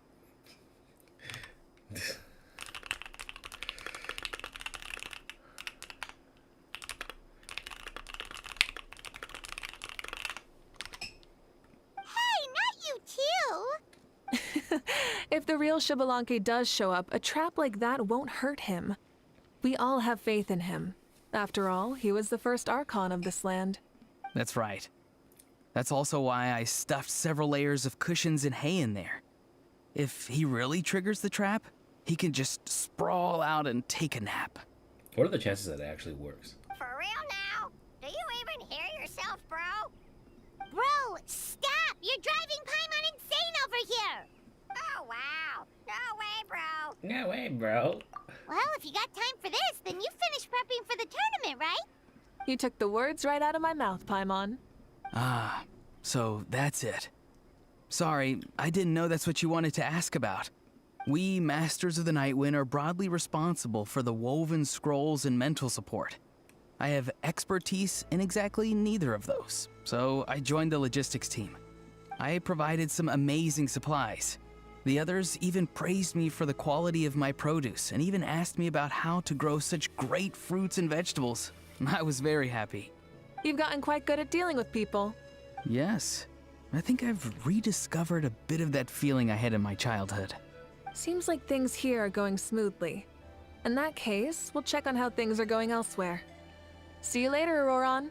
Bye, Auroron! Good luck with the... capturing Xbalanque. See you later! So he also knows how to say goodbye. See you later then, bros. Huh? Alright. See you later, my bros.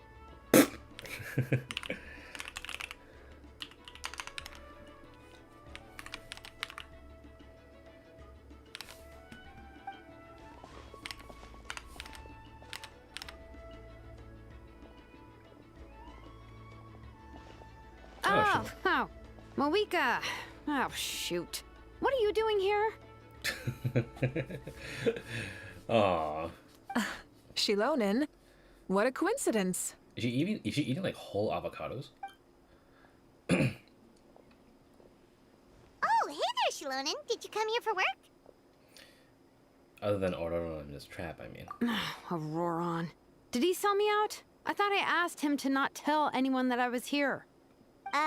Nope. He didn't mention you at all. That's so. Never mind, it's not avocados. It just seems like a nice little drink and some snack. She's avoiding me. There are a few big pieces of equipment we need for the tournament, and I've been wanting to ask her to make them. I went straight to her place because I was worried she might refuse, but each time there was nobody home, and the neighbors said that she was busy. Turns out, she was here. And her tent is nearby, too. Wow. She literally ran away from home just to avoid taking work from you. Okay, that's enough about me. What are you here for? Checking on pilgrimage prep progress? Yes, and to see how everyone's doing while we're at it.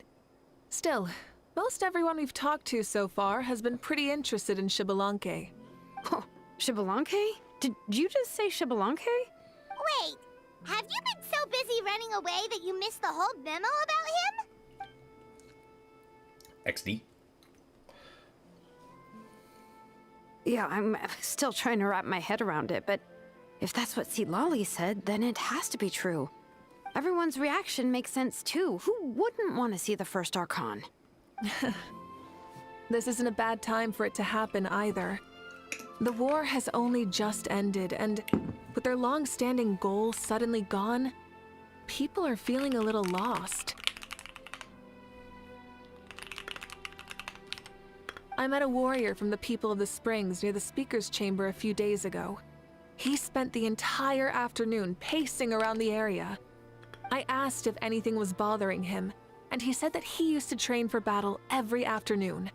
But now that the crisis is resolved, he doesn't know what to do with himself.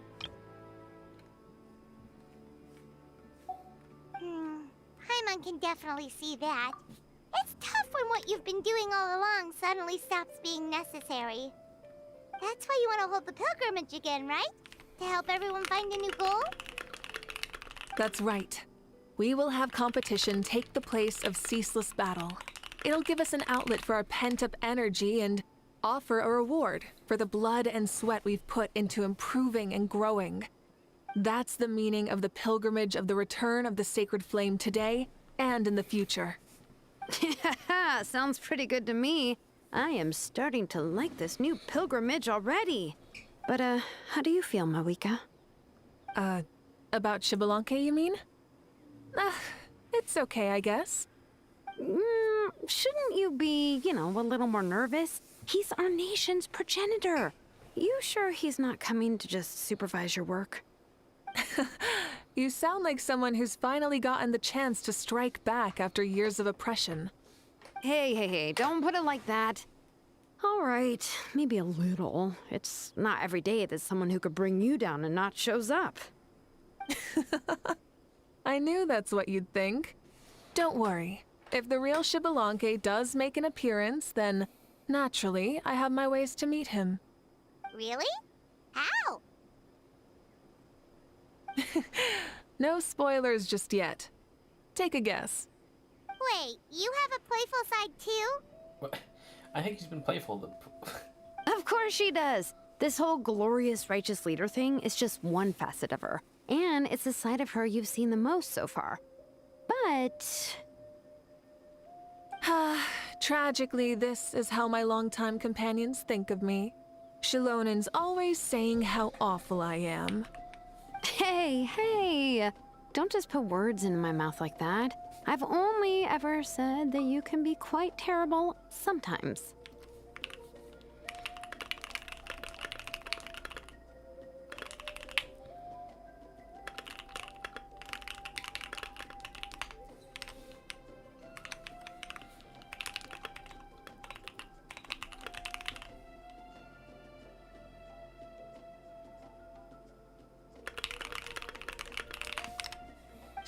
Sure, whatever you say. Come on, traveler, Paimon. Let's head to our next stop. Oh, and Shilonen, now that you've been busted, be sure to stop by my office and pick up the documents I left for you. I wrote down everything you need to do for the tournament. Good night. And she's fallen asleep just like that. Well, she's gotta wake up eventually. Let's go. Good night, Shilonen. And sleep well.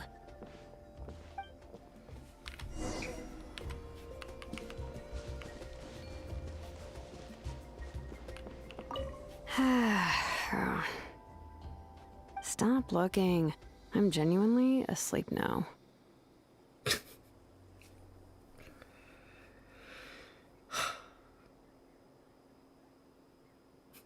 I'm genuinely asleep now. That's funny. All right. Oh, hey, let's go.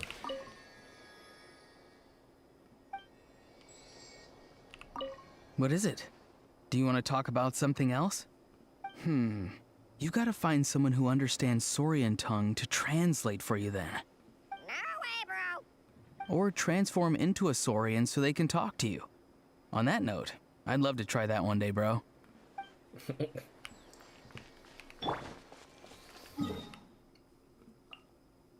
Alright, last stop. Well, we haven't seen the collective plenty yet, so...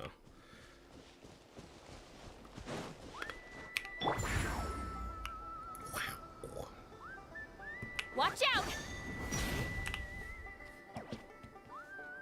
Okay. Let's go... Well, Shalonen's sleeping, so let's just bring up Mavuika again.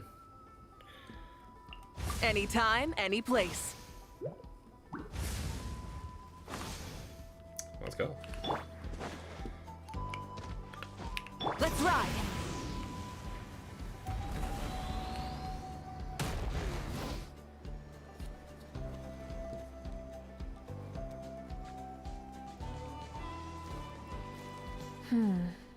Doesn't seem like there's anyone around. They're probably all out and about. Chaska's probably gonna come flying in. Does that mean the preparations are going smoothly? Of course, without a doubt. I'll be honest, I'm more concerned about how everyone's doing than how the preparations are coming along. The amount of rest they get will directly impact their tournament performance. It's my hope that everyone is eating and sleeping well, so they can enter the stadium full of anticipation. What are you guys doing here? I knew it. I thought I heard something. Hey.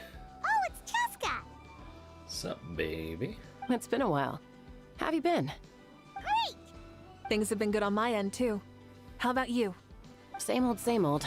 Back to the grind. Flying around to break up fights when they break out. Taking walks with my family when I'm free. You know, the usual. That said, I haven't had much work to do lately. I take it that means there haven't been many fights? Yeah, the war just ended, and the bonds between people have grown a lot stronger in the process. Hard to start fights like that. I don't mind, though. More time for me to zone out. I just sit at a lookout point and tend to my weapons. The fresh air is also great for my mood. Sounds like you've been doing well then. Gotta hear that one. What are you talking about? You should know the ups and downs I've been through better than anyone. So, how have preparations been going here at the Flower Feather Clan? Ah, so that's why you're here. In that case, I'll take you someplace where you can see the situation clearly. Follow me. Let's go. Another walk with the wife.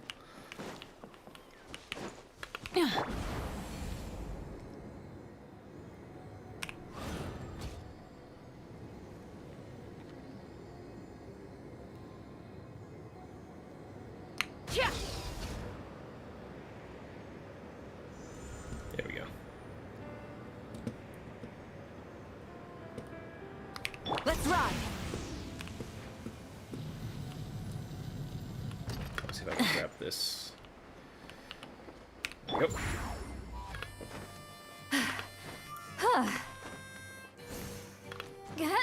And then we'll ride it up with Mavuika. Let's ride. There we go.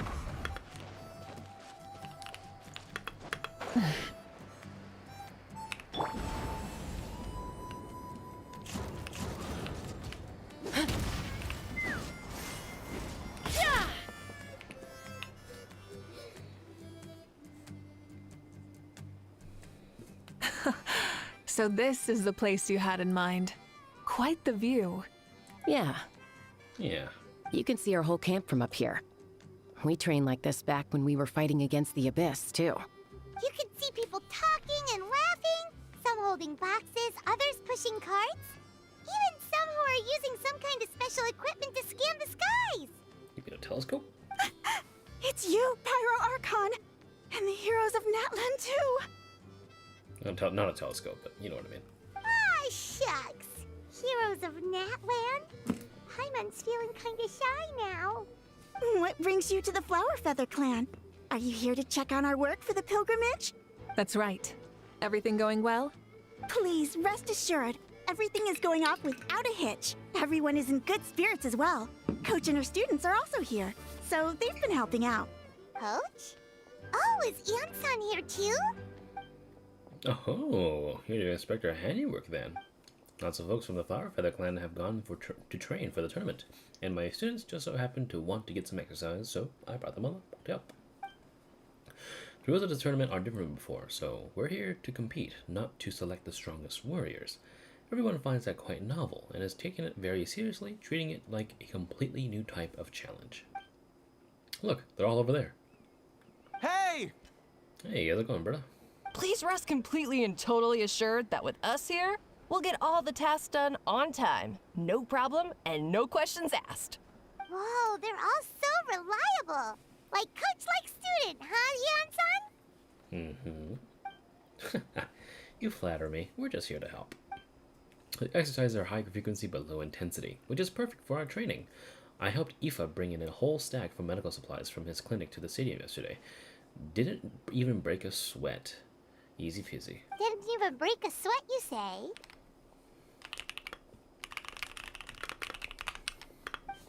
Yeah, Aoife was sweating a lot, though. Not that I blame him. Doctors don't need to be that physically strong, not even the vets. Especially not compared to the toughest coach in all Natlan. Tough, you say? Stuff like this isn't even considered intermediate level. And that's why they call you tough. I respect it, though. I doubt I can think of anything that you can't do. Paimon agrees. In fact, after staying in Natlan for so long, even we've begun to feel like there's nothing we can't do. So you think it's something about this place? Yeah, exactly. Now Paimon often finds herself thinking, compared to those super tough battles we fought and won, this is nothing at all. I'm glad you feel that way. It's not often that people can focus on the silver lining after everything that's happened. Being optimistic also tends to make people grow happier the longer they live. Keep up that attitude and you'll go from strength to strength.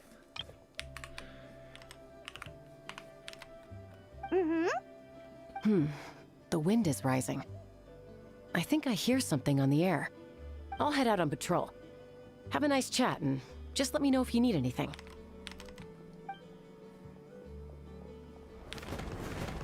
Oh shit, she just fucking dove down. And she's off. She really comes and goes like the wind. I'd say that it's effortlessly cool moments like this that make her so endearing. Well, what's next for you?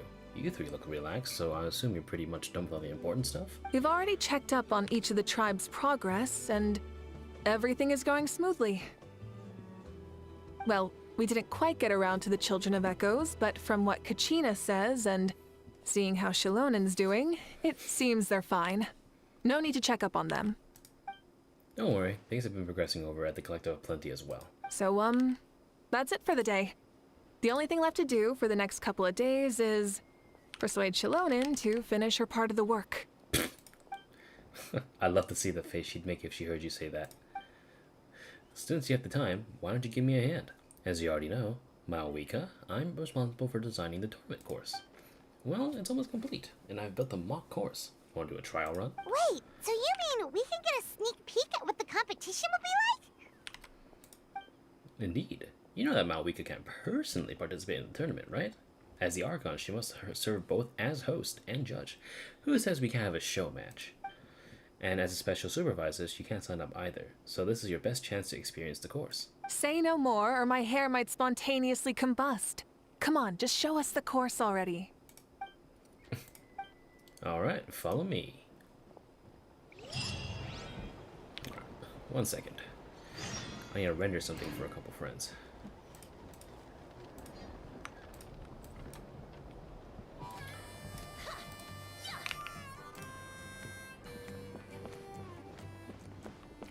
Okay, well, this just give me a bow. Oh, it just gave me a sword. Oh wow, it is like quite a bit away. It's all the way behind the stadium. Okay. 1 second.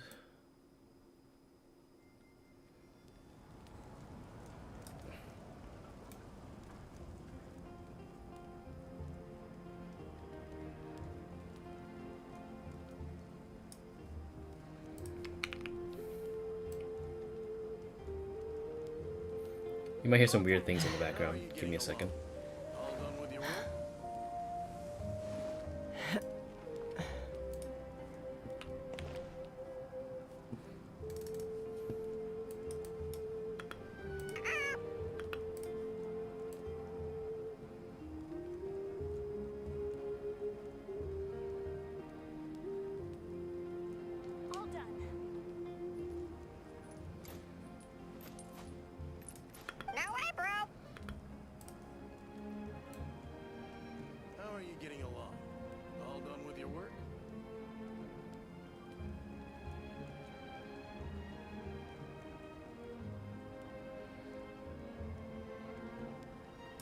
Oh, hello.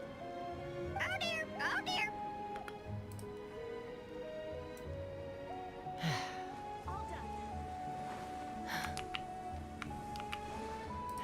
Chris.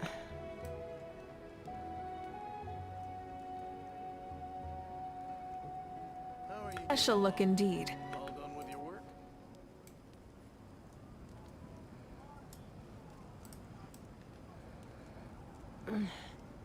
I'm a little out of practice these days. Any conflicts around? I'm in the mood for some peacemaking.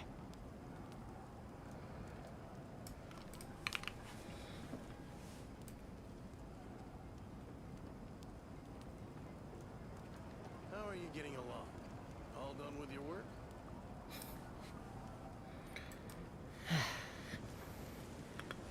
The heck are you out about? Clinic, and then one of my friends.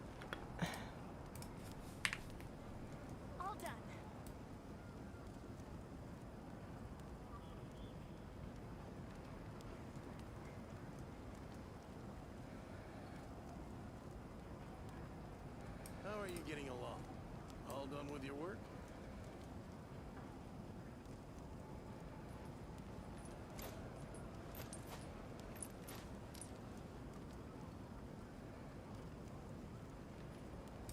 Did you stay and listen to them the whole time? Yeah, I did. It was so dumb I couldn't look away. How are you getting along? All done with your work?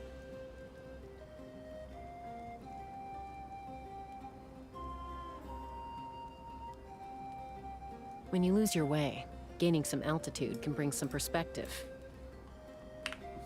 Okay, here we go.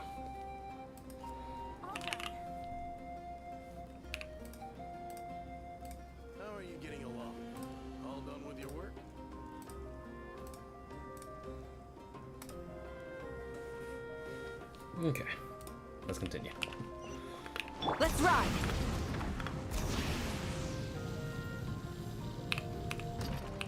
Bro, I pressed E. Come on.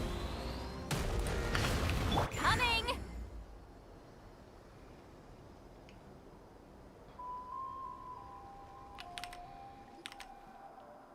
Here you go. What lies before you is a mock-up of the course that will be used for the upcoming tournament. You mean this entire thing? Yeah? If it's for the pilgrimage, it's gotta be grand. That's right. I've designed this one to make use of the stadium's maximum capacity, and I've given it thought to every space, every placement, and every dimension. See this kindling? Contestants will have to chase it throughout the competition, encountering all sorts of terrain, and they'll prove themselves by using their abilities to overcome anything and everything that stands in their way. That's the focus of this course. Ooh, so that's the competition this kind of is. Yep, this round counts as a knockout round. There'll be other events as well, and the 8 contestants with the highest total scores will move on to the final individual battles.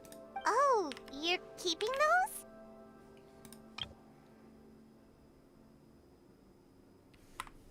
Yeah, everyone loves a good duel. It really gets the adrenaline pumping and allows people to go all out with their skills. A warrior should always feel fortunate to meet their match on the battlefield, even if it only happens once in their life. No one can resist such a good fight. That's the most Natland thing Paimon's ever heard. This tournament, too. It's just so... you. Huh? Well, why do you say that? Well, the competition's all about chasing the kindling, and you're all chasing something too, right? It's a pretty good metaphor. I'll come in handy when I'm explaining my ideation process later. Well, I'm glad you found this helpful. The benefits of having Paimon and Lynette as friends and teachers. Anyway, well, judging by your faces, well, you look like you're raring to go. Mavuika, so why don't you try it first? No problem. I'll go get ready. You mean just walk up to it? You've been always ready. Whoa, Mavuika looks so excited. She must really be looking forward to this. She might be a little too excited about the competition, to be honest. Do you think that she seems a little bit different after the war and all? Like, you know, maybe in her sense of playfulness? She seems less serious than before. More willing to just loosen up and have fun. To be honest, yeah. Nope, you're not hallucinating. I agree. Whoa, you heard too? So, Paimon's right? Yeah, the side of her that she hid during the war has now come out. Makes sense, though. Everyone wants to unwind a bit after accomplishing an important goal, so she's earned it. Oh, so that's why you called us over. It's all part of your grand plan, huh? Not exactly. I did expect Mavuika to take this one, though, so I also planned out some other events for you. People like you are fucking awesome. Spare the flattery. It'll be awkward if you end up complaining that you're retired later. Wait, Coach, what about Paimon? Does she not even get to be a substitute?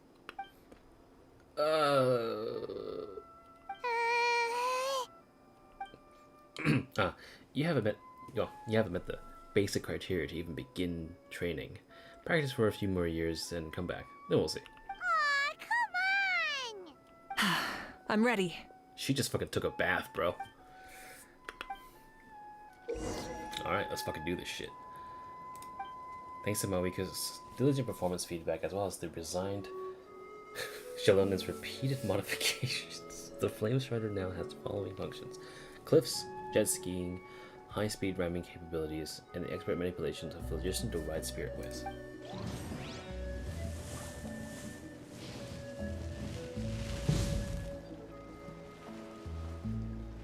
Oh, she's ready. Let's fucking do this shit. Full throttle!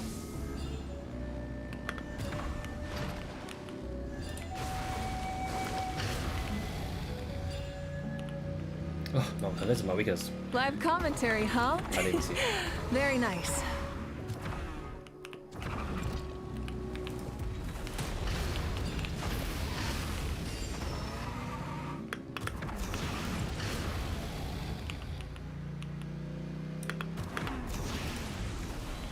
It's a piece of cake. Huh? Did you hear that? Ah! Enemies incoming! Be careful! Get baked up just fine. Oh. from the skies!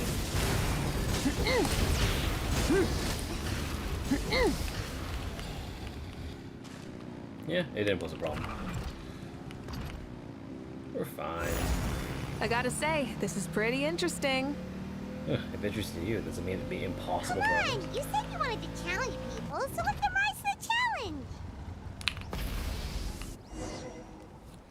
I didn't get a chance to see the earlier thing.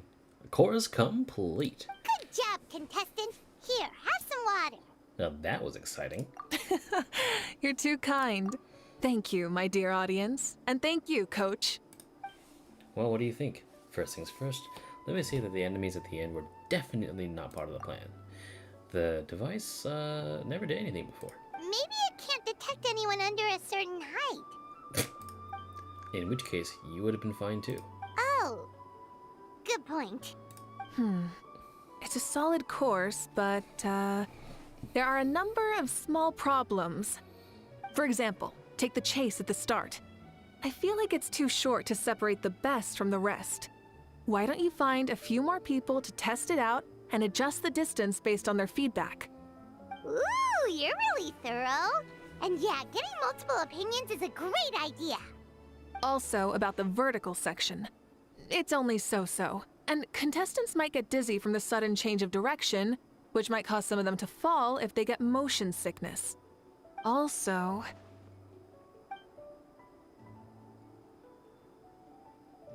Got it all down. Couldn't have spotted any of these issues without actually running the course, so thanks for your help, Mavuika. I'll keep making improvements based on these suggestions. Awesome. That reminds me of something, though. I was talking to Lynette about it, actually. I got a ball launcher here. You want to give it a try? A ball launcher? This is one of the other events you mentioned? Yep, ball sports are also a proud ancient tradition here in Natlan. I've decided to use one for the event. It's been a long time since I saw gear like this. This game can be played by 2, 3, or 4 people, and it's a fun one. Want to give it a try? Happy to play with you. Thank you for agreeing to be my opponent. In that case, get into position, you two, and I'll start the clock. Whoever has the higher score when the clock runs out wins. If you're ready, begin. Come on, Traveler! You can beat her! What the fuck am I supposed to do with this? Try out the new ball launcher. Use normal attacks to repel the balls that launched at you. Oh, I see. That's cool. You can actually see her.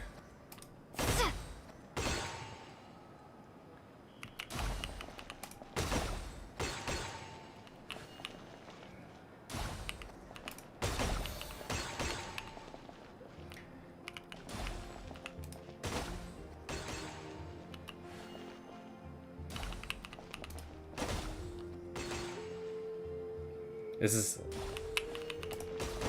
okay.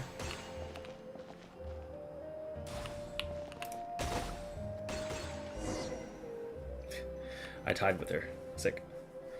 That was a thrilling game! Paimon was on the edge of her seat! I actually forced you to a draw. Indeed you did. I've noticed that you're very good at games. And now that I found such a great opponent, we've got to have a rematch sometime. There should also be enough data and feedback on my end for now. Thanks for the help, everyone. No, we should be thanking you. Both the mock course and the ball launcher were fantastic. I didn't know you were so good at making things like this.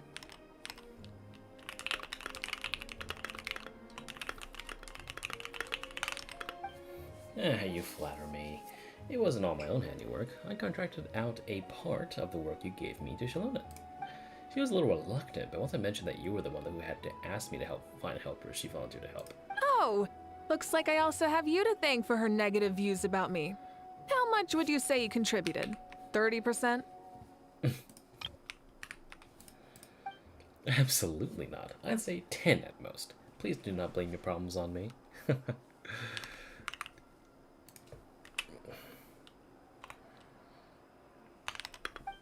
Your attendance was a pleasant surprise, Lynette.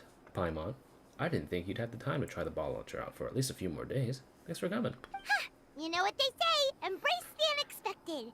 Thanks for having us. Well, I'm just glad you had fun. In that case, let's call this a day. I need to get going now. Those improvements won't make themselves, so see you later. Bye, see you soon! Later. See ya, coach. Bam, bam, bam, bam, bam, bam. See you soon, coach. God, she's so playful.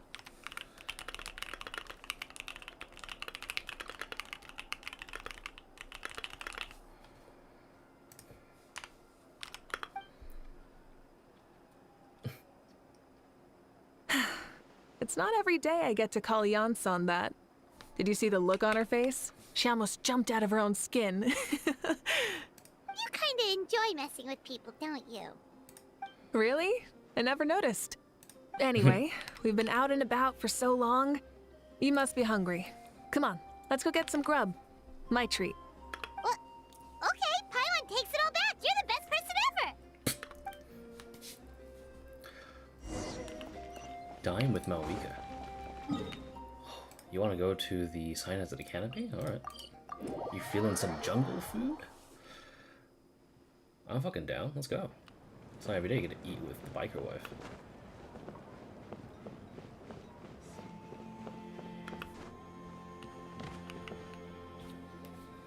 Hey there, boss. I'm here with some guests. I'll have the usual. Ah, Pyro Archon. Welcome, welcome. It's been a while. Glad to see you with our new heroes, too. Boss, this is the Traveler, and this is Paimon. Nice to meet you. Hi there. Greetings to you both as well. You'll have the same as before, then? We worked out today, so yeah, that would be great. So what is the usual?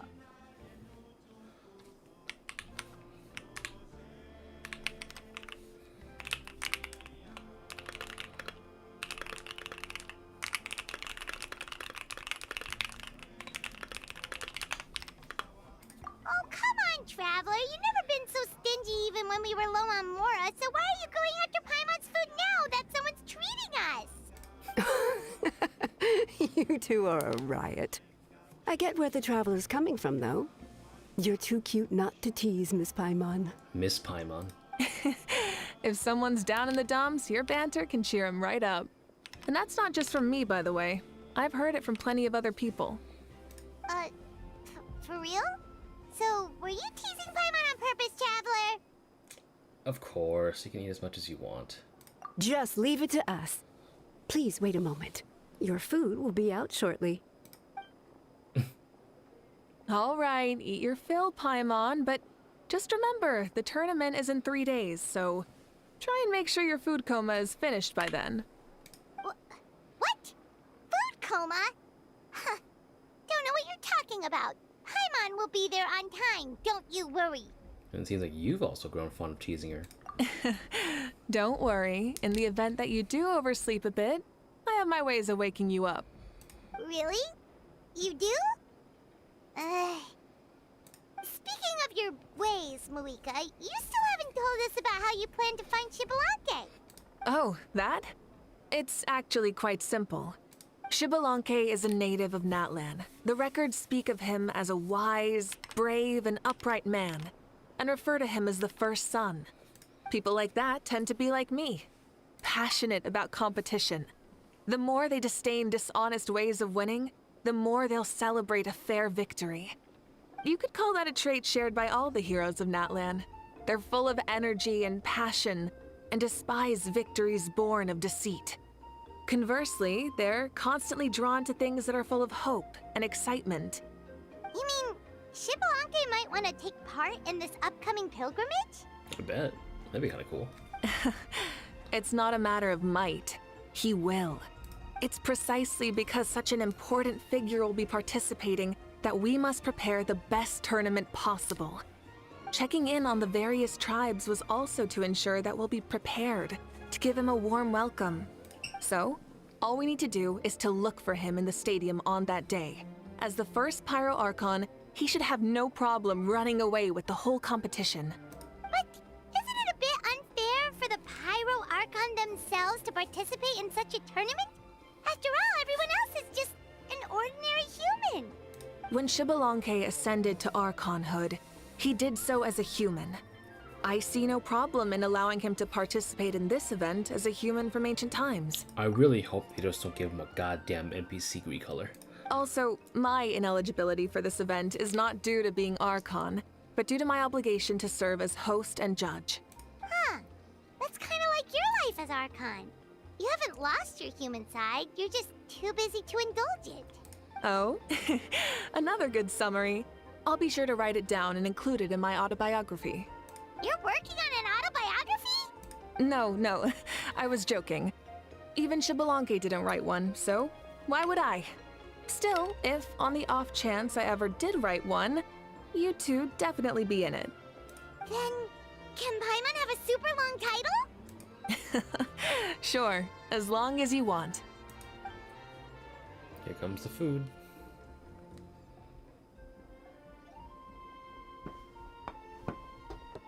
Holy fuck. So many dishes and such huge portions too! Paimon spies mountains of meat as well! Wowee! You know this is just a normal breakfast, right? What? Wait, what? Huh? Our Archons always had a healthy appetite. Please enjoy the food while it's still hot. Food never tastes as good once it gets cold. She eats a lot? Dude, she eats my entire Thanksgiving feast for breakfast.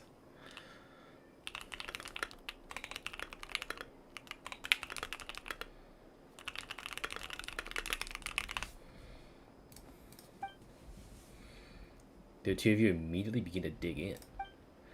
Before you know it, Mavuika has polished off half of the grilled meat with elegance, serenity, and astonishing alacrity. Paimon turns towards you with a frightened look. She realizes that she has met a truly terrifying opponent. From this day forth, she can no longer claim the crown of the greatest meat eater.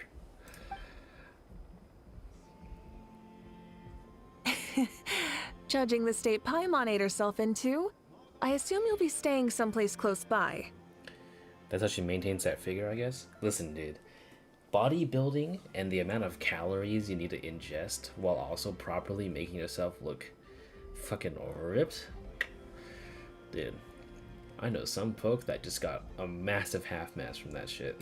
Is that okay? Actually, since it's so beautiful around here, we were planning to stay in the area for a few more days anyway. See the sights and all that. Of course you can. I'll go arrange some accommodations for you then. She leaves the table briefly before coming back and taking you to your lodgings. Nice. Come on, Mavuika, stay with us. All right, I'll leave you here. Have a good rest. All right, good night. Where's she going, though? How do you feel? Want another drink? I'm good. I'm full. Then how about some dessert? Paimon still wants something sweet. Why are you looking at Paimon like that? There's always room for dessert. 2 stomachs, right? From what I remember.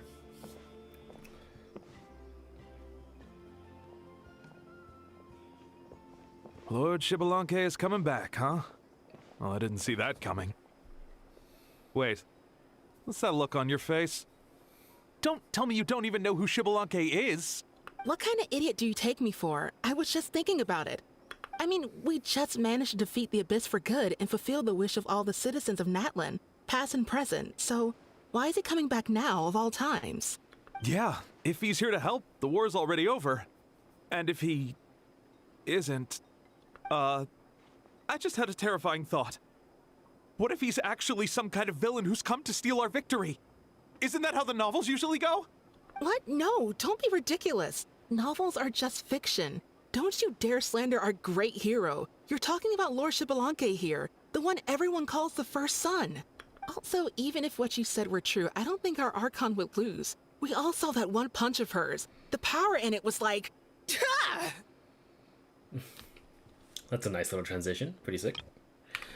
Being on a date with her would be pretty expensive. Riding onto the hand happy with a fancy dessert shop, I guess. Hey, you know what? Both dates would go fantastically well. Because, one, if you went on a date with Mavuika, it may not be expensive, but you know exactly that she's not a picky eater. And second, with Raiden, it's easy on your wallet, and you get to see a cute girl eating something. Yeah, I agree, but I bet Lord Xbalanque is no slouch either. Say, if they fought, who do you think would win? Well, you got me there. Well, as someone living in this age, I've got to vote for our Archon, right? Live in the now, seize the day, and all that. And now that you mention it, a fight between those two is bound to be a terrific one. Huh, what I wouldn't give to watch. All right, enough with that nonsense. It's already super late. If we keep hyping ourselves up, neither of us are going to get any sleep tonight. The way they're talking about the Archons dueling each other almost makes it sound like a beetle battle. Don't shit on the current event that's running right now. That's mean. Yeah, they really do love their contest of strength here in Natlan.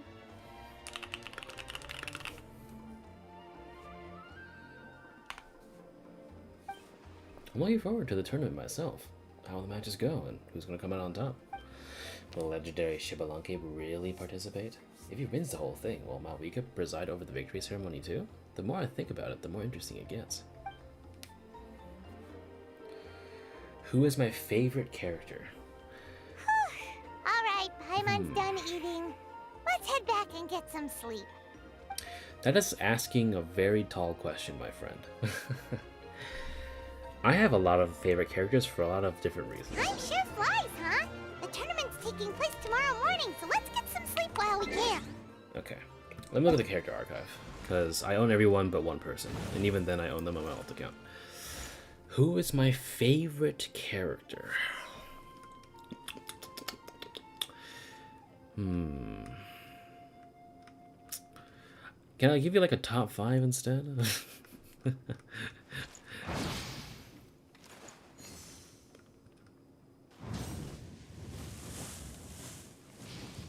Which, from every element, I'll make it easy for me. That doesn't make it any harder because I have a lot of favorite Geo and Pyro characters. Okay, I'll list two. I'll list 1 or 2 from each element. How about that?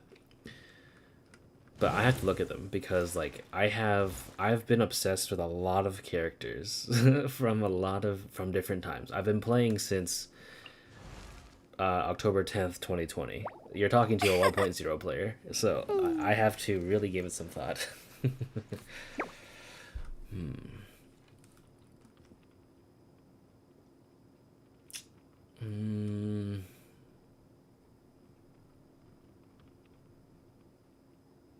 Okay. So for Pyro, I can't do a cop-out answer because Amber is my favorite Pyro unit, but it's because I've developed a very strong bond with her as like a character in general from both gameplay and like community standing, because she used to be shit on all the time for no fucking reason. G is still very good as a unit. It's just people don't like saying that because they're afraid to be proven wrong. I find it very simple, I suppose. Not only is the whole like I'm still captivated by the fact that like she's like, what do you call it? She like I think from the sense I'm getting, Amber would still be, if given the chance, she would have tagged along with us in our adventures through Tevat the entire time. I feel like if she was given the chance. I do like the fact that she's kind of a very simple but happy person, you know. She also kind of was the mascot as well. She also is still like the kryptonite of like over half the bosses in the game. And she can be built like multiple different ways. So I quite like her for that way. But if we were to go a complete departure, let me think. Like, I can also say, where's the other one? Hold on. Am I missing someone? I want to give the actual like, let me think. Well, on the other hand, I also like Dia. Mainly because, like, her story was fine. I also really love her Chinese performance. Chinese Dia is one of, like, the top 5, if not top 10 performances in Chinese. Because she just sounds like a real fucking woman. I'm not gonna fucking lie. Like, I put that extremely poorly. But Dia, if you play her in Chinese, oh my god, she sounds so fucking good. I also don't mind what she does, and I think her character story was fine. And then, alright. And then I also do like Chevris, but mainly just because her story was simple, but also pretty sick, and look at her. Look at her. She's fucking me. If I think of Geo, Zhongli, obviously, for me. Osmanthus wine tastes the same as I remember. I think I can actually do this better. For Geo, I have 3 candidates. I have Zhongli, mainly because Osmanthus wine tastes the same as I. Triple Crowned, 5, Constellation 5. I don't need 6 because I didn't build him for shields. I built him for like hybrid. I love how dumb his story is. Because obviously he's the oldest, right? He has a very deep connection with his land. And that he's very, like, kind of aloof sometimes. But also when he needs to be serious, he can be. But the way that his story quest was handled in terms of, like, the Archon quest, he couldn't fucking retire like a normal fucking person. So he, like, literally asked the Fatui to attack his own nation. He attacked his own nation and said that he would only step in if they actually got out of control.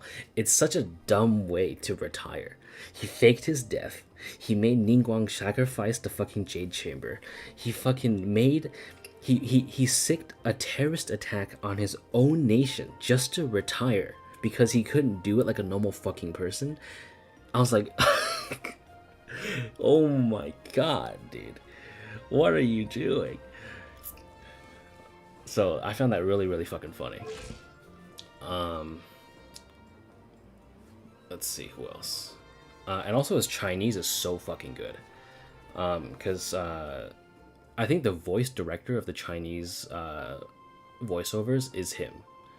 And he also voices Welt Yang, or Joaquim, if you know HI3 lore. In Chinese as well, so like it's a fan favorite for me. But I also really like Navia. Navia, for me, I love pretty much everything about her except a little bit of a crybaby. She's a bit of a crybaby, but she knows what she's doing. I love the Spina de Rosula. If she gets a uniform, even though that, like, I feel like her current uniform is perfect. She has that fucking pirate feel to her, you know, but also like not. Like, she's there. She's a naval. She's a fucking naval, and she's a naval beauty. She is the fucking force. Story's good. Her overall aesthetic is good. Her Chinese, again, is fucking fantastic. You know, I have her triple crowned.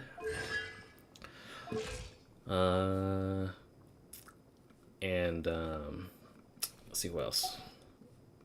Do I have another Geo person that I like? I like a lot of Geo characters. Oh yeah, Yunjin. I'm Chinese.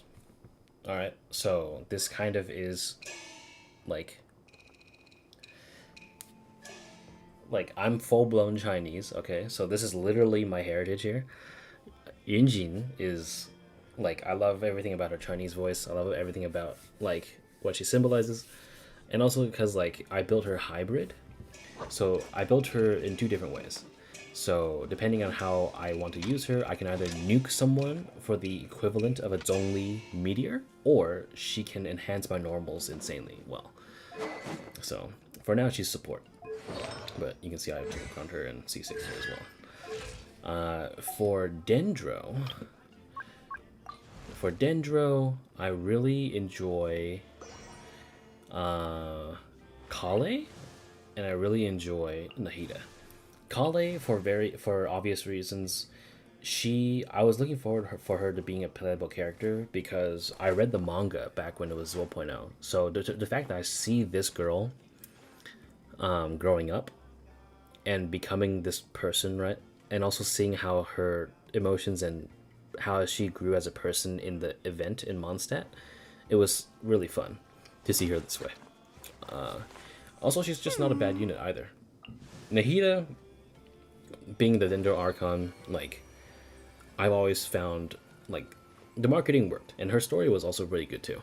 I enjoyed how people found out what, like, exactly how she works and how she was, and that she's been trapped for, like, 500 years, and she's not Rukkhadevata, by the way. Everyone keeps thinking that she's Rukkhadevata. I hope that myth is gone now. It's been like 2 years. But I really enjoy everything about this character. And she's also an insane damage dealer as well. So that's just on top of it. A runner-up would be Kaveh. Kaveh, I really, really, really like his character. The way they wrote him. Kaveh, I feel like he's like one of the most human people in the entire fucking cast. His story seems extremely fucking real. He lost his parents and then he lost his parent, or one of them, and he's chasing a passion, but he's too empathetic, and then he gets into quabbles all the time because people question his things because he doesn't want his talent to go to waste and all that kind of stuff, but also he's dealing with stupid people. So having Kaveh is amazing. When you said Amber, I thought she will be my favorite. Really? How did you think did you really think I was gonna immediately say Amber?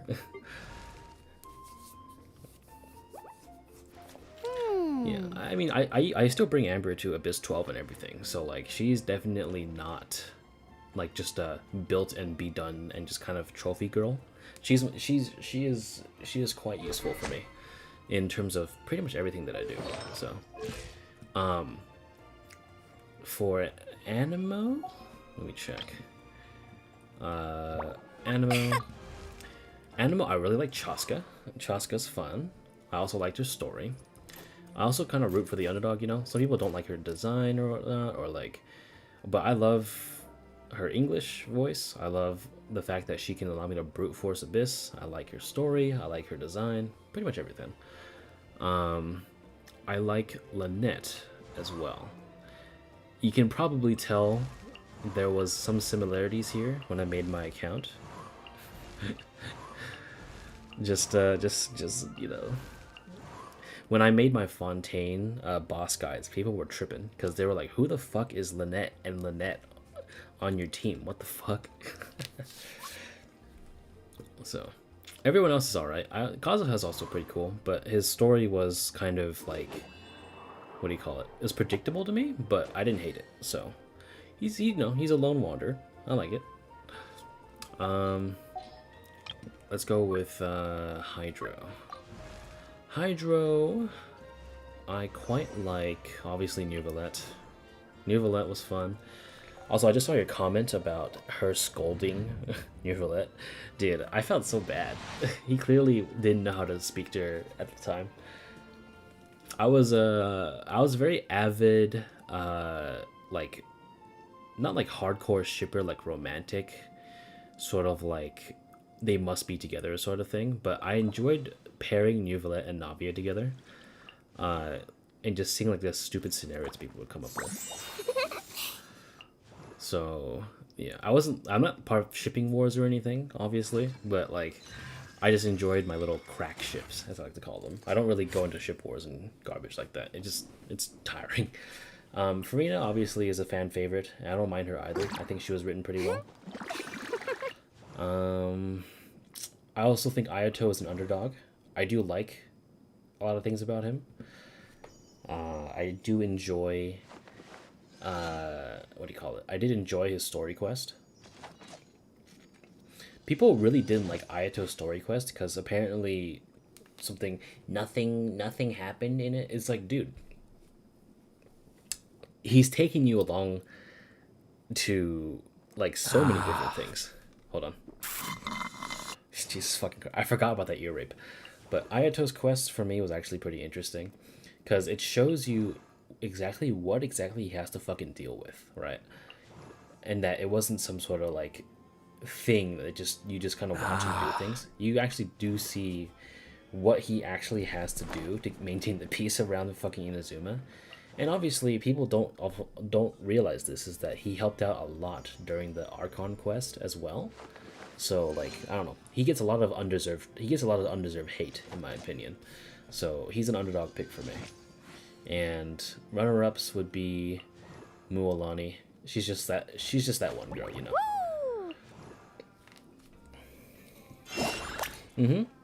It was about his daily affairs as leader of a clan. It shows that what he has to deal with and the decisions he has to make when it comes to actually doing things inside the clan, and what he has to do behind the scenes, and what always goes underappreciated. It's a lot of behind the scenes stuff, because, you know, he is the Kamisato leader of the clan. So I don't know why people give him a lot of hate. It's just people just can't fucking read, I guess. And yeah. And last but not least, let's go with Electro. Let me think. Cryo. I actually quite like Charlotte and Rosaria. I don't mind Eula either, but I do like Charlotte and Rosaria. Charlotte for me is fun, and also she reports. She clearly cares about her job. Right, like, and also I like her little lisp that she has in English. It's very cute. I like her design as well. I think her design is very fun. And in general, I think, like, she's a little bit more interesting than people that make her out to be, in my opinion. Rosaria, her entire lore of being, like, part of the treasure hoarders, right? And her sort of, like, behind-the-scenes work. It reminds me a little bit of Citlali, but obviously Citlali's a lot more fleshed out. But Rosaria, to me at least, I quite like the possibilities and you can leave a lot to your imagination as to what she does on a daily basis, along with, you know, her birthday stuff. And I think, let me go with Electro. Electro, Raiden, obviously, fan favorite. I quite enjoy it. The fact that she's a Mei, right? She's a Raiden Mei. So as a Honkai fan as well, I enjoy the fact that she makes an appearance here. She also gets a lot of unnecessary hate. She is not a bad mother, and she is not a bad leader as well. A lot of people attribute a lot of things to her that she just does not receive. She should not receive the blame for at all. So I don't know what the fuck is wrong with people, but then again, I don't expect Gacha ship weeptorbs to fucking, like, read. So she received a lot of hate that she shouldn't get.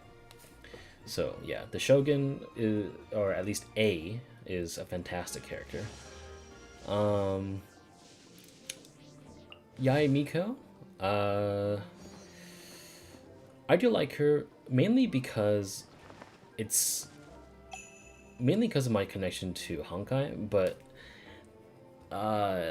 when it comes to, like, the thing I like the most, if anything, is when she broke character during her quest.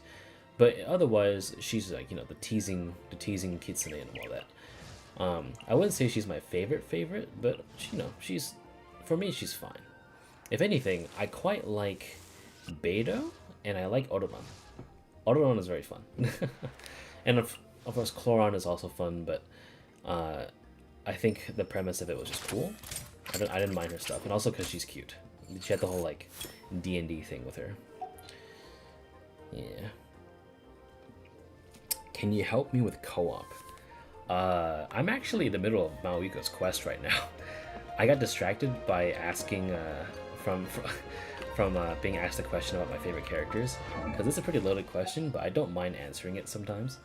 But right now, I think I need to finish this, because right now it's 2:35 a.m. I need to finish it before, like, I go to sleep, dude.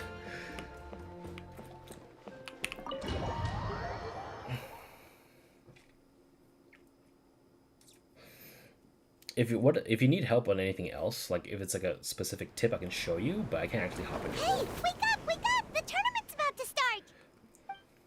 Oh, it's a fun one. Tournament? Oh no, we've overslept! Only a little bit, but... Okay, wash up and pack your things. We gotta go, go, go! Ah! I can't believe it! Mavuika totally called it! How could we have been so careless?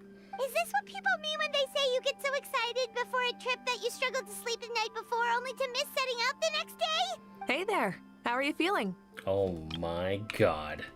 Mavuika, why are you here? Isn't the tournament about to begin?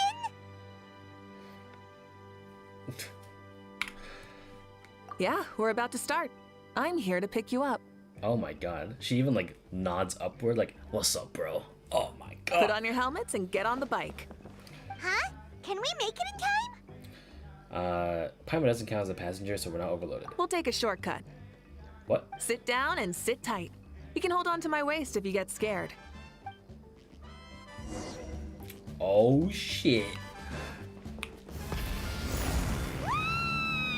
We're speeding, right? We have to be speeding.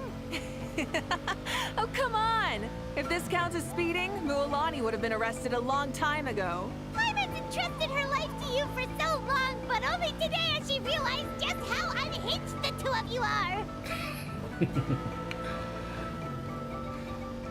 Off we go. Sup, bitches? So much air.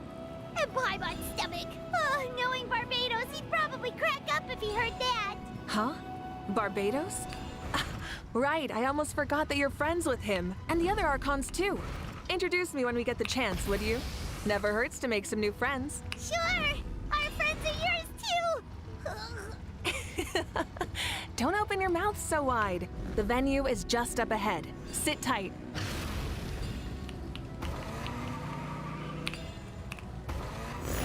Hell yeah, brother.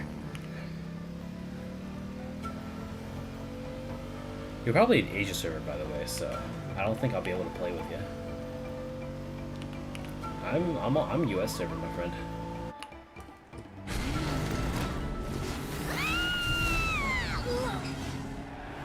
Please tell me she does the Akira slide sometime.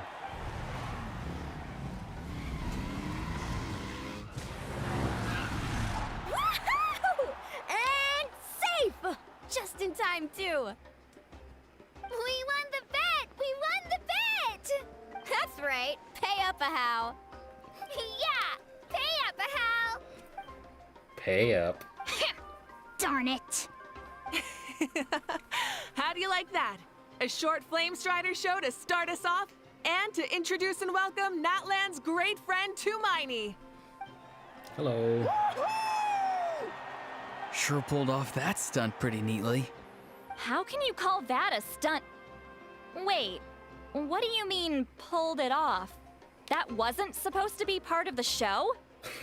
Everyone, welcome back to the pilgrimage of the return of the sacred flame. Once more, I will say a few words before we begin. Bored? Heard it all before? Not to worry. We're doing things differently from now on. The abyss no longer threatens us day and night as it once did. My comrades, my friends, thank you for your hard work and sacrifice. We have achieved a lasting victory. A new day has dawned on Natlan. Yeah! All right! From now on, the pilgrimage will no longer serve as the prelude to a war waged to defend our land. However, many aspects of it will remain the same. It remains a trial to determine the strongest among us, as well as a stage upon which to showcase your individual growth. Today marks the beginning of yet another legendary saga, one written in the triumphs of the victors. So without further ado, let the tournament begin! Oh, the war horns. Yeah! Heck yeah! Who's gonna be the new champion? Now then, you two. You'll be the mobile supervisors, moving with the contestants as they progress, and making sure that everything is proceeding fairly and in good order. Leave it to us! We're the best adventurer and travel guide duo you'll ever meet! Oh, and one more thing. I believe I've mentioned this already, but if you find any leads on Lord Xbalanque, please pass them on to me. Will do. Thanks. I'm counting on you. Let's go check on everyone and see if we can find any leads on Xbalanque before things kick off. The main voice of the game is Chinese? Yes, that would be correct. The game is made in China, and the original script is in Chinese. So if you want the most accurate take, or rather, if you want the most accurate thing, like perhaps the most accurate script, or perhaps you want the most accurate like voice acting, I guess, you would go Chinese.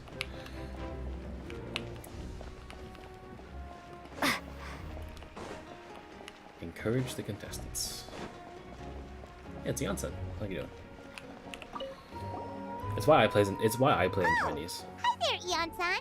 Are you gonna participate in the tournament?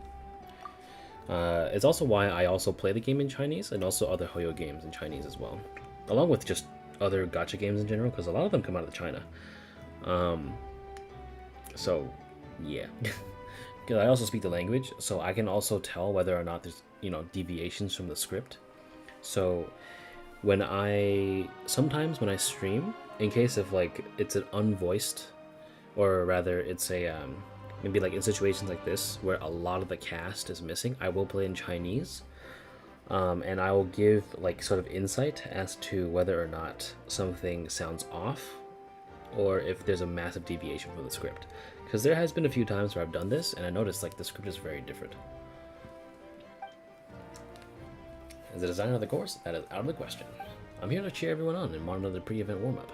Contestants must limber up properly if they want to get injured, you know. That's fair. Can we ask you something then? You know about Lord Shibalanke's resurrection, right? Have you seen anyone with that kind of aura over here?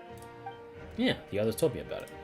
I kept an eye out, but I haven't noticed anything unusual. At least I haven't seen a contestant whose strength or skill is clearly a cut above the rest. Got it, thank you. We'll keep asking around then.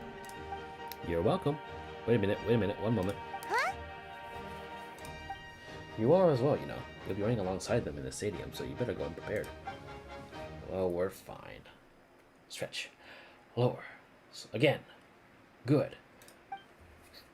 Janssen corners you and courses two of you to go along. Oh my god. Alright, you're good. You made it. Hold on, what does it say? Into a round of warm-ups, her coach's aura is simply too commanding to resist or avoid. Hi.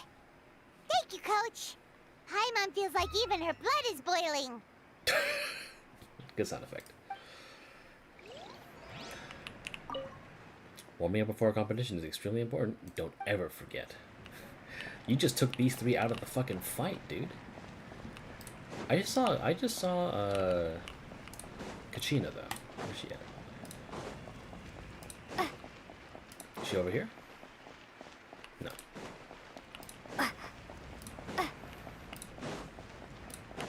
Oh, what's up, Mima? How you doing? Ha!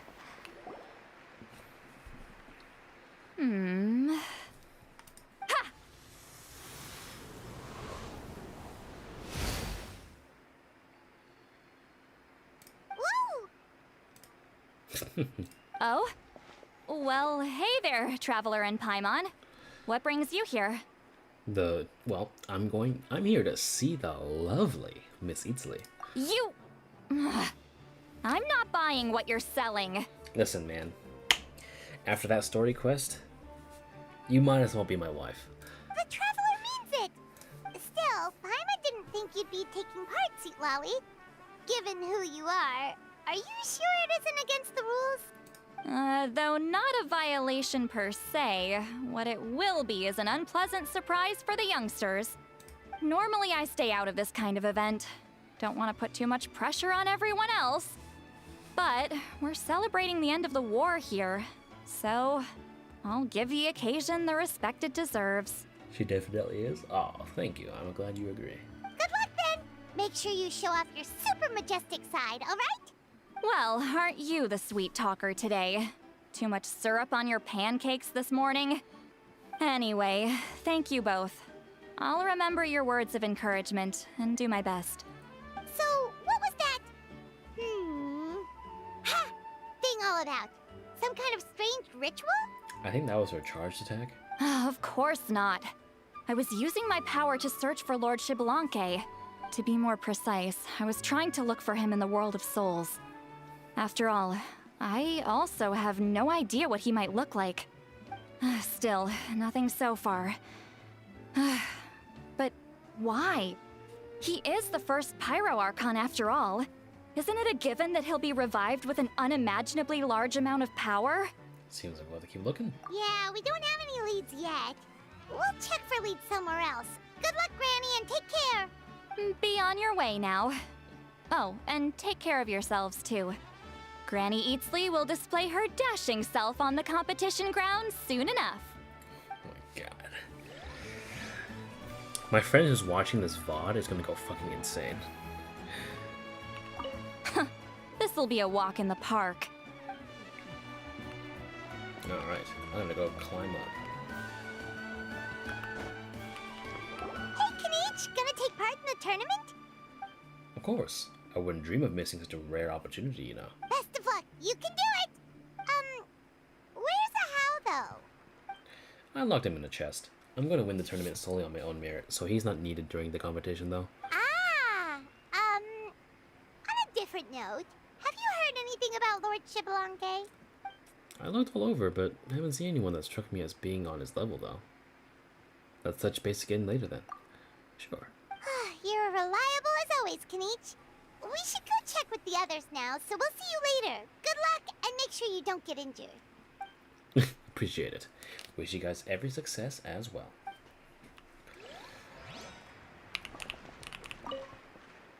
Without him around, it's so peaceful and quiet. Huh. Not bad. I wonder if there's a chest I can find. Is there a chest here I can find? And I'll be like in a house and like, let me out.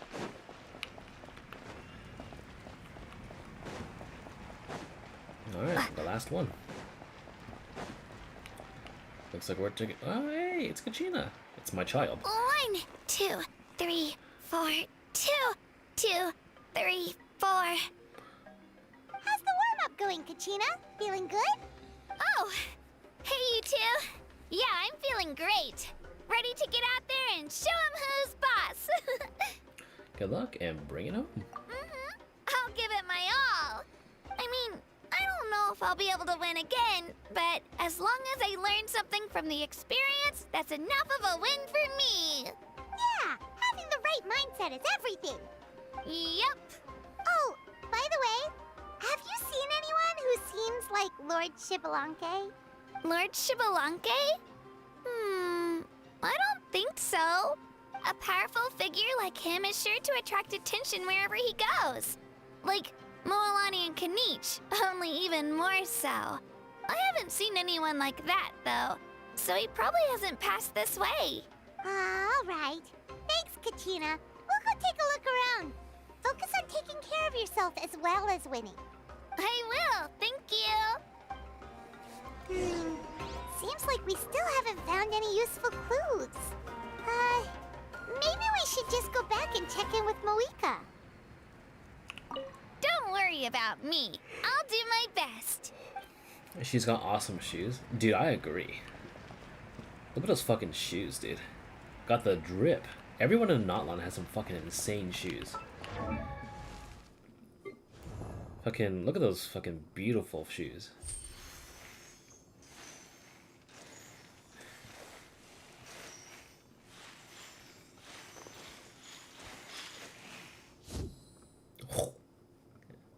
We've got, let me see. I think I have Mualani here. Look at those things, dude.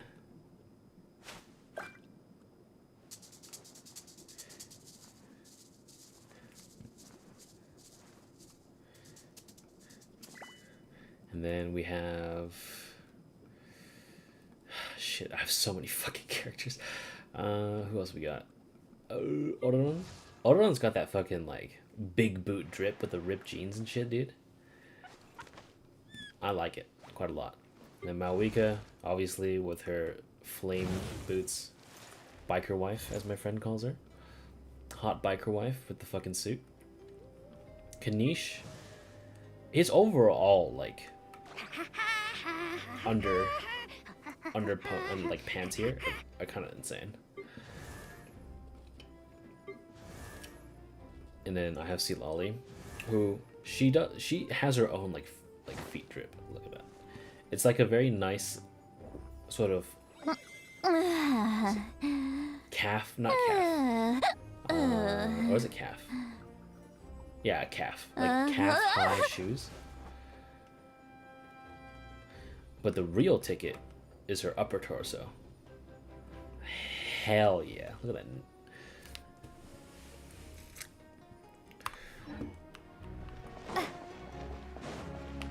Alright, Mavuika. What is up? Is she right there? Not gonna let me. Okay. Alright, I guess I'm climbing the arena.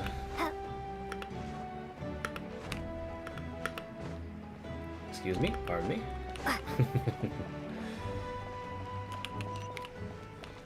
How the fuck do I get down there? Oh, no way. Need a built-in ranger? Yeah. I agree. There we go. Jesus. They should have at least had some teleports open here.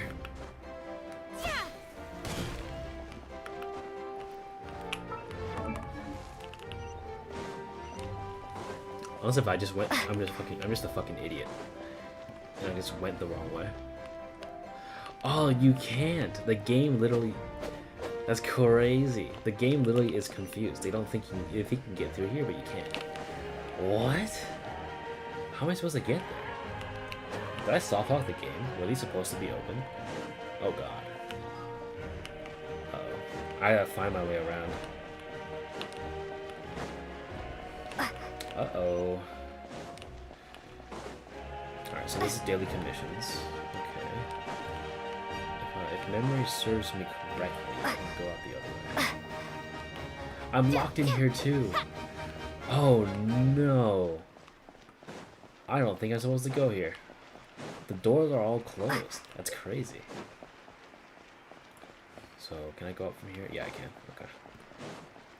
Okay. So you can't actually go in.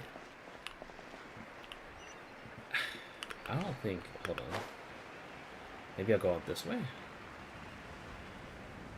No, because Janssen's here. Oh, I guess I can go through this way, maybe. Let me see.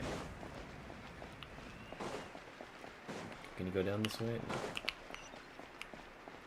No. Yeah, because, like, they're wanting you to go this way, but it won't open, right? Oh, the one door that opens. Well, thank you very much. Oof. We're back! How's it going? Ah, supervisors. Your report, please. How are the contestants doing? Madam Host, the contestants are doing great, and the competition is proceeding as scheduled. However, when it comes to Shibalanke... No leads, huh? The competition is almost about to begin, and there's still no sign of him? Not what you expected? Not necessarily. Still, let's go give everyone a warm welcome before we kick off.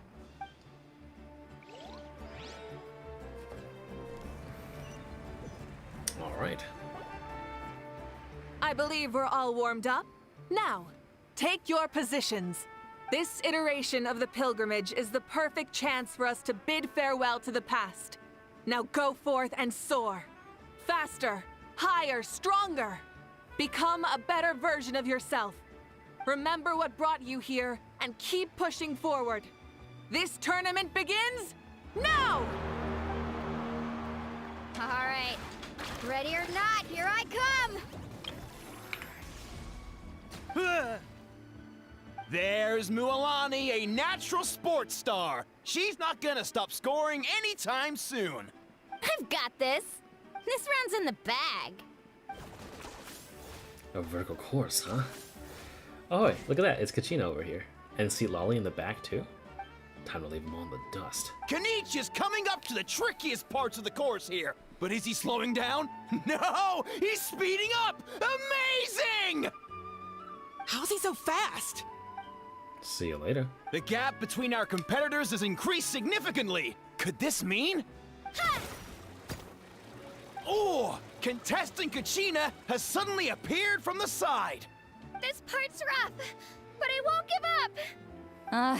So annoying.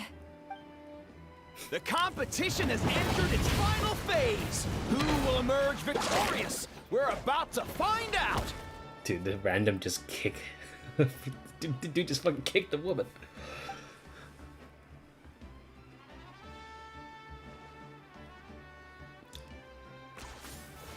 Uh-oh.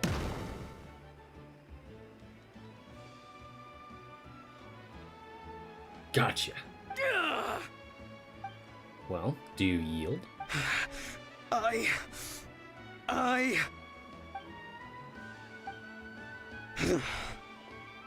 yield. Our champion has emerged, and his name is Kinich! Kinich! Kinich! Nice job. That's amazing! Woohoo! Yeah, that's our Kanich. I knew he'd win. What? So not only is the little punk hard to kill, but he's good at fighting too? This is just a skill. There it is. You beat me fair and square, Kinich. People always talk about how tough you are. And now I can say for sure, they're not exaggerating. His feet are in the ground. Do you see that? It's funny. I was thinking to myself earlier that I might have a shot at winning this. Unless I have to face Kinich in the final. Come on, dude. What are you talking about? Losing to Kinich isn't really a loss at all. You've more than proven yourself, too. You could beat me up 30 times over. Hear that, man? They're recognizing your strength as well. Keep up the good work, man. Let's have a rematch sometime. Yeah.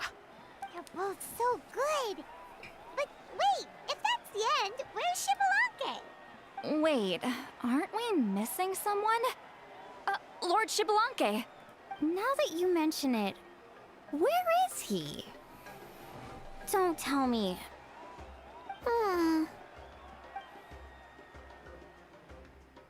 What's with the look on your faces? I might have won, but I'm not Xbalanque. Huh? Are you saying that you beat Xbalanque then? Ugh, just kill me now! Better death than to suffer this torture! What a joke! Huh. You might be onto something. I've never met our runner-up before, so where did you get this good? That's impossible, right? Could he have placed so well because of some connection with Lord Xbalanque? You mean, he might be Xbalanque? Wait, I'm Xbalanque now? That's news to me. I've got it! Lord Xbalanque didn't want to steal anyone's thunder, so he must have lost the tournament on purpose. Wait, that doesn't make any sense. This is the most holy pilgrimage of the return of the sacred flame. How could anyone throw a match? Whoa, did Paimon say something wrong? Now everyone's talking about Xbalanque. Still, that guy was almost too good, wasn't he? We've never heard of him before, but he was still going toe-to-toe with Kinich. Could he really be?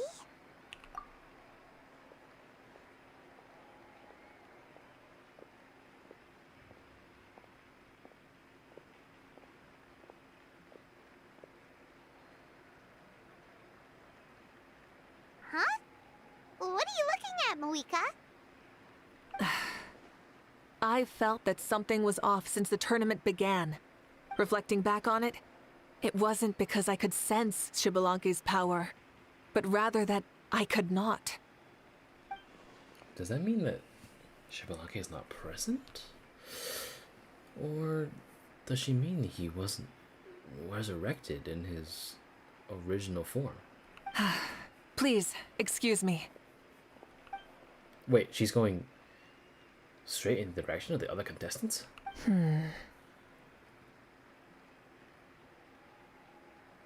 There you are.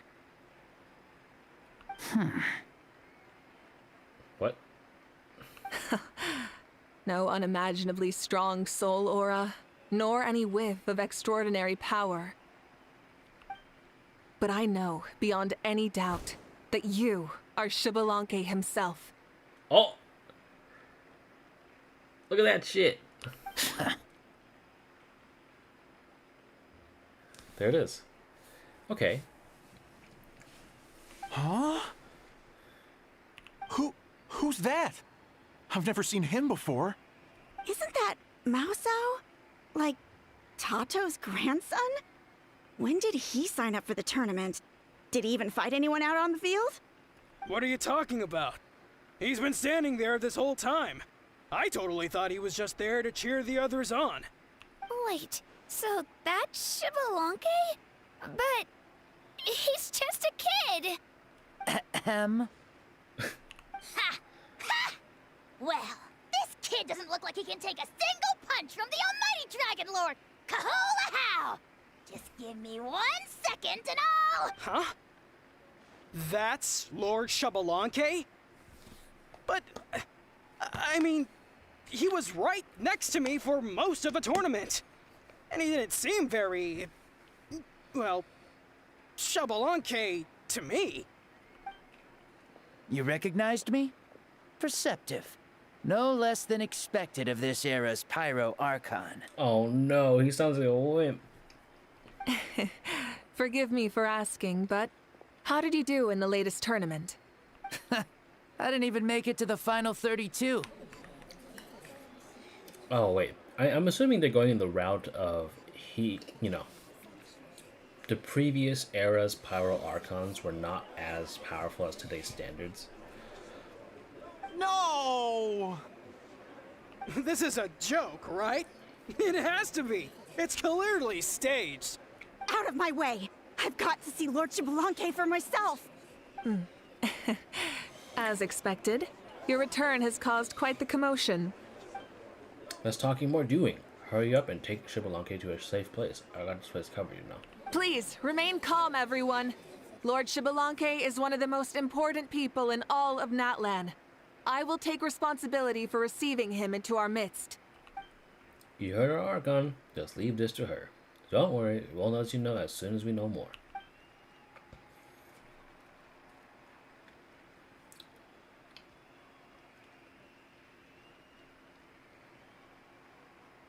So.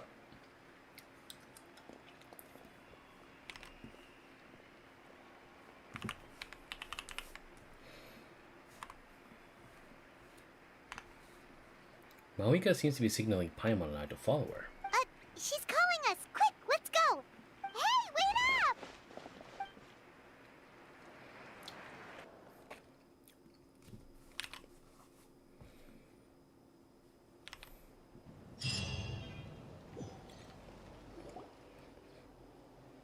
What's up, dude?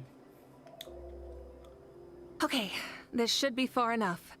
Sorry for making you walk all this way. I am Natlan's current leader and Pyro Archon Mavuika. Wait a minute, I just realized something. Is he our first, Hold on. Lord Shibalanke, I said I was inviting you for a chat, but to be perfectly honest, this is also my first time doing something like this, so I don't even know where to begin. Oh? Oh no, he doesn't sound too impressed.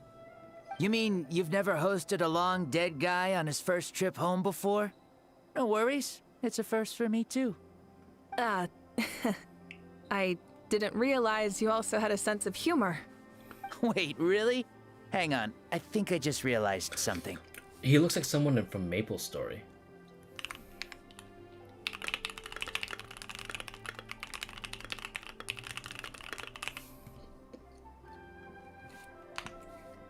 You're telling me that neither you nor your companions know that I, Shibalanke, was totally hilarious? All the woven scrolls regarding your life depict you as a wise and upright person. According to legends, you also use the Divine Throne to negotiate with the Ruler of Death, establishing the set of rules unique to Natlan. As for your sense of humor, no sources have ever touched upon it. Maybe it's better to say that we know even less about you than we expected. I see. In that case, allow me to reintroduce myself. I am the first Pyro Archon, Shibalanke. You may call me dear beloved son, or just Lanke for short. Wow, talk about being overly familiar. Keep a voice till you want to get smacked. And these two are? Allow me to introduce the Traveler and Paimon. They're important friends of Natlan and our companions. Great heroes who helped us defeat the Abyss for good. Ah, I see. I was about to say, why did a child follow us all the way here? Though you could say the same for me. And judging by your expression, that's exactly what you're saying. And there's where you'd be wrong. This body belongs to a child of present-day Natlan. I'm only possessing it temporarily. I see. Your physical body couldn't be revived, so you had to borrow someone else's. But what about the original owner? Is he, okay? No need to worry. My existence has not affected this child in any way. This body's original occupant is currently experiencing a fantastic dream. Also, is this the first time we ever had like a boy short model?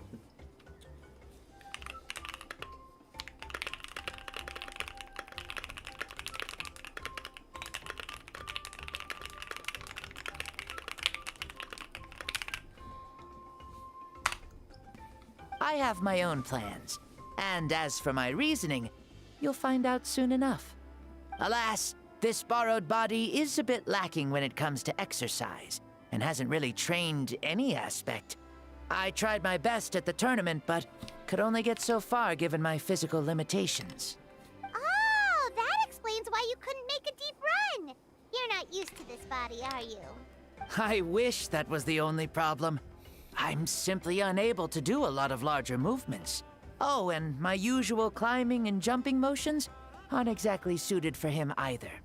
Also, you've got to be twice as careful in a borrowed body. If I pushed him too hard and got him hurt, I'd be no better than a criminal. I could never do anything like that. Indeed. Still, the great shaman Citlali learned about your impending resurrection from the Wyup, but we still don't know why you've returned. Oh, is it time to get serious then? All right, serious mode activated. Ahem. In any case, you've already touched on the topic. I did indeed strike a deal with the ruler of death. She once asked me why I prayed for her power as a mere mortal, and why I yearned to save a nation in peril. I convinced her with the promise of perpetual existence and the everlasting flame of life. So, she shared her strength with me, and allowed Natlan to operate under brand new rules. I told her that the plan would be a grand, long-term one in which victory would not come for some time. Certainly not within a mortal lifespan. Still, I knew that someone else would bring it home. She assented to my request, and became an observer of our tale. Seeing her interest, I also asked that I, as the one who laid the foundation, be granted an opportunity to see the new world with my own eyes, if we actually did manage to triumph in the far future. Ah, so your return is a special favor granted by the ruler of death. More like a bet I made with her. Even gods have things that pique their interest. I bet correctly on the outcome of this war, so this trip is my reward. How do you feel about the Natlan of today? Does it meet your expectations? Hey, you're finally awake. Man, a shame that you missed the entirety of Citlali's quest, but I think you'll have a fantastic time watching the VOD. Is that fucking Natsu? I do not know. But what I think is very cool is that I think this is the first time we've had a short, like, child-sized boy. So this means that, at least like when it comes to a non-NPC. So I wonder what this means. Oh, I like it a lot. Could you tell me more, by the way? I'd love to know how you managed to win the war. As you know, ours was an exceedingly grand, long-term plan. I'll skip over the most ancient parts and start with what I know. The battle from 500 years ago. The disaster struck suddenly, and Natlan was engulfed in darkness. Our land and faith were both shattered, and everyone believed that our nation's end was nigh. But even when thrust into battle against the Abyss, fate, and the passage of time, our heroes did not give up hope of victory. We each shouldered our heavy duty using the power that you left behind. All the Pyro Archons in the last 500 years have devoted their lives to banishing the Abyss, rebuilding our tribes and faith, and uniting the people as one. As for me, I decided to head 500 years into the future, that is, the present, so I might finally bring together our people's resolve, which has stood firm for thousands of years, and fight for our final victory. Of course, I had prepared for the worst. That I would awaken to naught but monsters, corpses, and ruins where our nation once stood. Had that happened, there would have only been one thing left for me to do. Fulfill my final duty as a warrior, and then witness the end of the world helplessly. Still, the outcome proved that our faith was not misplaced. This victory, and the miracle that it created, is the greatest reward for all who gave everything to protect our realm. Yeah, had anything gone wrong, whether in the past or in the now? I have always believed you to be shrewd. Surely, such a quality was needed to bargain with the ruler of death, and win so much for us in the process. Natlan was only able to overcome this crisis with your help. All these millennia later, and the people of Natlan have finally achieved victory over fate. If future generations will call me the one who created the rules and initiated the plan, then you are the one who inherited those rules. The final executor of the plan. The one who created a miracle. Beginnings and endings. Creation and change. Mavuika, you truly are a remarkable leader. It is my honor to have met you. Please, you're too modest. Rather, it's our honor to welcome you back to this world. Ah, and that's the perfect segue to something that you should know. You see, you don't have to worry too much about my second life, since I'll only be here for a single day. Like, from sunrise to sunset. A single day? What? But the day's almost over. That's why I said you won't have to worry too much about the boy this body actually belongs to. I'll be long gone by this time tomorrow. Besides, no one ever said I was actually going to return and stick around for years and years, right? This is just a short little outing back home, so I can see some of my compatriots again. Still, I've got to say, it has not been an easy trip.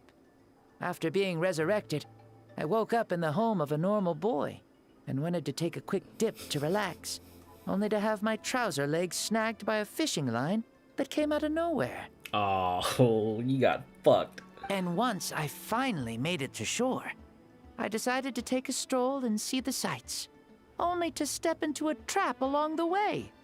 Beats me who'd put a trap out there, and there wasn't even anybody around to check it. Thankfully, the bottom was pretty soft, so I lay down and took a nap before getting up to continue on my merry way. No! Odoron, you fucker. His trap actually fucking worked. For the worst reason. This is so embarrassing. I swear with friends like this. After countless trials and tribulations, I finally managed to sign up for the tournament. But then, I ran into a girl who claimed to be a fitness coach. She insisted that my muscles weren't up to snuff, and made me do twice as many warm-up exercises as everyone else. Oof, you guys in the future sure have it rough. And Mavuika has seen everything. And, Well then, what's next for you? Oh, what a great question. I was just about to get to that. You're a pretty considerate gal. So, I do have a small wish that I haven't been able to fulfill. I managed to participate in the pilgrimage, but alas, my potential is restricted by this form. It sure would be nice if I could show everyone what I can actually do. Why is he stealing glances at us like that? he wants to possess me. Well, now that I've said it, care to help an old man out, hero? What are you capable of? Ahem. See, I was also quite the formidable warrior in my time. Surely a match for Mavuika. I mean, I was the first Pyro Archon after all. I could shake the cliffs with a single punch, scale mountains with a single leap. Very formidable indeed. So, you'd like to spar with me? Yes. Oh, yeah. Using your current body? Will he be able to handle it? Don't worry. I'll find a suitable location for our duel, and a way to keep this body safe. I mean, just take my body, dude. The first sun. The ardent sun. This star is a flame, burning with a passion that will consume all. From the moment I first saw you, I knew you to be a true warrior, just like me. Surely you shall not refuse me this battle. O inheritor of my ancient name, the burning sun, Kiongozi Mavuika. I accept. Brilliant. In that case, let us free ourselves from mortal shape. Let the ancient souls guide you to the true arena of duels. Oh, shit. Uh-oh. Am I gonna...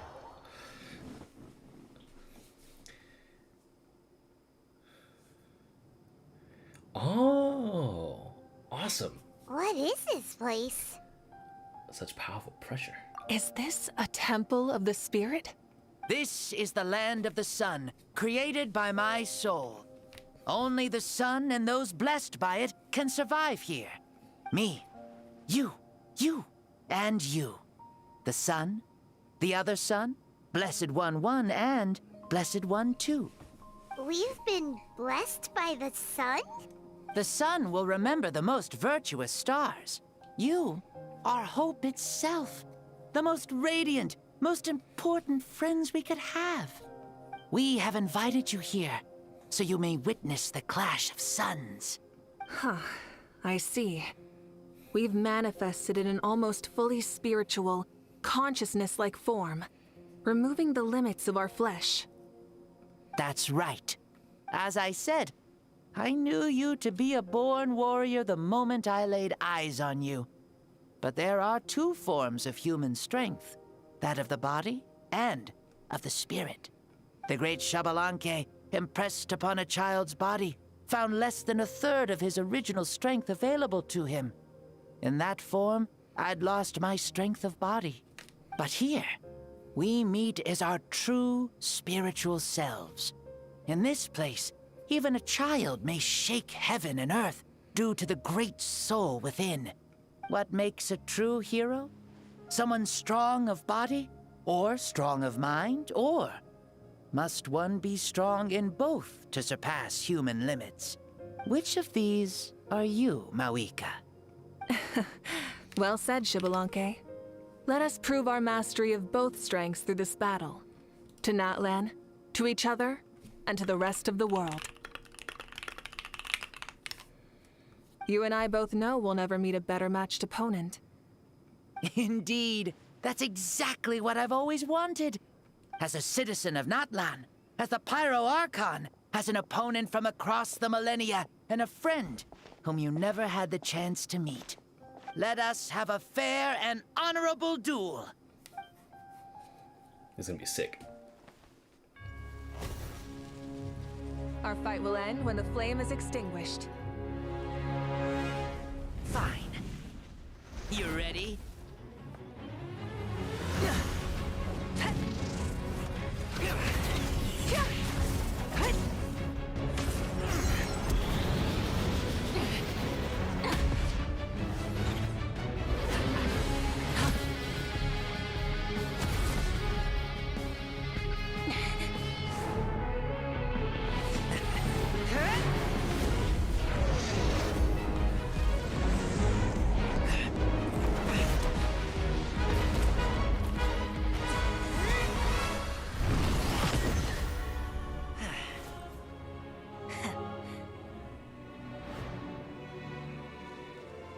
Do you never feel tired or hopeless? No. In war, there's no time for that.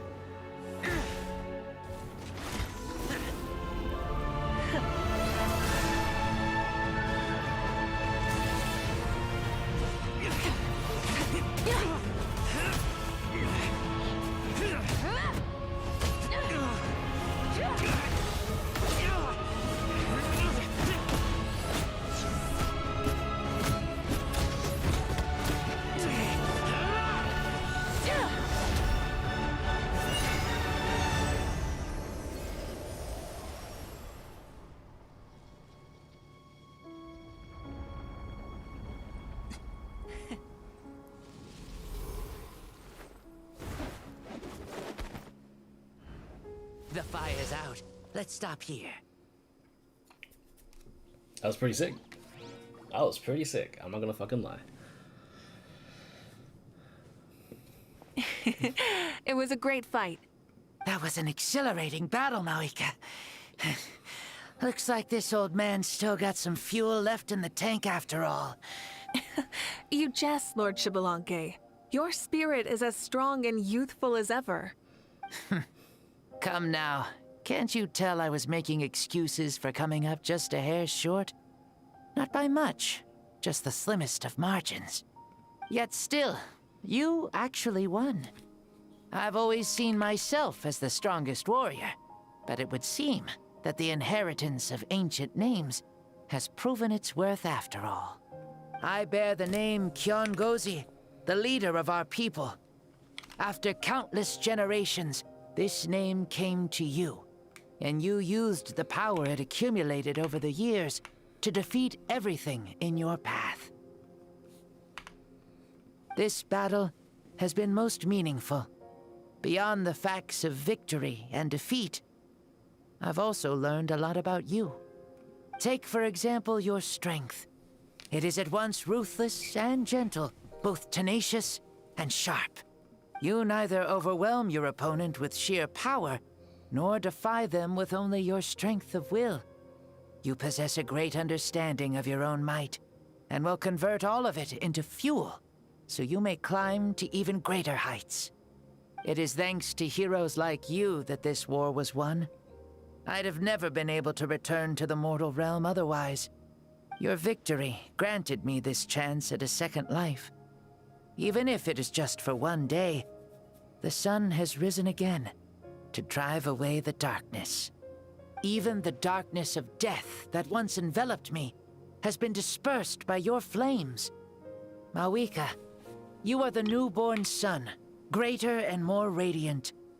Allow me to give you a present to celebrate your victory. Ooh, there's a prize too? Paimon wants to know what it is! Coming from you, it must be super awesome. My journey is complete, and I have no more need for my remaining time.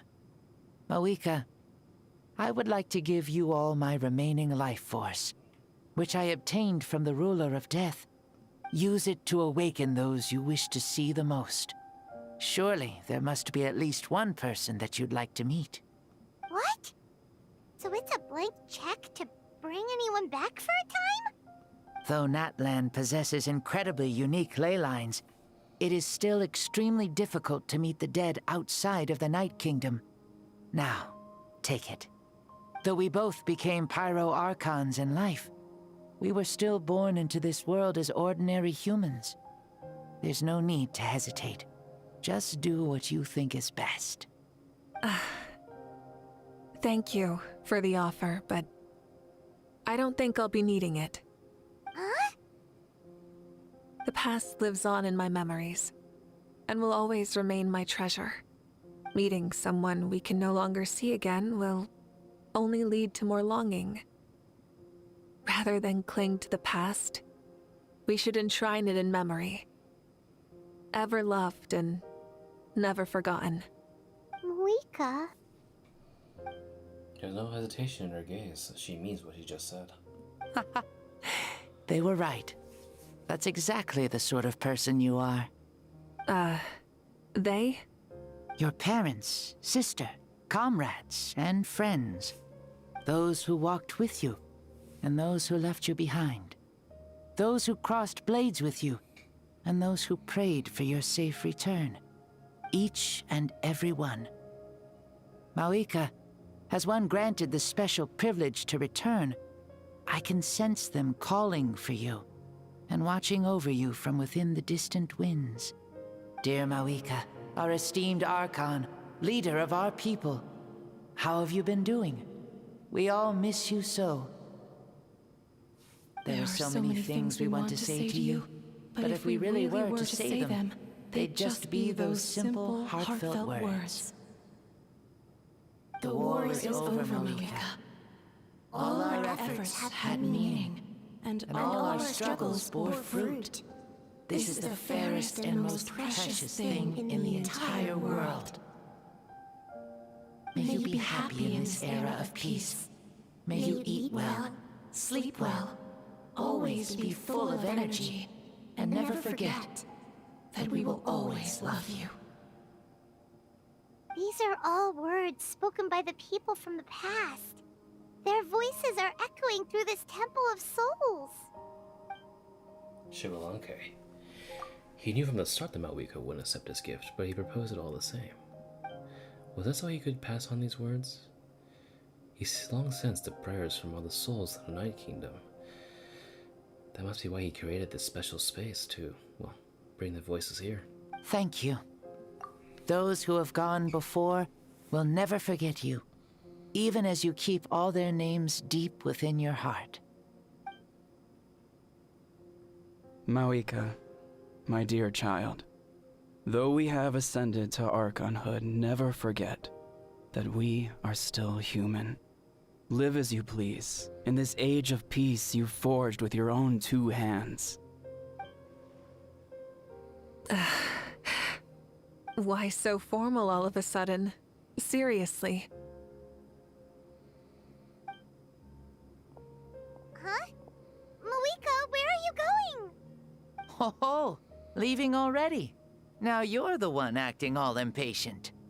Since we're done with all the serious stuff, it's time to follow me. Shibalanke, doubt you've ever ridden a flame strider in your current body, right? Never even heard of such a thing, to be honest.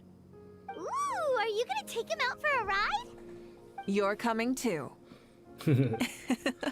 Come on, it's time for us to live as we please.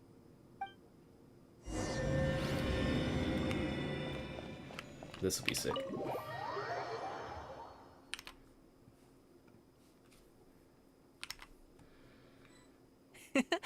Helmets on, sit tight, and don't fall.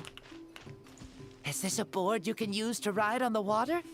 And you can stick it to the back of vehicles too? Genius! This is Mavuika's Flame Strider. Oh, we call that board a surfboard. You learn something new all the time. Let's get this shit. Playing with this stuff is part of everyday life then? Yeah, we're living good! Oh, we are, I wonder if I would have ever become Pyro Archon if we had had these gadgets around back then. I might have had a bit too much fun with them. What? That would be terrible! Agreed. Good thing they were only invented after I died, huh? Oh my god. Looks like I really am better after all, for becoming Pyro Archon even with all this temptation around. Point Mavuika! The hands of our friends the Children of Echoes are as skilled as ever. They were already famed in your era, right? This spike was built by their most talented artisan in this age. Speaking of which, we just passed them by. Sweet! Shout out, Mika? Alright, well, you got one right now.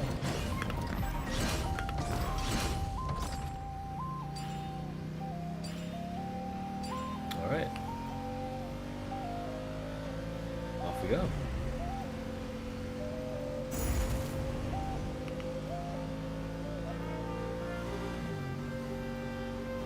Is that Ochkanatlan? Ah, sure brings back memories.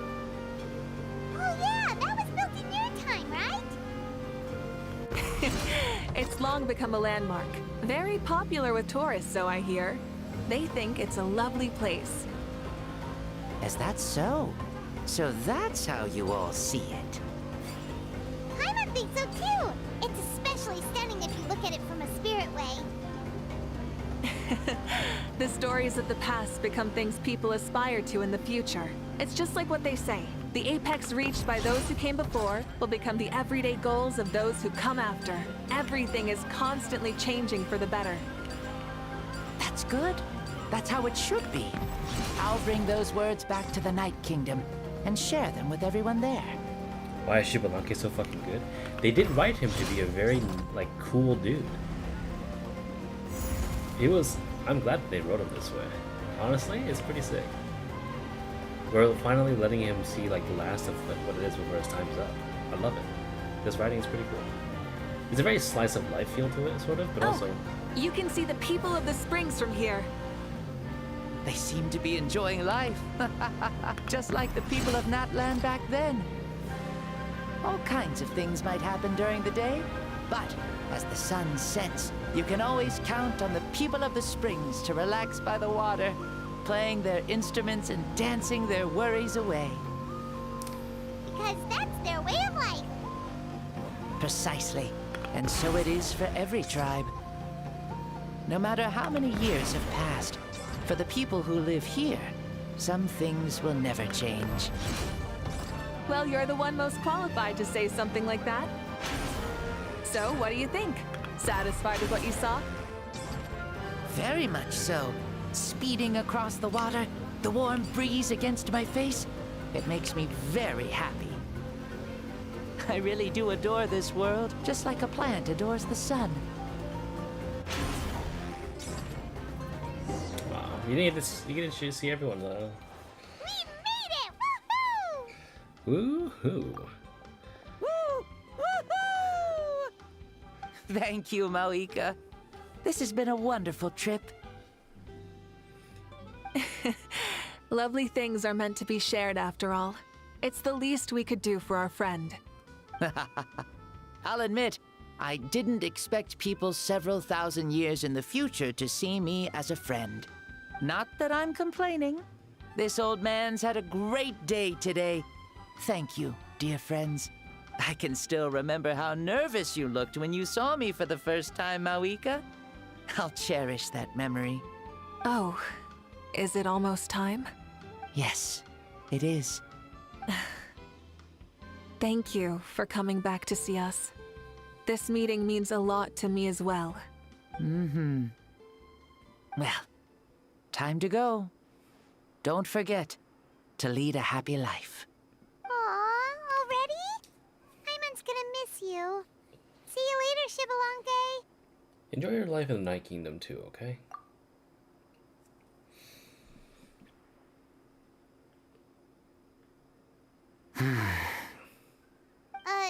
He closed his eyes. Did he fall asleep? Mm-hmm. I can no longer sense Shibalonke's soul. Well, it's gotten quite late, hasn't it? Thank you for accompanying me this whole time. Let's hurry back. You must be starving. I'm a little sad that we didn't get treated about the food. Yes. After the end of the pilgrimage, we hold a banquet to congratulate the champion of the tournament. There will be good food and plenty of it. You guys are gonna love it. Mao Sao should be there too. I'll bring him over. I wish you would... No. I wish you did celebrate a little bit further. I'm a little sad. But... I guess that's the gag. Do you think there'll still be any food left over for us? It's kinda late and all. I'm sure the feast has already started, but don't worry. I'm sure Yansan will save some for us. She's very reliable. Leaving the tournament planning to her was a smart move. So she probably figured that we'd be gone a long time. Yeah, I told her as much too. Seems like they've prepared the thing. What thing? See that row of braziers over there? Oh, so that's what they are. They haven't been lit, so Paimon totally thought they were something else. Here, watch this.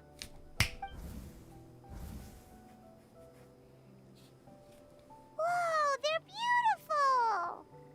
Were there left for the three of us? This particular kind of brazier is called a signal flame, and is reserved for those coming back late at night. The others set up an entire path using these signal flames to await our return. Those returning to the tribes must light them with their own hands. The flames will illuminate the path ahead and show the tribe that the person has made it back. Even if you're surrounded by darkness, never forget. Your friends wait for you in the distant light. Remember that feeling when the exhaustion of your journey creeps up on you. Hey, look at that. Everyone's still here. How you doing, guys? You're back. Archon, Traveler, Paimon! You were really gone a long time. We've already started grilling the meat. We had a long talk with Lord Shibalonke. It was pretty time-consuming. Did it all go well? More than well. Xbalanque, he's a very good man. He far surpassed even my expectations. Beginning to tell the story. Please tell me there's a cutscene. Actually, no, there's probably not. That cutscene with the fight was probably it, unless if they do like an animated cutscene. She reveals everything without reservation, holding back nothing and hiding no secrets. As a part of the deal made a millennia ago, the ancient sun could only rise again for one day. Still, it was enough time for her to recount all the people's achievements and hard work to him. As the night fell, the sun disappeared once more. She returned, with joy in her heart and a child of the tribes on her back. The sun arose in the child's dream and quietly set in his deep sleep. So the only reason Lord Xbalanque didn't win the tournament is because he was limited by the physical body he was in. That's right, but don't feel disappointed on his behalf. He himself was not upset about that turn of events. He had many revelations during this journey. And as he said, strength of mind is as important as the strength of the body. He realized that after failing to make it to the final 32. Huh. No matter how many times Paimon hears it, it's still so funny to think that Xbalanque didn't even make it that far. You know, you never expect to hear those words next to each other. Strong in both body and mind. Huh. I'd say our champion Kanich fits the bill. Don't you think? Indeed. Everyone, let's raise our cups. Let's celebrate our champion! Kanich, you've proven yourself a true warrior and athlete. Congratulations on your triumph in the pilgrimage. A toast to our champion! I'll take a picture of that. Cheers! Thank you, everyone. Hey, look! The kid's awake. Huh? Where am I? Hello, Mausau. You're awake. This is the celebration feast for the pilgrimage of the return of the sacred flame. You participated in the tournament too. Huh? Me? It's a long story. It's so long, even my lowly servant couldn't manage to give a simple summary. Ha! He's gonna be like, what I the see. I remember Lord Xbalanque, our Archon, Mavuika, and the pilgrimage. I feel like I dreamed a very long dream. I was super strong in that dream, too. I could jump up onto the roof with one leap, and I could climb, fly, and glide. It wasn't a dream. Your body did go through all the motions of the tournament. You were already an outstanding contestant. I'm a contestant? You know, Mom and Dad always say that my health isn't the best, and I might not be able to do all the things everyone else can. But right now, I feel like I can fly. Really? Like Paimon? Yeah, I feel amazing. It's like I'm filled with power from head to toe. I want to feel like this next time, too. I wonder if he gave this guy his life force. Then go and train hard, then come back next year and show us what you've got. Yeah, as long as you put in the work, you'll do great. I know it. That's how it is for all of us. Yes. You'll turn out to be a truly beautiful vegetable. I'm sure of it. Dude, you don't say that to a dude who says he has physical incapabilities.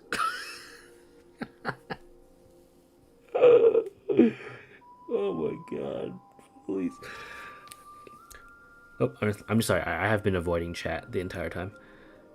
Quoting my friend here, I don't like how the devs never showed Xinyun's supposed bike, so people think Mavuika's is the only one. Well, for us, we will know. But I agree.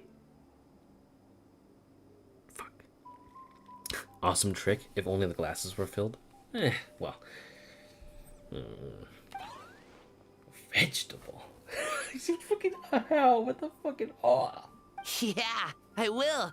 Oh, but the pilgrimage was only half of the dream. I think, after that, I somehow got into a fight. Really? Against who? I think it was our Archon. That wasn't a dream either. I did have a duel with Xbalanque. Huh? I was hoping to save this until later, but since we're already on this topic, I've got another piece of good news to share. Namely, that we crowned another champion today. Lord Xbalanque and I engaged in an all-out duel, as worthy rivals from across the millennia. In the end, I won by the slimmest of margins, defeating our legendary hero. Wow! I can't believe it. You beat the Xbalanque? This is no lie, and I have our best friend here to back me up. You were the arbiter for our duel, yes? Mavuika was right. Paimon and I witnessed her very victory with our own eyes.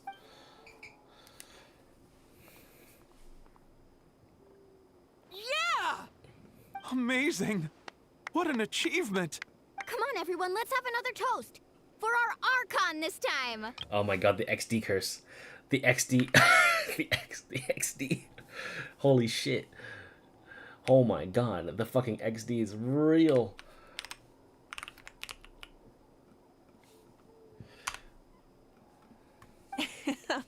Very well. Acknowledge my victory, recognize my valor, and drink this wine of victory for me. Yeah! Oh, and she's gone. Did you see that, Citlali? It has been a super long and exciting day, yeah? Yeah, it's been quite some time since I've done so much in a day. Or felt that it's gone on for so long. But you've also got a sense of accomplishment to match, right? Of course. Oh, right. Mavuika, the Traveler said there was something to ask you. Hmm? I was thinking, you were fighting Xbalanque for such a long time. Did you ever falter or wonder if you might lose to him for even a second? No. In battle, there's no time for that. So it never crossed my mind. That's the same answer as last time. How come she knew what I was thinking? The night is still young. Cheers.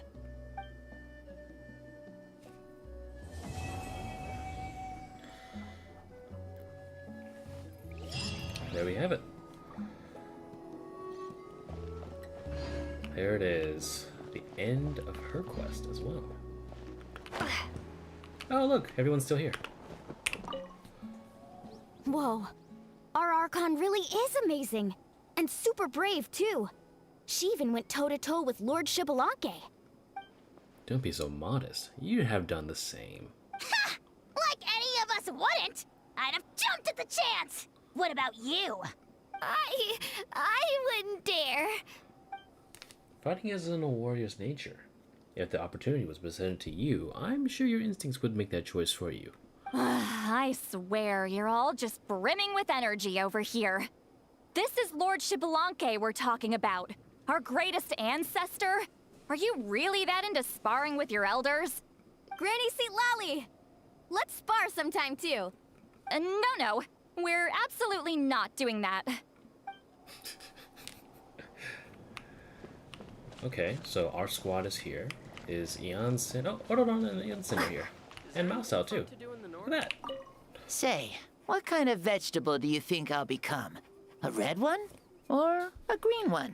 This is 100% Razor's VA, by the way. You? I have a feeling that you might turn into an onion. An onion? Someone who looks ordinary, but who can make anyone who attacks you break down and weep. Really? That sounds super strong. What are those two even talking about? Onions are super powerful. One of my friends happened to be cutting onions when I came over to his house. He began to cry, and the Saurians also began to cry, and eventually nearly every living creature in the room was crying. What about you? Did you cry? I was also in the room, but I shielded my eyes with my cloak just in time. Kukuku and Aoife couldn't see my face, so they thought I cried too. I'd like to become an onion man and make people cry too. Who is Natsu's VA? Hence, oh, I didn't even piece that two together. Sure, no problem. I was too invested in the story, man. I really want to interrupt you, but I have no clue what to say to derail this line of conversation. Well, Leon-san, you're a tiny mushroom. Yes. No one asked you. Still a mushroom, yeah? Not bad. They're tough, strong, and full of life. I like them. And then you must be full of life too, right, miss? Yes, she is. Yeah, sure, why not?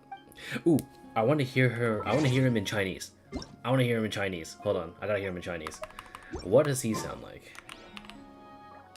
你说我会变成什么蔬菜呢？红色的，还是绿色的？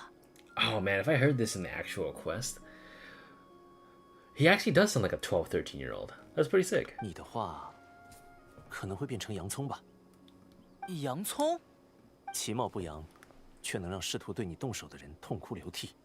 真的？听起来好强大啊！这两个人在说什么呀？ And also, Janssen is voiced. 洋葱很厉害，上次去朋友家，碰巧他在削洋葱，削得不停流泪，他也流，龙也流，最后屋里的生物几乎都哭了。你呢？你在哪儿？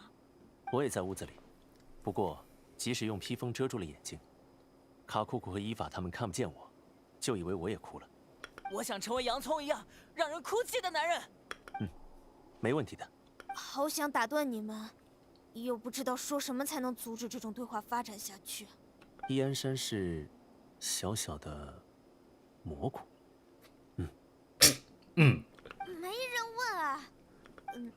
不过蘑菇嘛，还不错呢，很有生命力，我喜欢。哦，那伊安山姐姐是很有生命力的女人。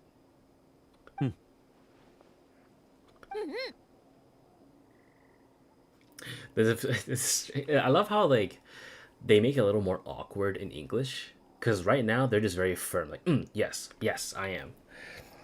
Long stream? Yeah, I mean, Nitro, have you seen my Star Rail streams? One of them lasted for like 10 hours.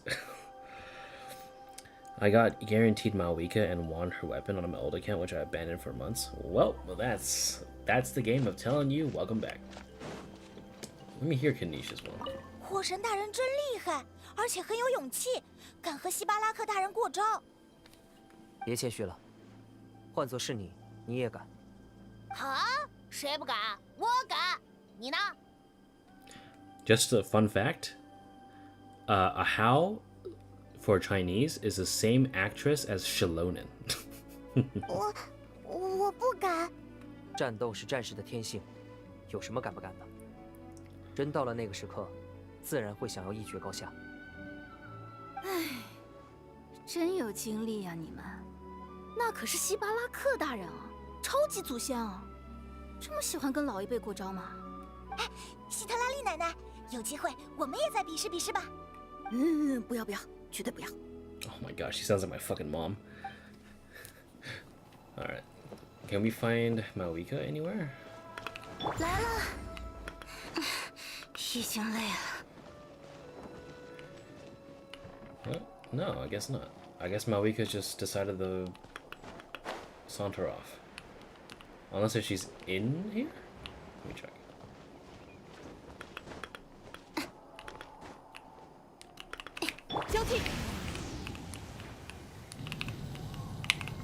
Come on. There we go. Stop. Off the bike. There we go. She is not here.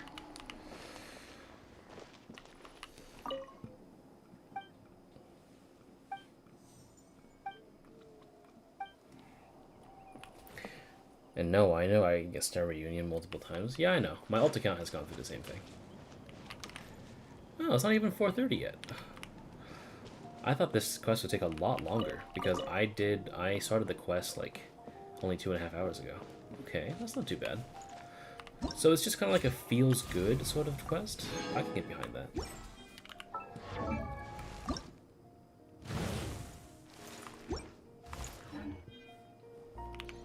Yeah, Fox, if you're still here, I think you'll fucking enjoy the shit out of Citlali's quest. Doing Citlali's quest, it shot her up into like A tier for like my favorite characters in the game. It's crazy. They went kind of hard with her, I'm not gonna fucking lie.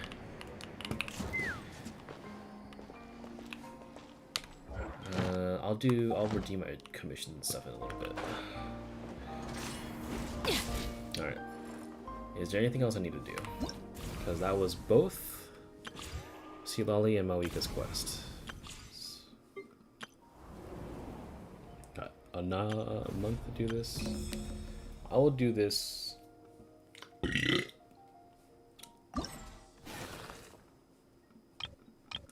I will do this later. We'll get to see Xinyun later. 火神大人真厉害！别谦虚了，啊？谁不敢？我战斗是战士的天性，有什么敢不敢的？希特拉利奶奶，不要不要，去。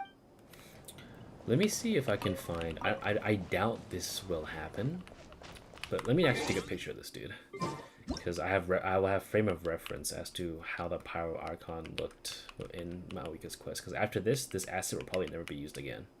So save a picture of that, and also a picture of this, just to commemorate ourselves.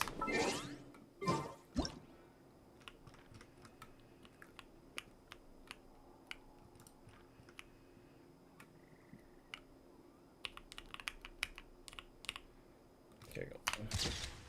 Nope, that's bad. Yeah, there we go.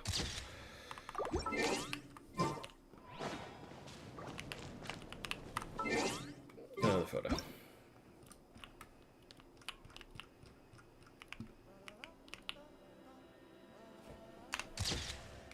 There we go. Alright, cool.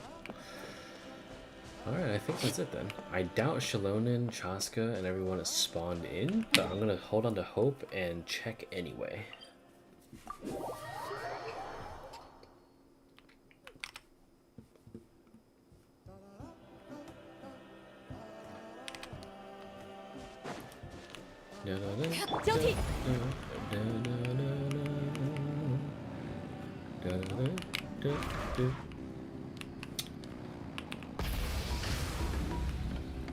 Oh, Mavuika's here. How you doing, Mavuika? How you be doing? So much to learn, so much to eat. It hurts when sparks hit from the forge hit my hands, but I'm not scared of pain. Shalona said that she's already looking into my past. I haven't heard from her yet, but I believe in her. Now I write my diary every day, recording every interesting thing that I experienced. Next thing I dream of the Nashka. I can tell her about it. She'll be so happy. Oh yeah, I forgot. She was in the Night Kingdom. Nah, she helped me fucking fight, dude. Okay. Alright, I think I'm gonna call the stream there. I need to adjust the thumbnail, because I did get to claim this. Unfortunately, I can't get a background of Mavuika, so I'll have to look at the screenshots that I took. But otherwise, I think I'm good. How long has this stream been going? It's only been 6.5 hours. That's not too bad for all things considered. All right. GG's, friends. I gotta spam pictures, but thanks for watching. I appreciate you guys coming by. It's not every day I get to stream now, but it's fun to see some returning viewers. Oh, and fucking Nitro's here. I forgot to do something for you. Give me a sec. Nitro, one sec. How do I, there we go. There you go. You have a wrench now. Alrighty. Have fun, everyone. Have a good week.